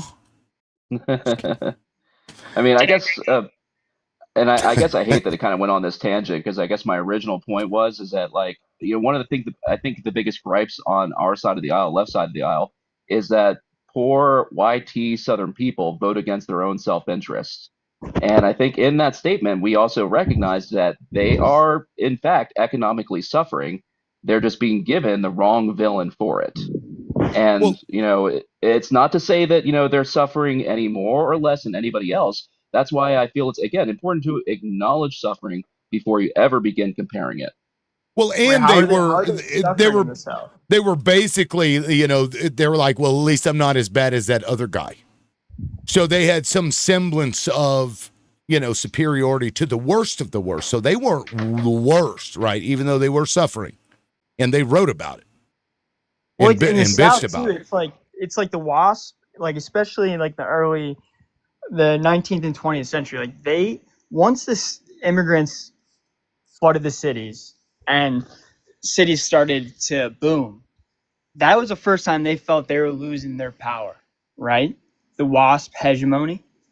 And that's why I mean by white, because when I hear whiteness in the American context means Protestant, like white Protestant. And I'm not that. And I think that's what people want white to be. I think people want white to be cool. You know what I mean? Like, I think people generally want white to be like, hey, I'm just like you. Like, I'm not better than you. That's what I think people want white people to be. White Who cares people about to your be, skin right? color? That's Like, what I'm saying. Like, you judge someone by their character. Like, I don't understand. We agree with you. Like, you should judge people by their character and by their actions and by their thoughts. Can we also agree that this country has a very long history of judging individuals by their ethnicity and their race? Yeah. Yeah. And some people, when you bring that up, they get very fragile and like feel that we're making judgments about a modern day person. And it's like, you need to acknowledge that these things have existed within our society and still exist today. Just Like, for acknowledge me, it. though, like, I look at, Irish American history. Yeah, they were ridiculed, said that, whatever. But, they didn't back down. They took it to them. But I mean, you could say that about every single like sector. So like the like, and I only bring this up because, like, again, that's my shared history too. Like, I'm Irish American. Like, but Irish Americans were able to assimilate at a much greater, faster rate in the United States than Black Americans. Sure, yeah. But I think just because they could speak English, like, I think other immigrant groups had a harder time assimilating. I would say like any other group, so considered the other, depending upon their language, depending upon their socioeconomic situation, depending upon their culture, and their skin color, and the biggest determinant on whether or not they were able to assimilate easier into American society was their skin color, more so than anything else. It was their skin color. Okay, real quick, Doggy. Our system's been based. Doggy Rascal, I invited you up. If you want to come up, please do, because I'm about to reset the panel, and I would like to get opposition up here before I pull in a bunch of liberals. Or random people. I don't know if they're liberals or not, but That said, I don't know. Did you guys want to finish up on the conversation you were having? I think that if he claims that he's a white nationalist coming up here, he's going to drop a giant bomb into this conversation, and it's going to get heated real quick. Well, it would be on the reset, so the new people would have to deal with it. I don't know. I don't know if I have the emotional capacity. Everybody breathe before they come up. Like, I need much more chiladas before I enter that conversation. To me, the spirit of America is not about assimilation. It's about cultural fusion. And I think for any music fans who are in here who love jazz and blues or whatnot, that was only born of the fact that freed slaves were given access to instruments that they had never heard or seen before, and they created an entire new musical genre out of it. And that only happens in somewhere like America. And, while definitely the suffering of all people is certainly something we need to be important, it's important, we need to talk about it. Let's also remember and celebrate the good things that have come about, albeit, at the price sometimes of great suffering, certainly a lot of great things too. And if you love music, then you got to love the story of how that came about in a unique and special place such as America. I think it's important, though, that when we frame those conversations, that we talk about the resilience that came out of these horrific situations, and not saying but this was a great benefit that came out of it. Like making sure that we can talk about the horrific situation and oppression and just It's perseverance. unaliving and mass murder, as well as the resilience and perseverance of culture of an entire population of individuals who should have lost everything within their culture, but instead came together to create a Black culture in America, which is unique, and we have absolutely benefited from in so many different ways. And this was a conversation we were having with Siren the other day. I think Black culture in America is unique because of the circumstances of the slave trade. Yeah. And great art comes from great suffering.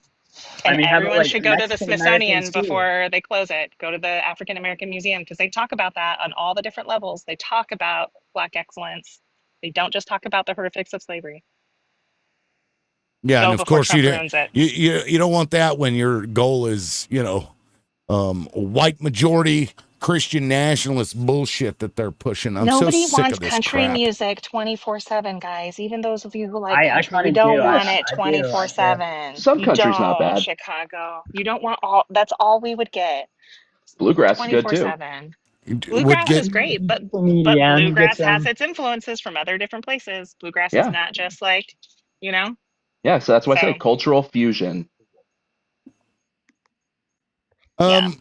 Okay, so let me go ahead and I'm just going to go ahead and reset the panel. I appreciate all of you guys. Thank you so much. You guys are welcome to come up later. Chicago, I'm not sure if you're opposition at this point, so I'll just go ahead and cycle you out as well. I'm American, just like you, my man. 4 new. We still have to have a conversation. If nobody's watching, then we can't do any good, right? It doesn't have the same impact. So you got to think of viewers as well. But thank you all so much. The time and the voice. God bless y'all. Yes, sir. It was great to talk to you guys. All right, see y'all. Peace. And technically, at this point, the live is actually over, but I'm just going to go ahead and extend it because we've had so many people waiting for such a long time, and I really appreciate the patience that you guys have had. Andy, you are opposition, although you rarely talk. So, let me bring you in. Let's see. Proxy's been waiting for a minute. We got Highbray, and let me check the subscriber status of these other ones. Make sure I'm not pulling in a non-sub first. Anyway, Andy, take it away. Is there something that they were talking about? Too liberal, if she's still around. Who? Paula. She isn't in the request box. Okay, she must have left. I didn't see her in the request box because she was on earlier. I don't know if you saw that or not. I mean, she's welcome to come back up. But let's see. Anyway, Andy, is there something that you wanted to talk about that you hadn't, that you didn't get a chance to earlier? Andy. All right. Well, opposition. Oh, and there he goes. And then he starts talking. Chief, what's up, man? Go ahead. What up? I am just having the time of my life, getting life ready, doing all the things, living my dream. and getting the proxy party back up and going. And we need candidates in every district coming up who are willing to subscribe to a democratic platform. And so if anyone has any good ideas that you think should belong on a platform, whether it's a conservative idea or a liberal idea, it doesn't matter what party you're from. I'm taking all of your good ideas, I'm putting them in a list, and then I'm going to democratically allocate those by ranked choice, and I'm going to have a platform. It's going to be completely democratic. And then from there, I'm going to see what kind of candidates, which candidates might be willing to subscribe to that platform. And then I'm going to be hosting proxy debates, is the idea there, where we have the candidates. If the candidates aren't willing to show up, if they're not able to show up, we could have their constituents represent them in the debate. And I think that'd be interesting way to let the constituents debate for their candidates in a proxy debate, what I call it, proxy debate. But we need to get the ball rolling because shit is not going to fix itself. Sorry, Poetivity, I did not mean to do that. But you're welcome to request back up, although the live is going to end in 30 minutes. Thank you, Chief. What do you think is the one thing that you know that your platform is going to have as a value? Just one thing. Plant medicine renaissance. Plant medicine renaissance. Okay. Andy, you're back. I'd gone to you. Yeah. But you weren't talking, and then Yeah, it was, when I clicked disconnect you, I heard. I was Go ahead. smack. I was hitting the my finger got big. I about disconnected myself hitting the button. But yeah, I think I like the idea of the proxy party. I think all the liberals and half the Democrats should all get on board that train and support it so we can get rid of this two-party system. I don't know if y'all been watching the Jubilee debates, Surrounded, where you have like one liberal versus 20 conservatives kind of thing. But Cenk Uygur was on there the other day. He made a bunch of really great points for starting a whole new left populist party, progressive populism as opposed to conservative populism like Bernie Sanders, but with balls, and or Bernie Sanders with teeth, I should say. That's probably a better way to say it. Bernie Sanders with some teeth, who's not afraid to take some jabs and some bites out of MAGA and hold them accountable for what they are, which is a bunch of system that oppresses the working class. Not the type of system you're fighting for. Is that the type of ideology your party's behind? Sanguine, welcome in. Somebody's got echo. Who is that? Let me testing. Hi, Bray. Will you unmute real quick? Testing.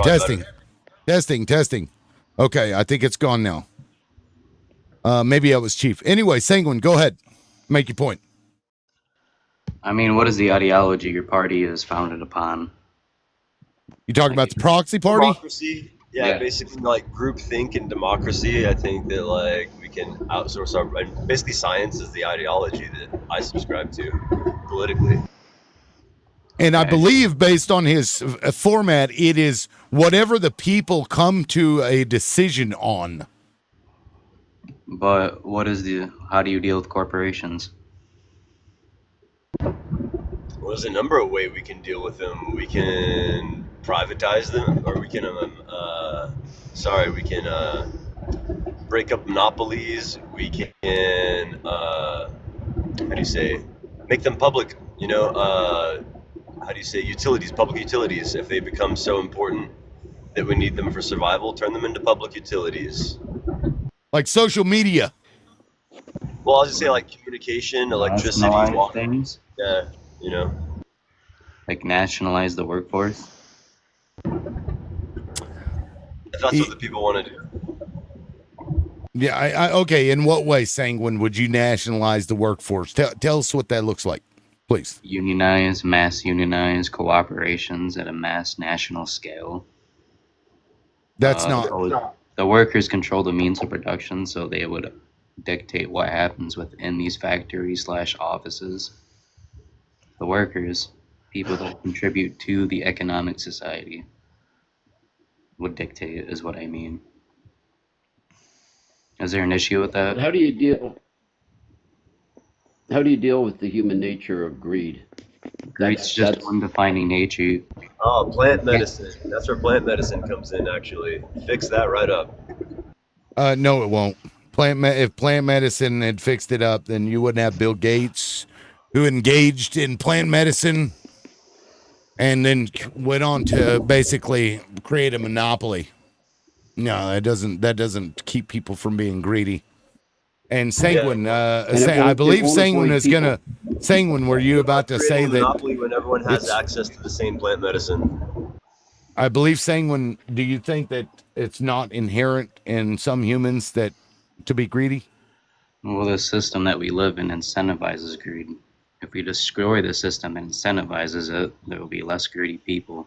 And if you educate people that the system that literally injects greed and nationalizes it to a whole global scale, if you just educate people on the masses to that greed, I feel like it systemically can change. That happens after you got to up arms, overthrow the government or the system that we're in, which is capitalism. Both parties will uphold it. I don't necessarily subscribe to that. Yeah, I mean, greedy people have existed long before capitalism, right? That was during feudalism with kings and queens. Even before that. Keep Not going. really. Yeah, you can keep going. People that want the resources for themselves. I mean, we have psychopaths or a natural occurrence. So the native indigenous people here were just greedy? I mean, I can't speak to that because what that greed looks like is a lot different from what the greed somewhere else looks like. What do you mean? Because greedy in what way for their system? Because they were a grazing people. They didn't hold a bunch of resources. They didn't dig up a bunch of shit. What do the rich they took do? what they needed and that was it. What does the top 1% do? Exactly what you just described. So you're suggesting To that a we stop mass mining, scale. we stop unaliving the forest unless we just absolutely need it? At what you do that now with the population that we have today? Try it. Let's see. You can still build around a mass population without fucking mass cutting trees down. There's multiple ways. If you look at a scientific aspect of how to solve that, then there's plenty of ways. There's been plenty of studies to solve that issue. Like But concrete? it's never that. It's always on profit motive for the timber industry and shit like that.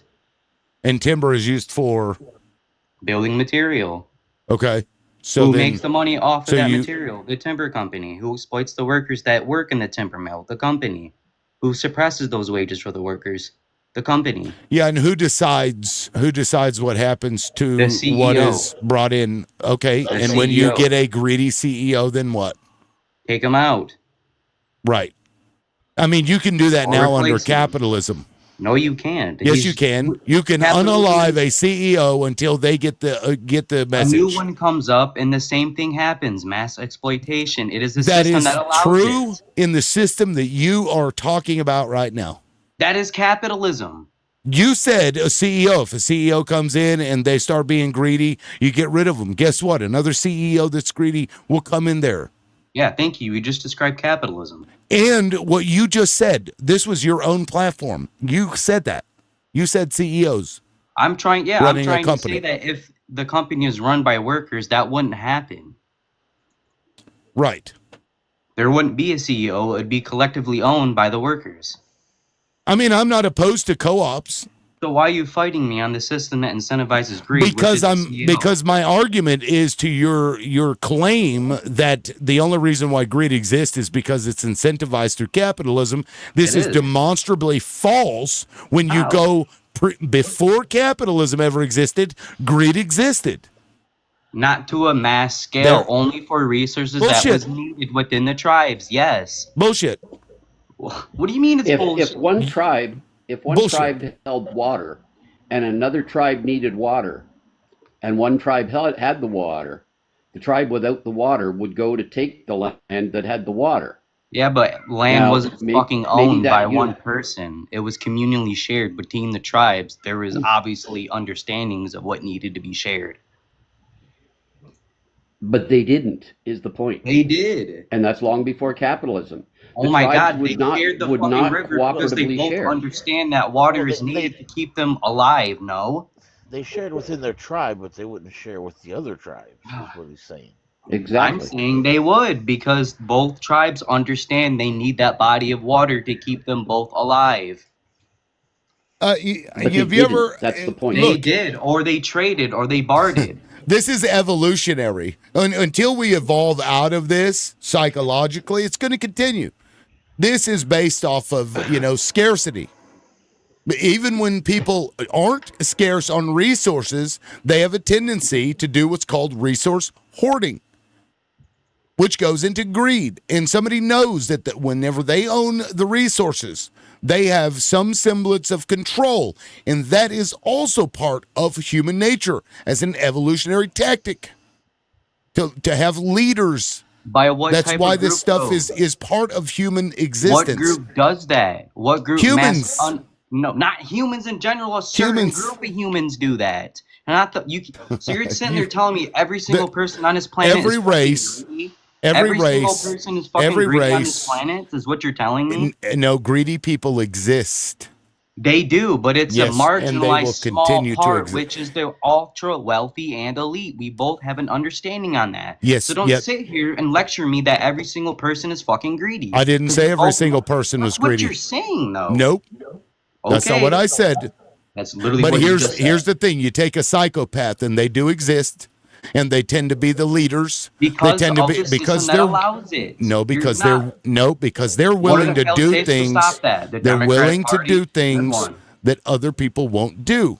What are the And failed as states a to not allow result of that, when somebody offers deference, they take that and they run with it. Deference for Psychopaths are what? real. Sociopaths are real. This has nothing to do Again, with if you want capitalism. this, if you want this type of program that you're talking about to exist, I think you have to acknowledge the shortfalls and the problems that you're going to come up against. And what Liberal is trying to bring up, and I don't know if he's being earnest or if he's playing a bit of devil's advocate or a combination, but you have to acknowledge in your strategy that these issues will exist. And to just say that you're going to change it and everybody's going to magically change and there will be no personalities left that are greedy and that will aim to achieve what they can to get more for themselves and perhaps their people. Because when a tribe didn't have water and needed water and went after another tribe who did have water, he didn't do it just for himself. The leader did it for his people. It was collective because they didn't follow him into war against another tribe because they wanted to give the leader something. They did it because he followed them because he had a strategy for them. And I think what I'm trying to say anyway, and I don't want to put words in Liberals' mouth, but I think what I'm trying to say is that you have to acknowledge, if you're going to form new strategies, you have to acknowledge that these problems exist and you have to find new solutions for them. Because you can't just say, well, we're going to eliminate this, because you can't eliminate it from human nature. So then the question is, how do you deal with it? Greed And that's is what you're not. going to. Oh my God! Greed is not human nature. It is a byproduct It's of the existed as system long as we human live has. in. Sir, you have a severe misunderstanding of the I don't psychology of humans. I Yes, you don't. do, and that's just a I fact. really don't. You don't Put it this way, understand. greed is animal nature, and Yes, it maybe is. human nature It's is not. a little more Yes, evolved it absolutely So you're is, telling sir. me that humans are not social animals? That They they're are not social really animals. Okay, then. So greed isn't a fucking human nature. Greed That isn't a has distinction of nothing to human do nature. with. Yes, That it has does. no. It If does they're not. social, they're going to work It's a better in a distortion of community. nature. It is a disability. Greed is a psychopathy, a form of. It's a pathological illness. Something has gone wrong in the upper cortex of their mind, which is the part that makes you human, right? No, The part of us that makes us different than the animals is our theory of mind, right? Our ability for imagination and to imagine what something else is thinking and feeling. That is particularly unique in humans, right? That's what makes us different than animals, and that takes place in the upper cortex. That's where things like empathy and social interactions take place, language, right? And you don't see this in the animals so much. It's also learned But too. that's also where It can psychopaths be. are damaged. Their upper cortex is damaged. There's not as much activity in the upper cortex of psychopaths. And so that's where you get things like greed from. And if we don't check them, if we don't do anything about it as normal non-psychos, if we don't do anything about it, they can become a real problem. Just one of them becomes a very big problem very fast. Human nature is survival, and anytime you have a finite amount of resources in this world, whether and it can be anything, whether it can be food and water back in the 1500s in the Americans, or whether it could be money and well mainly food and water now, oil. Anytime you have a finite amount of resources to share amongst people, you're going to have greed because it's ultimately survival, and people are going to try to have enough to make sure they survive first. And And if the that's resources human are nature. equitably shared, then greed will no longer be the defining nature. It is also a learned behavior if you hoard these resources and So the train problem, the people that don't have enough resources to obtain it greedily. And it's learned. I agree with you, except for the point when then you come back. No. Nothing is infinite. There's no resource out there that is never ending, and so you're going to have greed. Now, if there was a way out there where everybody could have enough food, enough water, and enough stuff to survive, there, for the next 100 generations, there would be no need for greed. But that's not the Because way it's it not is. shared evenly. A certain group hoard it and then fake the false illusion that they have scarcity of that material, and that creates a learned behavior of greed. And that's what capitalism, this system, brews and upholds. So what are we going to do about it? Smash the system. And Right. then what? And then you replace it with something, and we've seen this before, and it doesn't work Yeah. out. It If you does. cannot No, acknowledge no. the simple literally can't. fact Oh that my God. humans have a Let's trait just leave a of giant power greed, vacuum. that It's a is an fucking learned evolutionary, behavior. it's an evolutionary trait It's that not humans have. evolutionary. It's Yes, a it learned fucking behavior, is. Yes, it systemically set absolutely. up. Sir, I All we urge gotta you to do is go and fuck look it shit up. up, man. Let's just I fuck shit just up. did. I literally just I did. urge you to look it up. I'm Yeah. just I here to just fuck did. shit up Right. I and can waste read it. digital space, All right, dude. let me read Okay. you the argument points. It's a Okay, learned read them. behavior. Greed can be seen as a learned behavior Nope. influenced by social norms, cultural values, and individual experiences. Children, for example, don't inherently understand concepts like competition and hoarding. Another Wait. point. Do you have All you're kids? doing is fucking up the whole Hold on, As a system. matter of fact, hold I on, have no. twin Hold girls, and you on. are wrong, sir. Do you have children, Sanguine? That's a mute point. What No, does it it matter isn't. if you have I'm kids or not? asking It you, have is. you ever It is. raised Were you a children? child at one point? Were Stop. you a child at one Stop. point? Let No. me Don't let bring me up ask that you a point. question. If you're That's not going such to a answer my pivotal question, point, dude. dude, I asked you a question. Answer the question. Do you have children? Yes or no? I ain't got no kids. I already told you no. Okay. Now let me explain something to you that you Explain don't to me as a understand. father, yeah? Hold on. That you don't understand because you haven't raised children. If you have a child who has a toy and another child comes and wants that toy, I guarantee you, 9 times out of 10, that child is not going to want to fucking play. You have some kids that will want to share. This is true. You have It's other learned. children. Bullshit.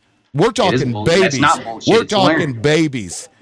If you haven't seen it, you don't know. Oh, a You fucking have infant some can play children with a that will toy? share. You have Socialize with some another children infant? that absolutely will not. Interesting. They will throw fits. They won't Okay. want to share. It's a learned behavior. No, it is not. Yes, it Nope, was. it is Sharing fucking Everybody is was a inherent, child behavior. at sir. one point in their life. Were you Right. not? Yes, I was a child at So one you point. had the cognitive in your No. fucking mind What to is share a toy learned? and throw a fucking tantrum. What's learned is sharing. So is greed. No, it's not. Yes, it is. This is a biological Oh my God. fucking evolutionary trait, sir. It is. It is. Literally.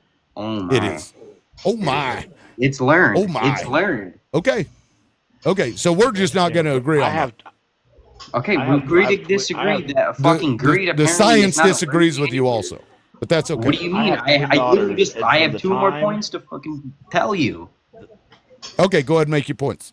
All right, there's another point. Compassion and cooperation. Humans have also innate tendencies towards compassion, empathy, and cooperation, which can counteract greed, which has also been set up and proven throughout history with these tribes and other clans of groups of people that socially interact to keep each other alive to survive, so that all of the materials in that tribe or group of people is socially shared to make sure nobody goes without.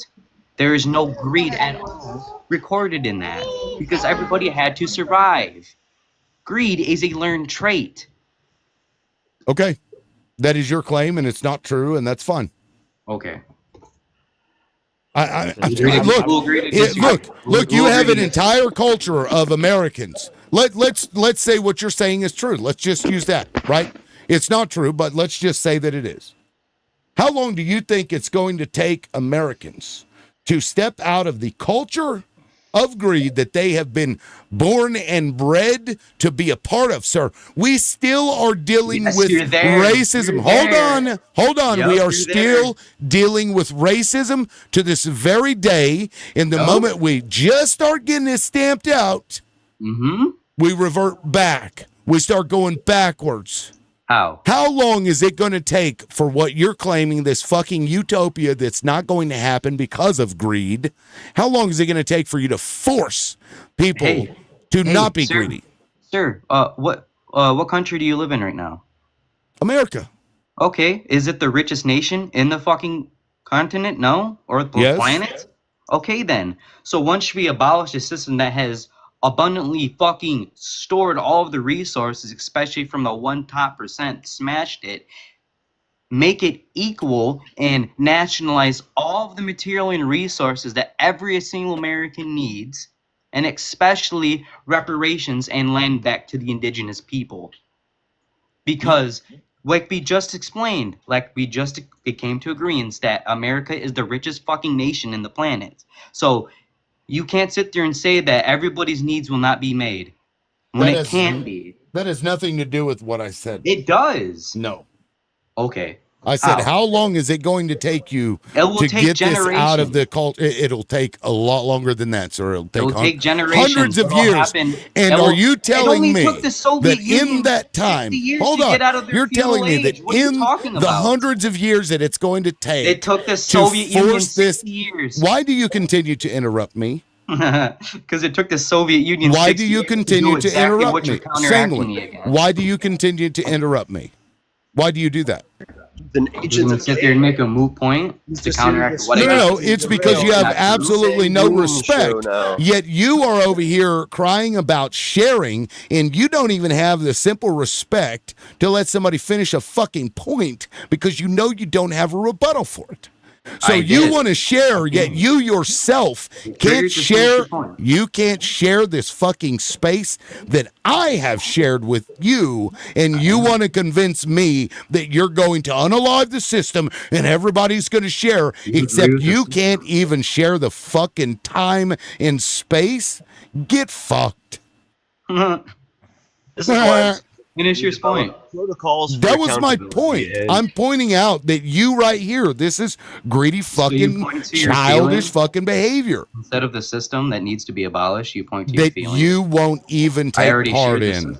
If you want to preach it, then if you want to preach it, then why don't you start actually living it, sir? Oh, I do. I live in America. I have a job. I live here. I contribute to the economic system with my taxes, so I do live this experience. Thank you for attacking me, though. Then share this space. Then share this space. I am. Greed of capitalism. No, you're not sharing this space. You're not respecting the space and time. Your feelings are just No. You are trying to take all of the time for yourself because you are greedy. How am I because greedy? it's part of evolution that you want more than you deserve. We're having an argument, and your feelings are hurt, and you're contributing to that. My feelings are hurt. I'm not the one interrupting you. You're literally fucking literally crying about every single fucking moot point I make against you. and you're sitting there acting like this. No, what you're upset about is that I have a rebuttal to everything that you say, You and that's don't. why, and here you go interrupting again, and that's why you have to interrupt, because you know you can't respond to it any other way, Sanguine. No, because you pivot. You won't even let me speak. I didn't I mean, pivot. I've been quietly patiently sitting on the sidelines, allowing Liberal to talk, allowing you to talk, but you insist on breaking in if it's a point made that you don't like, that Yeah, it's counters called an what you're argument. trying to say. No, it's not. It is. Because it's called greed. Because you have the need to dominate the conversation. You're not willing to hear others' points of view. You're not willing to share the limited resources. We have 5 minutes left. And instead of allowing everybody to have a talk and a say without you interrupting them, as soon as Liberal says something you don't like, you talk over them. And I've been listening to you doing it for the last 30 minutes since Liberal started this group. I'm in opposition to the And ideology that's you guys exactly, uphold. but opposition, You guys are but dogpiling. your opposition, It says no dog piles on the but bottom. your opposition, It's a 1v5. your opposition, It's not. you see what you're doing? Sanguine. Your Sanguine. opposition is to dominate. Sanguine. No, there haven't been two people coming at you at one point. Not once. Highbray made a statement, you responded to it, and then you and I went back and forth for, what, 4 or 5 minutes? Nobody was dogpiling. You feel that way because you feel the heat in your face because you're feeling embarrassed. Because I'm calling you out and I'm saying that you're wrong. And I'm pointing out that you are engaging in the very behavior that you're trying to be critical of others of. You guys have you guys are capitalists. You guys want capital. I'm not against the ideology. You are. No, I'm not. The humans, So what? in all their I want capacity, to with all their abolish the technology, system. couldn't agree on anything, and that's how they became extinct. Who was that, Chief? Yeah, with all the technology and all the resources of a whole planet, the humans failed to communicate effectively and then went extinct in 2021. That's fucking funny. Anyway, Highbray, if you please go ahead and finish your point. Thank you. I think the other thing that I've heard that I found interesting is that, and yes, I did refer to the indigenous tribes of America, but you've repeatedly referred to history as American history.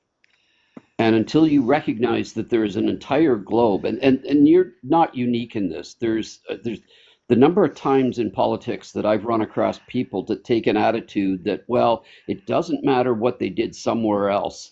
It only matters what we do. And it might have worked there, but we're not going to do what they did because we have to do it here. And you don't look at the fact that where things you're talking about have been tried elsewhere, they have failed. There have been countless experiments in history where the employees owned the plant. None of them successfully exist today because inevitably somewhere along the line greed comes into play, and no matter how good, well-intentioned it is to the workers, it ultimately fails. Whether that greed takes a form of corruption, or whether that greed takes a form of permitted activities.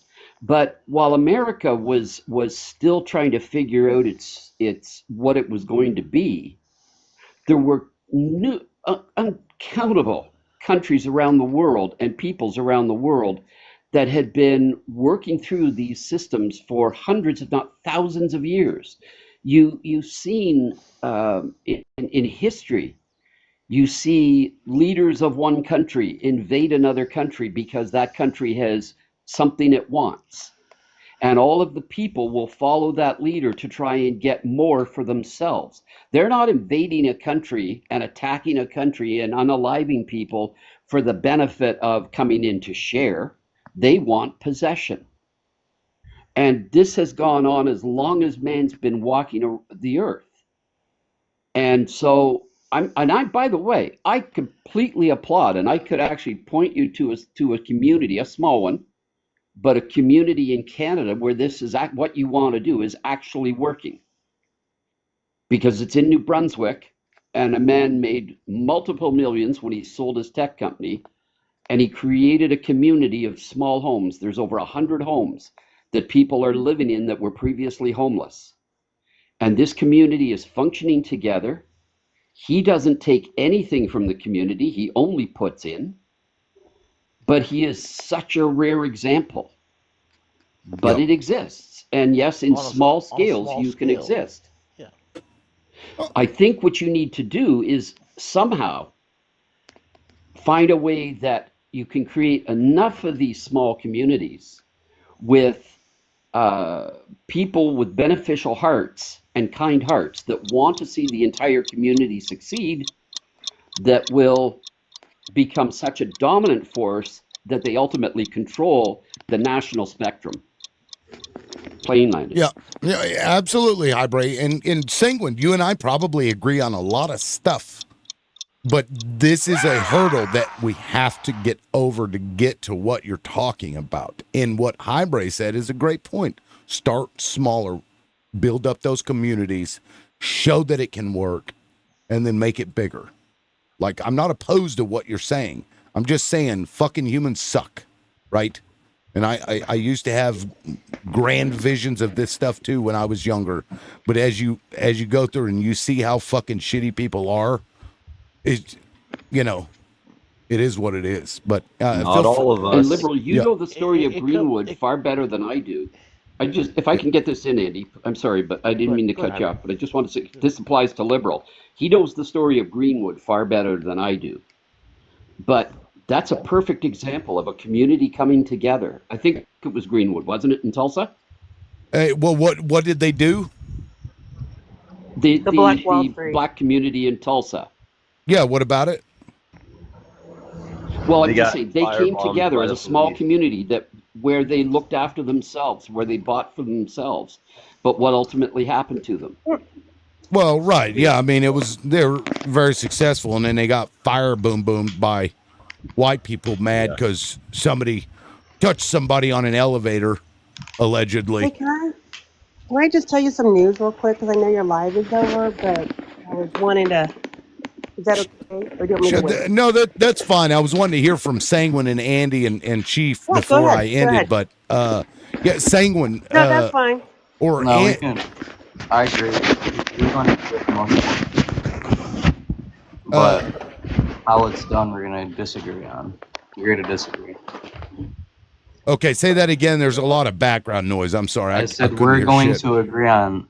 We're going to agree on like most of the shit we're going to agree on with and what we talked about and what I've said, but how it's implemented and how the ideology is done, we're going to disagree on. So, just agree to disagree. Well, there's a path. I think. Good God Almighty, sir. Why can't I mute this? Chief, it won't. Get out of our Okay. pocket. No, it's Andy. Good God, Andy. No, it was you because I dropped Chief and it kept going. I'm not moving. Anyway, okay. Well, something was going on. Anyway, Chief, you can come back up, but I don't know what the fuck that was. I couldn't hear anything. Somebody was talking. I couldn't hear anybody. He called me rude. What's rude is making a bunch of noise in the background. Andy, I think it was you. Did you have me in your pocket? No, I'm laying here. I haven't moved at all. It's Highbray. Highbray. Yep. I guess it was switching on and off. I'm Chief. sorry because I checked it 3 times and it was muted. But I guess Yeah, it was no, that turning was on and god off. awfully Sorry. loud. Chief, I sent you an invite. I couldn't mute your mic, so I dropped you because it wouldn't let me mute your mic. I didn't know who it was. Anyway, Paula, go ahead. Paula. Hey, so so you remember the sandwich guy, the Subway guy, the Subway Jared. sandwich? Jared. Yeah, that he hurled his Subway sandwich at the Trump's best friend. Well, at the DC National Guard. So they tried to. Yeah. Wait, that was Jared that threw that sub sandwich? Well, that's what we're calling him. So they arrested him and they charged him, and prosecutors could not indict him for hurling a sandwich. I'm just is just funny. Is that not funny? It's It's bullshit that they sorry. even fucking it's arrested this dude. it's one Arrested hundred him percent for funny. throwing a sandwich at somebody. That I'd At, I'd Well, have been I like, would have thank picked it you. up. I'd have grabbed it. I'd I'd have ask, caught it, yeah, and I it would have eaten it. And I would have said, "I eat your sandwich." it bruised his ego That hurt real when fast. he got hit with that sandwich is what I'm happened. sorry. well, Does let's face anybody it. not remember I drink your milkshake? Yeah, I don't Nobody. remember that, but I remember that my milkshake brings all the girls to the All the yard. boys to the art. I am so not good at telling jokes. I just need to stop. I just wanted to say one thing, Sanguine. I love your idealism. Is fantastic. Agreed. Just need to, like everybody is, like, you just need to work on those little things so that you can figure out how you can sell it. Because if you want to lead, you have to have something for people to follow. You see what I'm saying? Good luck to you though. I understand that and I appreciate that. It just and, also starts at the individual from educating themselves with the system they live in and what it also does too. I'm trying to Right. educate that, and I may be more vocal about it. I may hammer the point more, but it needs to get through. And my vote, like this, the ideology in general needs to get out. I don't disagree. I've only seen one child that would share their toys willingly and gleefully. And if somebody said, "Can I play with it?" he would say yes. And that was my own son. And I really don't know what I did to deserve that because I'm not like that. I, So there, I, I, I'll, t- I'll tell you right now, when you say it's not a inherent thing that we have to be taught to be greedy. Try raising a set of 1-year-old twins. From the time they could crawl, I have to buy two of everything because if I buy one something and don't buy the other one the exact same thing, I end up with a kid that won't talk to me for a week. And that was from the time they were babies till, and it's still going on to this day. It is. They are. Just Yeah. being It is a equitable. competition with everything on who has, if somebody gets some. I had one last night, yesterday, stayed home from school, and her sister went to school and they had a scrimmage. She's playing football, and they had their scrimmage last night. And the one that stayed home from school, I told her, you can't go to the scrimmage because the school has a rule. If you do not attend school, you can't go to any school functions that evening. If you don't attend school that day for being sick or whatever. And I like she wouldn't talk to me this morning still, and I'm like, it's not my rule, but she was so mad that she couldn't go watch her sister in the scrimmage. I'm like, you knew you wouldn't be able to go if you stayed home from school, and it was still just that upset because somebody got to go do something that she couldn't go be a part of, and it's just it's natural. That's the way it is, and you ever raise a kid, you'll learn real fast about greed. We have to be taught to share our stuff with people, not the opposite way. Yeah, but it's also innate for them to be also pro-social and helpful too. These are both Yeah. traits that they have, but it's from birth they have this. And you have to teach them not to. Yeah. You have to teach them not to do this and to suppress that like selfish me. I looked up the community I was telling you about. It's called 12 Neighbors Community. It's in Fredericton, New Brunswick, in Canada. And a guy took his millions from selling his social media monitoring company and invested it into creating all this housing. It's called 12 Neighbors Community. And I suggest you look it up because they're doing a lot of what you want to do on a small scale. And I think that's the answer Paula for a has a lot of neighborhood it. like that somewhere around her. One rich Somewhere in person, something that should northern have Missouri, there was name. a colony, and they actually had a TV show on it What? to where people could join, and they would literally live in a community where everybody shared everything. And I don't know whatever happened to it. I haven't seen the show on in a couple of years now, but I remember there was a show, and it was in northern Missouri, and it was the same setup. Yeah, but here's the thing: when somebody is introduced into those communities, and they can work because there are people that are like that. I think probably the majority of people. But when you get introduced somebody who has greedy tendencies because they either weren't taught to repress these, you know, feelings that they have or believe themselves to deserve it more than somebody else, you have to kick them out because they are toxic to that community. And if you don't, if they're sly and they slink in there, and that's what happens, They'll do exactly what we're seeing now. Yep. I mean, and is there a case for that? Sure. Like you could do that, but then you'd have to ostracize, all the psychopaths that show up. But I mean, maybe we need to do that any fucking way. In our current system, I don't think it's possible. So I think you're getting upset for the wrong reasons, Sanguine. I know I agree with your motives, and I don't want to speak for anybody else, but I get the sense that you have universal acceptance for your concept on this panel. We're trying to point out issues that we see as legitimate challenges to what you want to do. And all I'm saying, and I think all I'm trying to say, is that you need to look at those seriously. Don't just say that you can change the people or that things will change because it's going to be nirvana.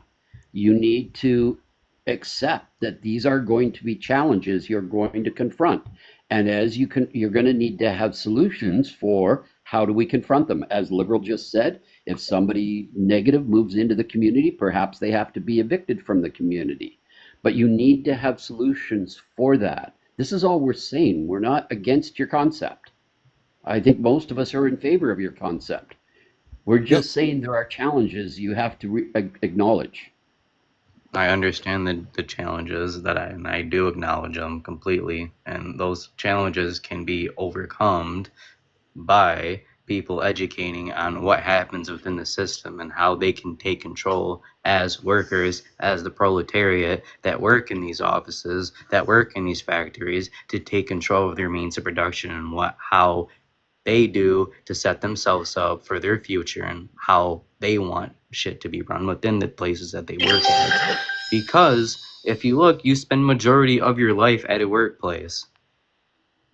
So why not have dictation over what you do at that workplace and have it be run by one person that's job is just to collect money off of your labor? That's not fair. But unfortunately, the system that we live in upholds that and strangles that and influences that in education through the masses. And that this ideology that I have is labeled dangerous. And that there's so many county arguments that just ain't true through propaganda because of the ideology I have and that I do hold dearly. And it starts by education. And if you're not willing, or if you're just not willing to open to different ideologies other than this system that you guys are like literally holding to a choke point, then the system will never fucking break. The system will continue to get worse and worse and worse until it breaks, until it gets to where it is right now with the president we do have. That is what I'm trying to say.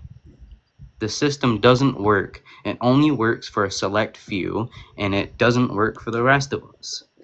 And there's no matter how or no matter where, you can't have it.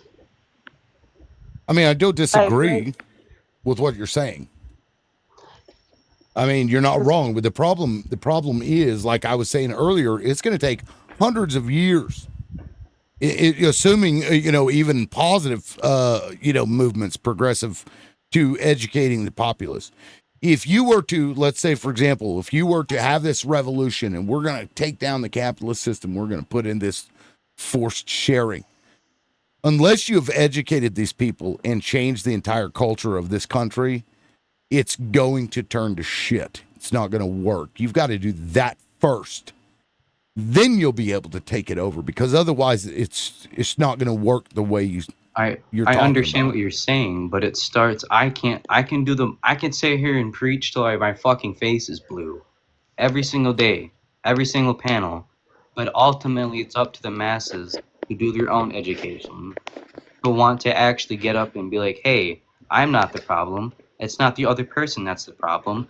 It's the top 1% and the people that hold all the power and that hold all the wealth and hold all the material that are the problem. That is the issue. Sure. Well, I mean, aside from direct democracy, though, you're always going to have that one person that people are going to look to in these situations to do something for some purpose. There will be a person in charge. The moment that it turns out that that person has his own agenda, it also turns south.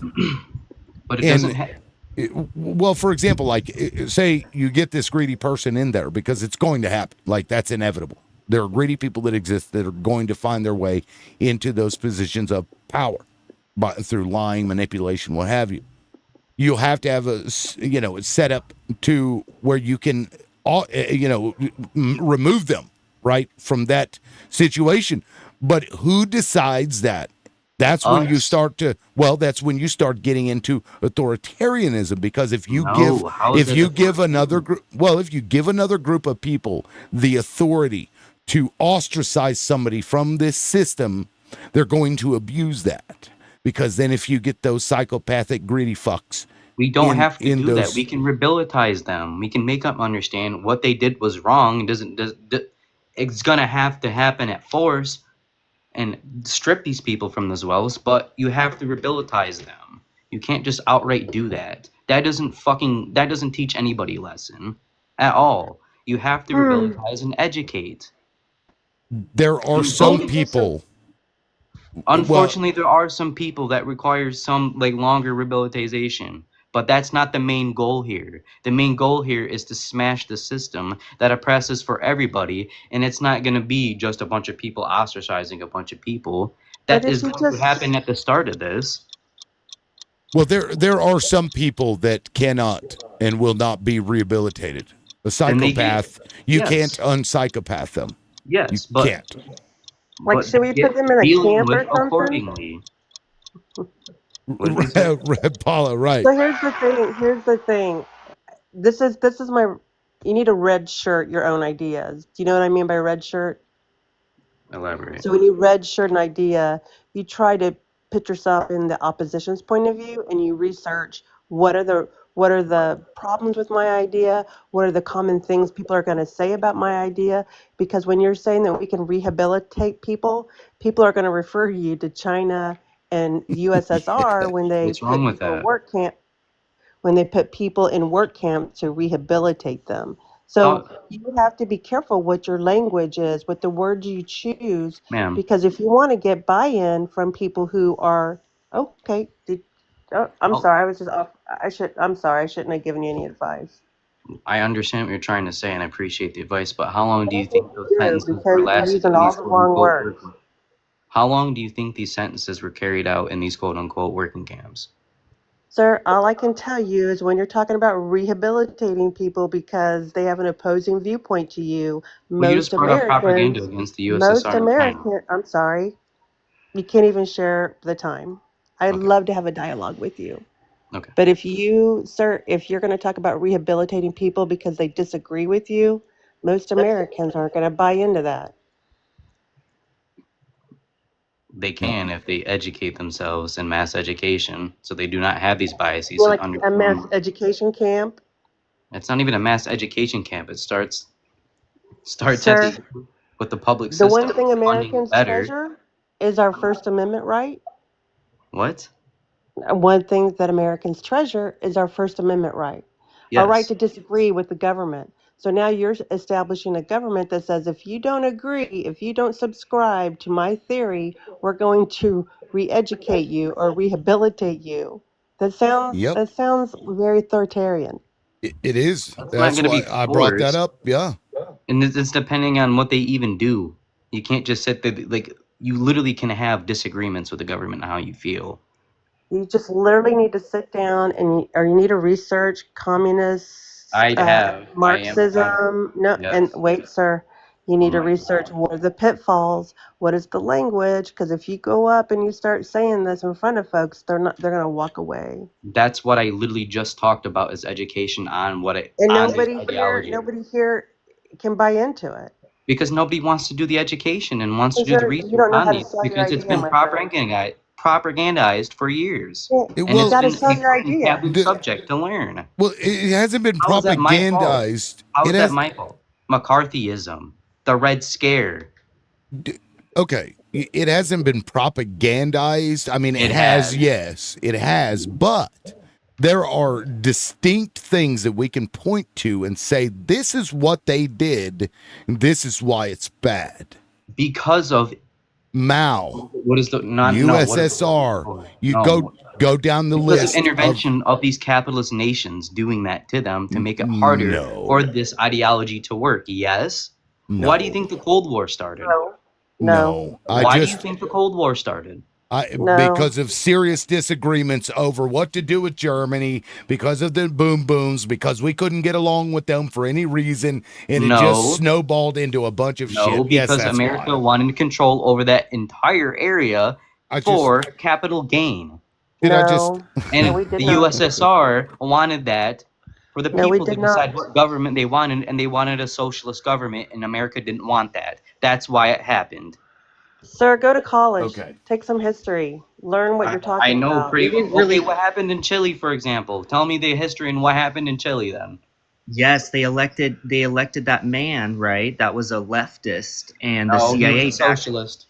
or socialist, right? And the CIA backed a coup, right, and installed a brutal, violent, repressive dictator. And then Milton Friedman sent down a bunch of his economists to go down there and essentially establish a neoliberal state in Chile. And the next thing you know, by the 1980s, right, with their little neoliberal policies, right, they were already in a depression because they deregulated everything and privatized everything. That's not true. So they did in the 1980s, Chile. No, but that's because they ousted the socialists, right? They didn't even let the socialists take office. They replaced them with that Pinochet. They replaced them with this Pinochet for the companies to take all the materials that they nationalized. Work will set you free.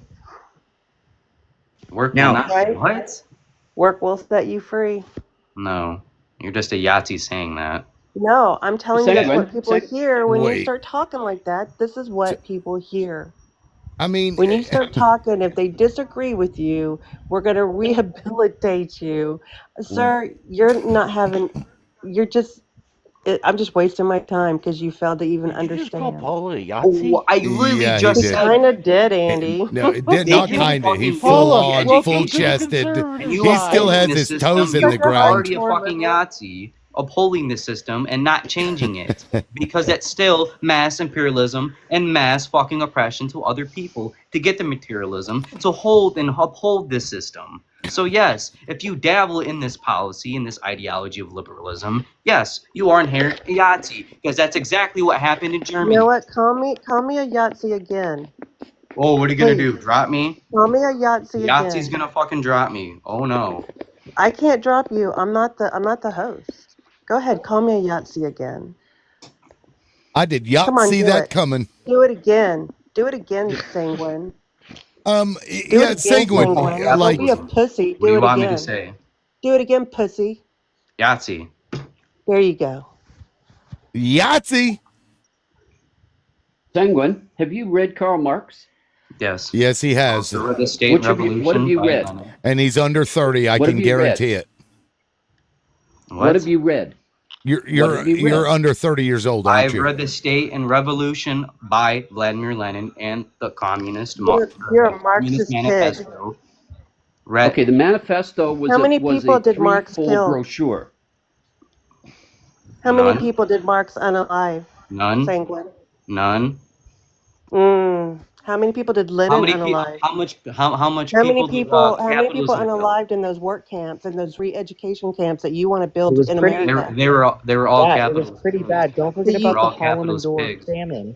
They were all Yahtzee capitalist pigs that perished in those camps. Let's just have some more. Let's put up some work camps in the United States for people that disagree with It's already happening, allowed by Democrats. Here's like, I hate using age here, but I've read what you're talking about. You know, I've read into all these things. I've read into Marx. When I was younger, see again, you see, look, you're wanting a society that shares. You can't even share the space here and let people finish. You don't even practice what you preach, brother. Let me finish what I'm saying, please. Because it is a utopia that sounds great. It sounds fucking amazing. But when you actually look at it from a realistic standpoint, it won't work, and it never can because of how humans are. Okay. And because of, look, all of these things have to go right 100% of the time. The moment that it stops, you end up with an authoritarian. That's the problem here, Sanguine. Because these people that decide this person is, I'm not done. When the people that decide that this person is too greedy for the system and doesn't work, needs to be re-educated, when they are corrupt, and it will happen because it always does, then you end up having them go after the dissidents, go after anybody that disagrees, whether they're greedy or not, or trying to unalive the system, and they will do the re-education camps. It happens over and over again. So you have to do some kind of hybrid version of these things. You take little bits from this, you take little bits from that, and you mix and match. A pure anything like that, it doesn't work. It does not and will not work. It does work. How can that happen when you have one leader? You say there's one person deciding everything, when communism is the whole of the communion. Everybody has a say so. Because that's what communism seeks to achieve in theory, but what happens in practice never turns out to be that way. That's what the USSR worked pretty good. Cuba works pretty good. The USSR did not work pretty Fasso's good. working pretty good right If now. I can finish what I'm saying, if I can finish what I'm saying, you should look at shoe production in the USSR, right? The USSR led in shoe production, but nobody wanted to buy the shoes because they were so goddamn shitty, right? And so what was consumers happening in during Russia that time? actually opted for purchasing World shoes War from II. American Thank companies you. because they were more high quality, right? And they were actually competitive, right? Shoes But were no pretty one wanted good to buy in the the USSR USSR. shoes, so they.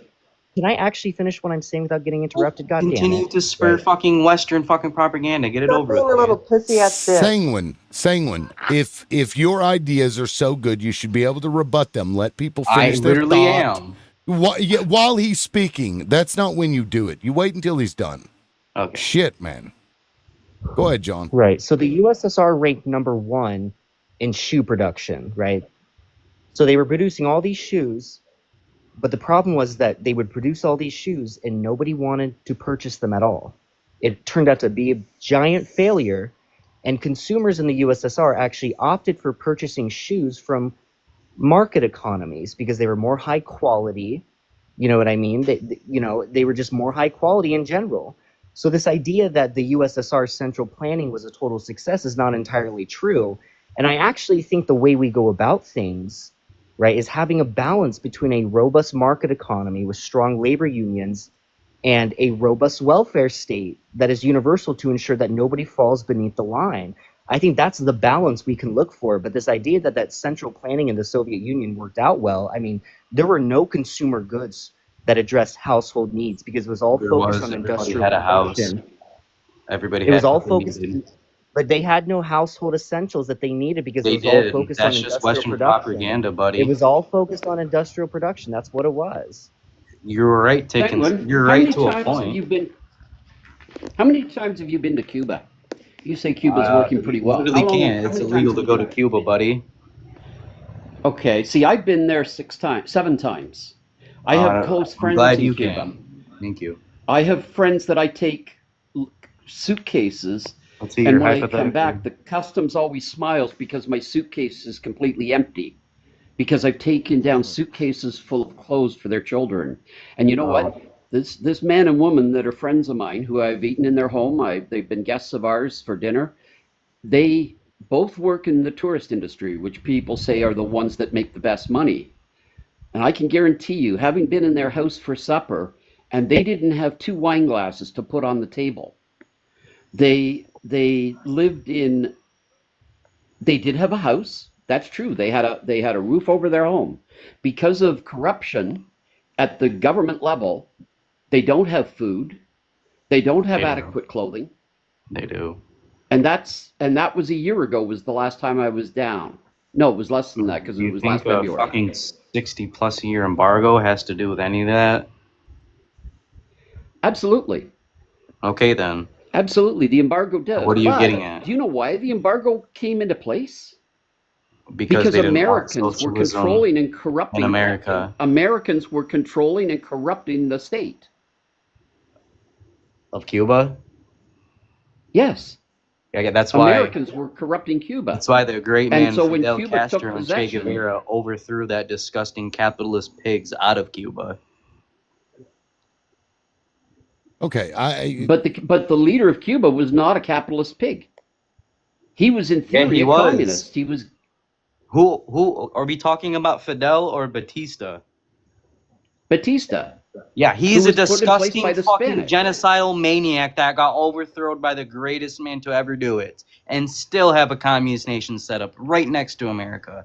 It is actual insane that you think that Batista is a great man. Do you know what he did to the people for the longest time in Cuba? Yeah. Oh, I what know. Did he do? As I said, I know Cuba Mass well. exploitation. Yes. Mass unaliving. I didn't say he because was they great. didn't agree with the Cuba, but you're sitting there saying he did great work. Well, what about the mass? The mass by force. The Union of Soviet Socialist Republic wasn't created because they all were kumbayaing and that they all were we just want to share. No, this was army conquest, and they remained intact by force. What the wars have the USSR USSR was a it's kind of like the U.S. in that way, where they had multiple states. Yes, where they had multiple states that made up that union, and they were made and forced into that. No, they weren't. Yes, they were. And No, they were not. Yes, they were. Why Some do you of them think were, they most of declared them were their not. independence multiple times and had to fight wars against them to get the fuck out of it? Because they're being influenced by fucking what was happening in Germany at the time. Ukraine Ukraine multiple Ukraine times wanted to fucking their independence wanted to because they get were the getting fuck materials out of from there. Yahtzee Germany. No, they wanted to get the fuck out of that since they were taken over.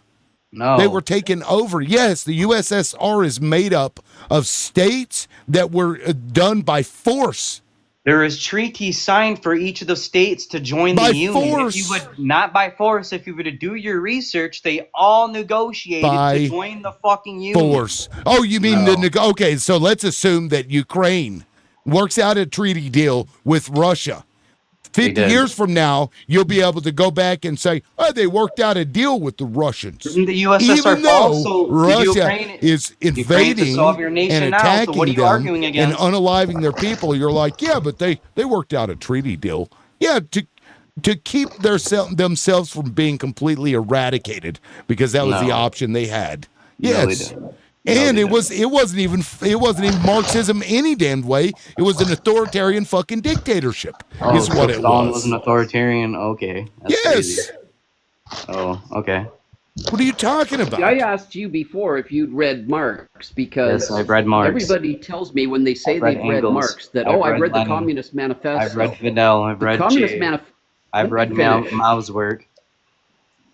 The reason I asked you is because everybody says, oh, I've read the Communist Manifesto. The Communist Manifesto was a one-page leaflet my tablet's about that was folded in three.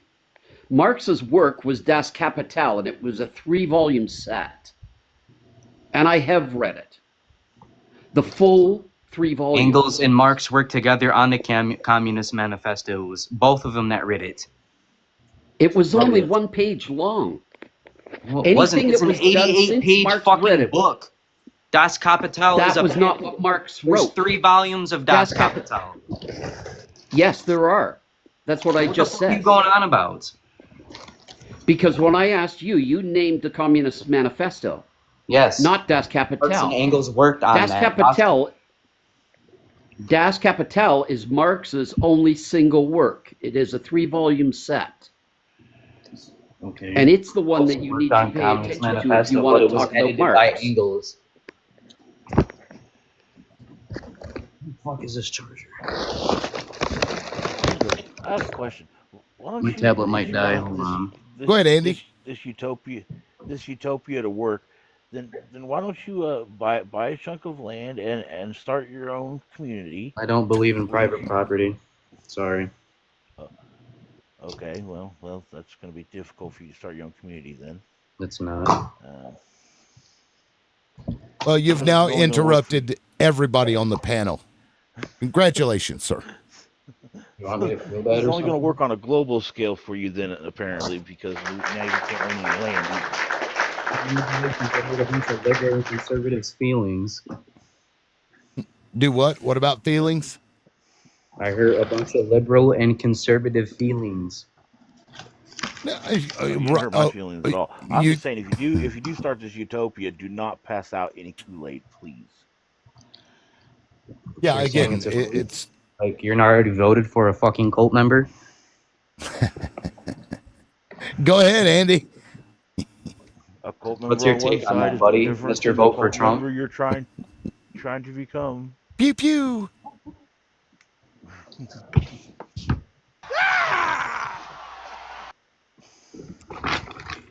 Oh, damn it. I set up my stream deck with a go to the next page, but I forgot to add a go to the previous page. So now I'm stuck on this second page. Fuck my life. Anyway, I think that may be over. So yeah, I've got to fix that because now I'm stuck on this screen. Anyway, does anybody else have anything they want to add before we shut this thing down?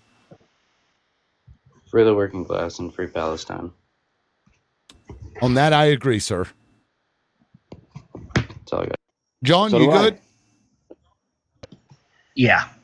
All right. Thank you all so much. I appreciate all the support. And don't forget to check out my shop. You can go and find it on my profile. It'll be like beacons.ai. It's a link tree. You can get like coffee cups like this. There are t-shirts, liberal loudmouth, too loud to be canceled or too loud to cancel. So, feel free to go in there and support the channel that way as well. I'll probably end up doing a live again later because it is Wednesday. So maybe we'll see y'all in the later live. Take it easy, guys. Have a good night. Peace. Thank you as always, liberal. See ya. And to those watching on YouTube, thank you all so much. I really appreciate it. Please make sure that if you can watch the whole thing, I'm trying to get my public watch hours up, and that would be greatly appreciated. That would help me out tremendously. We'll see y'all later. Peace.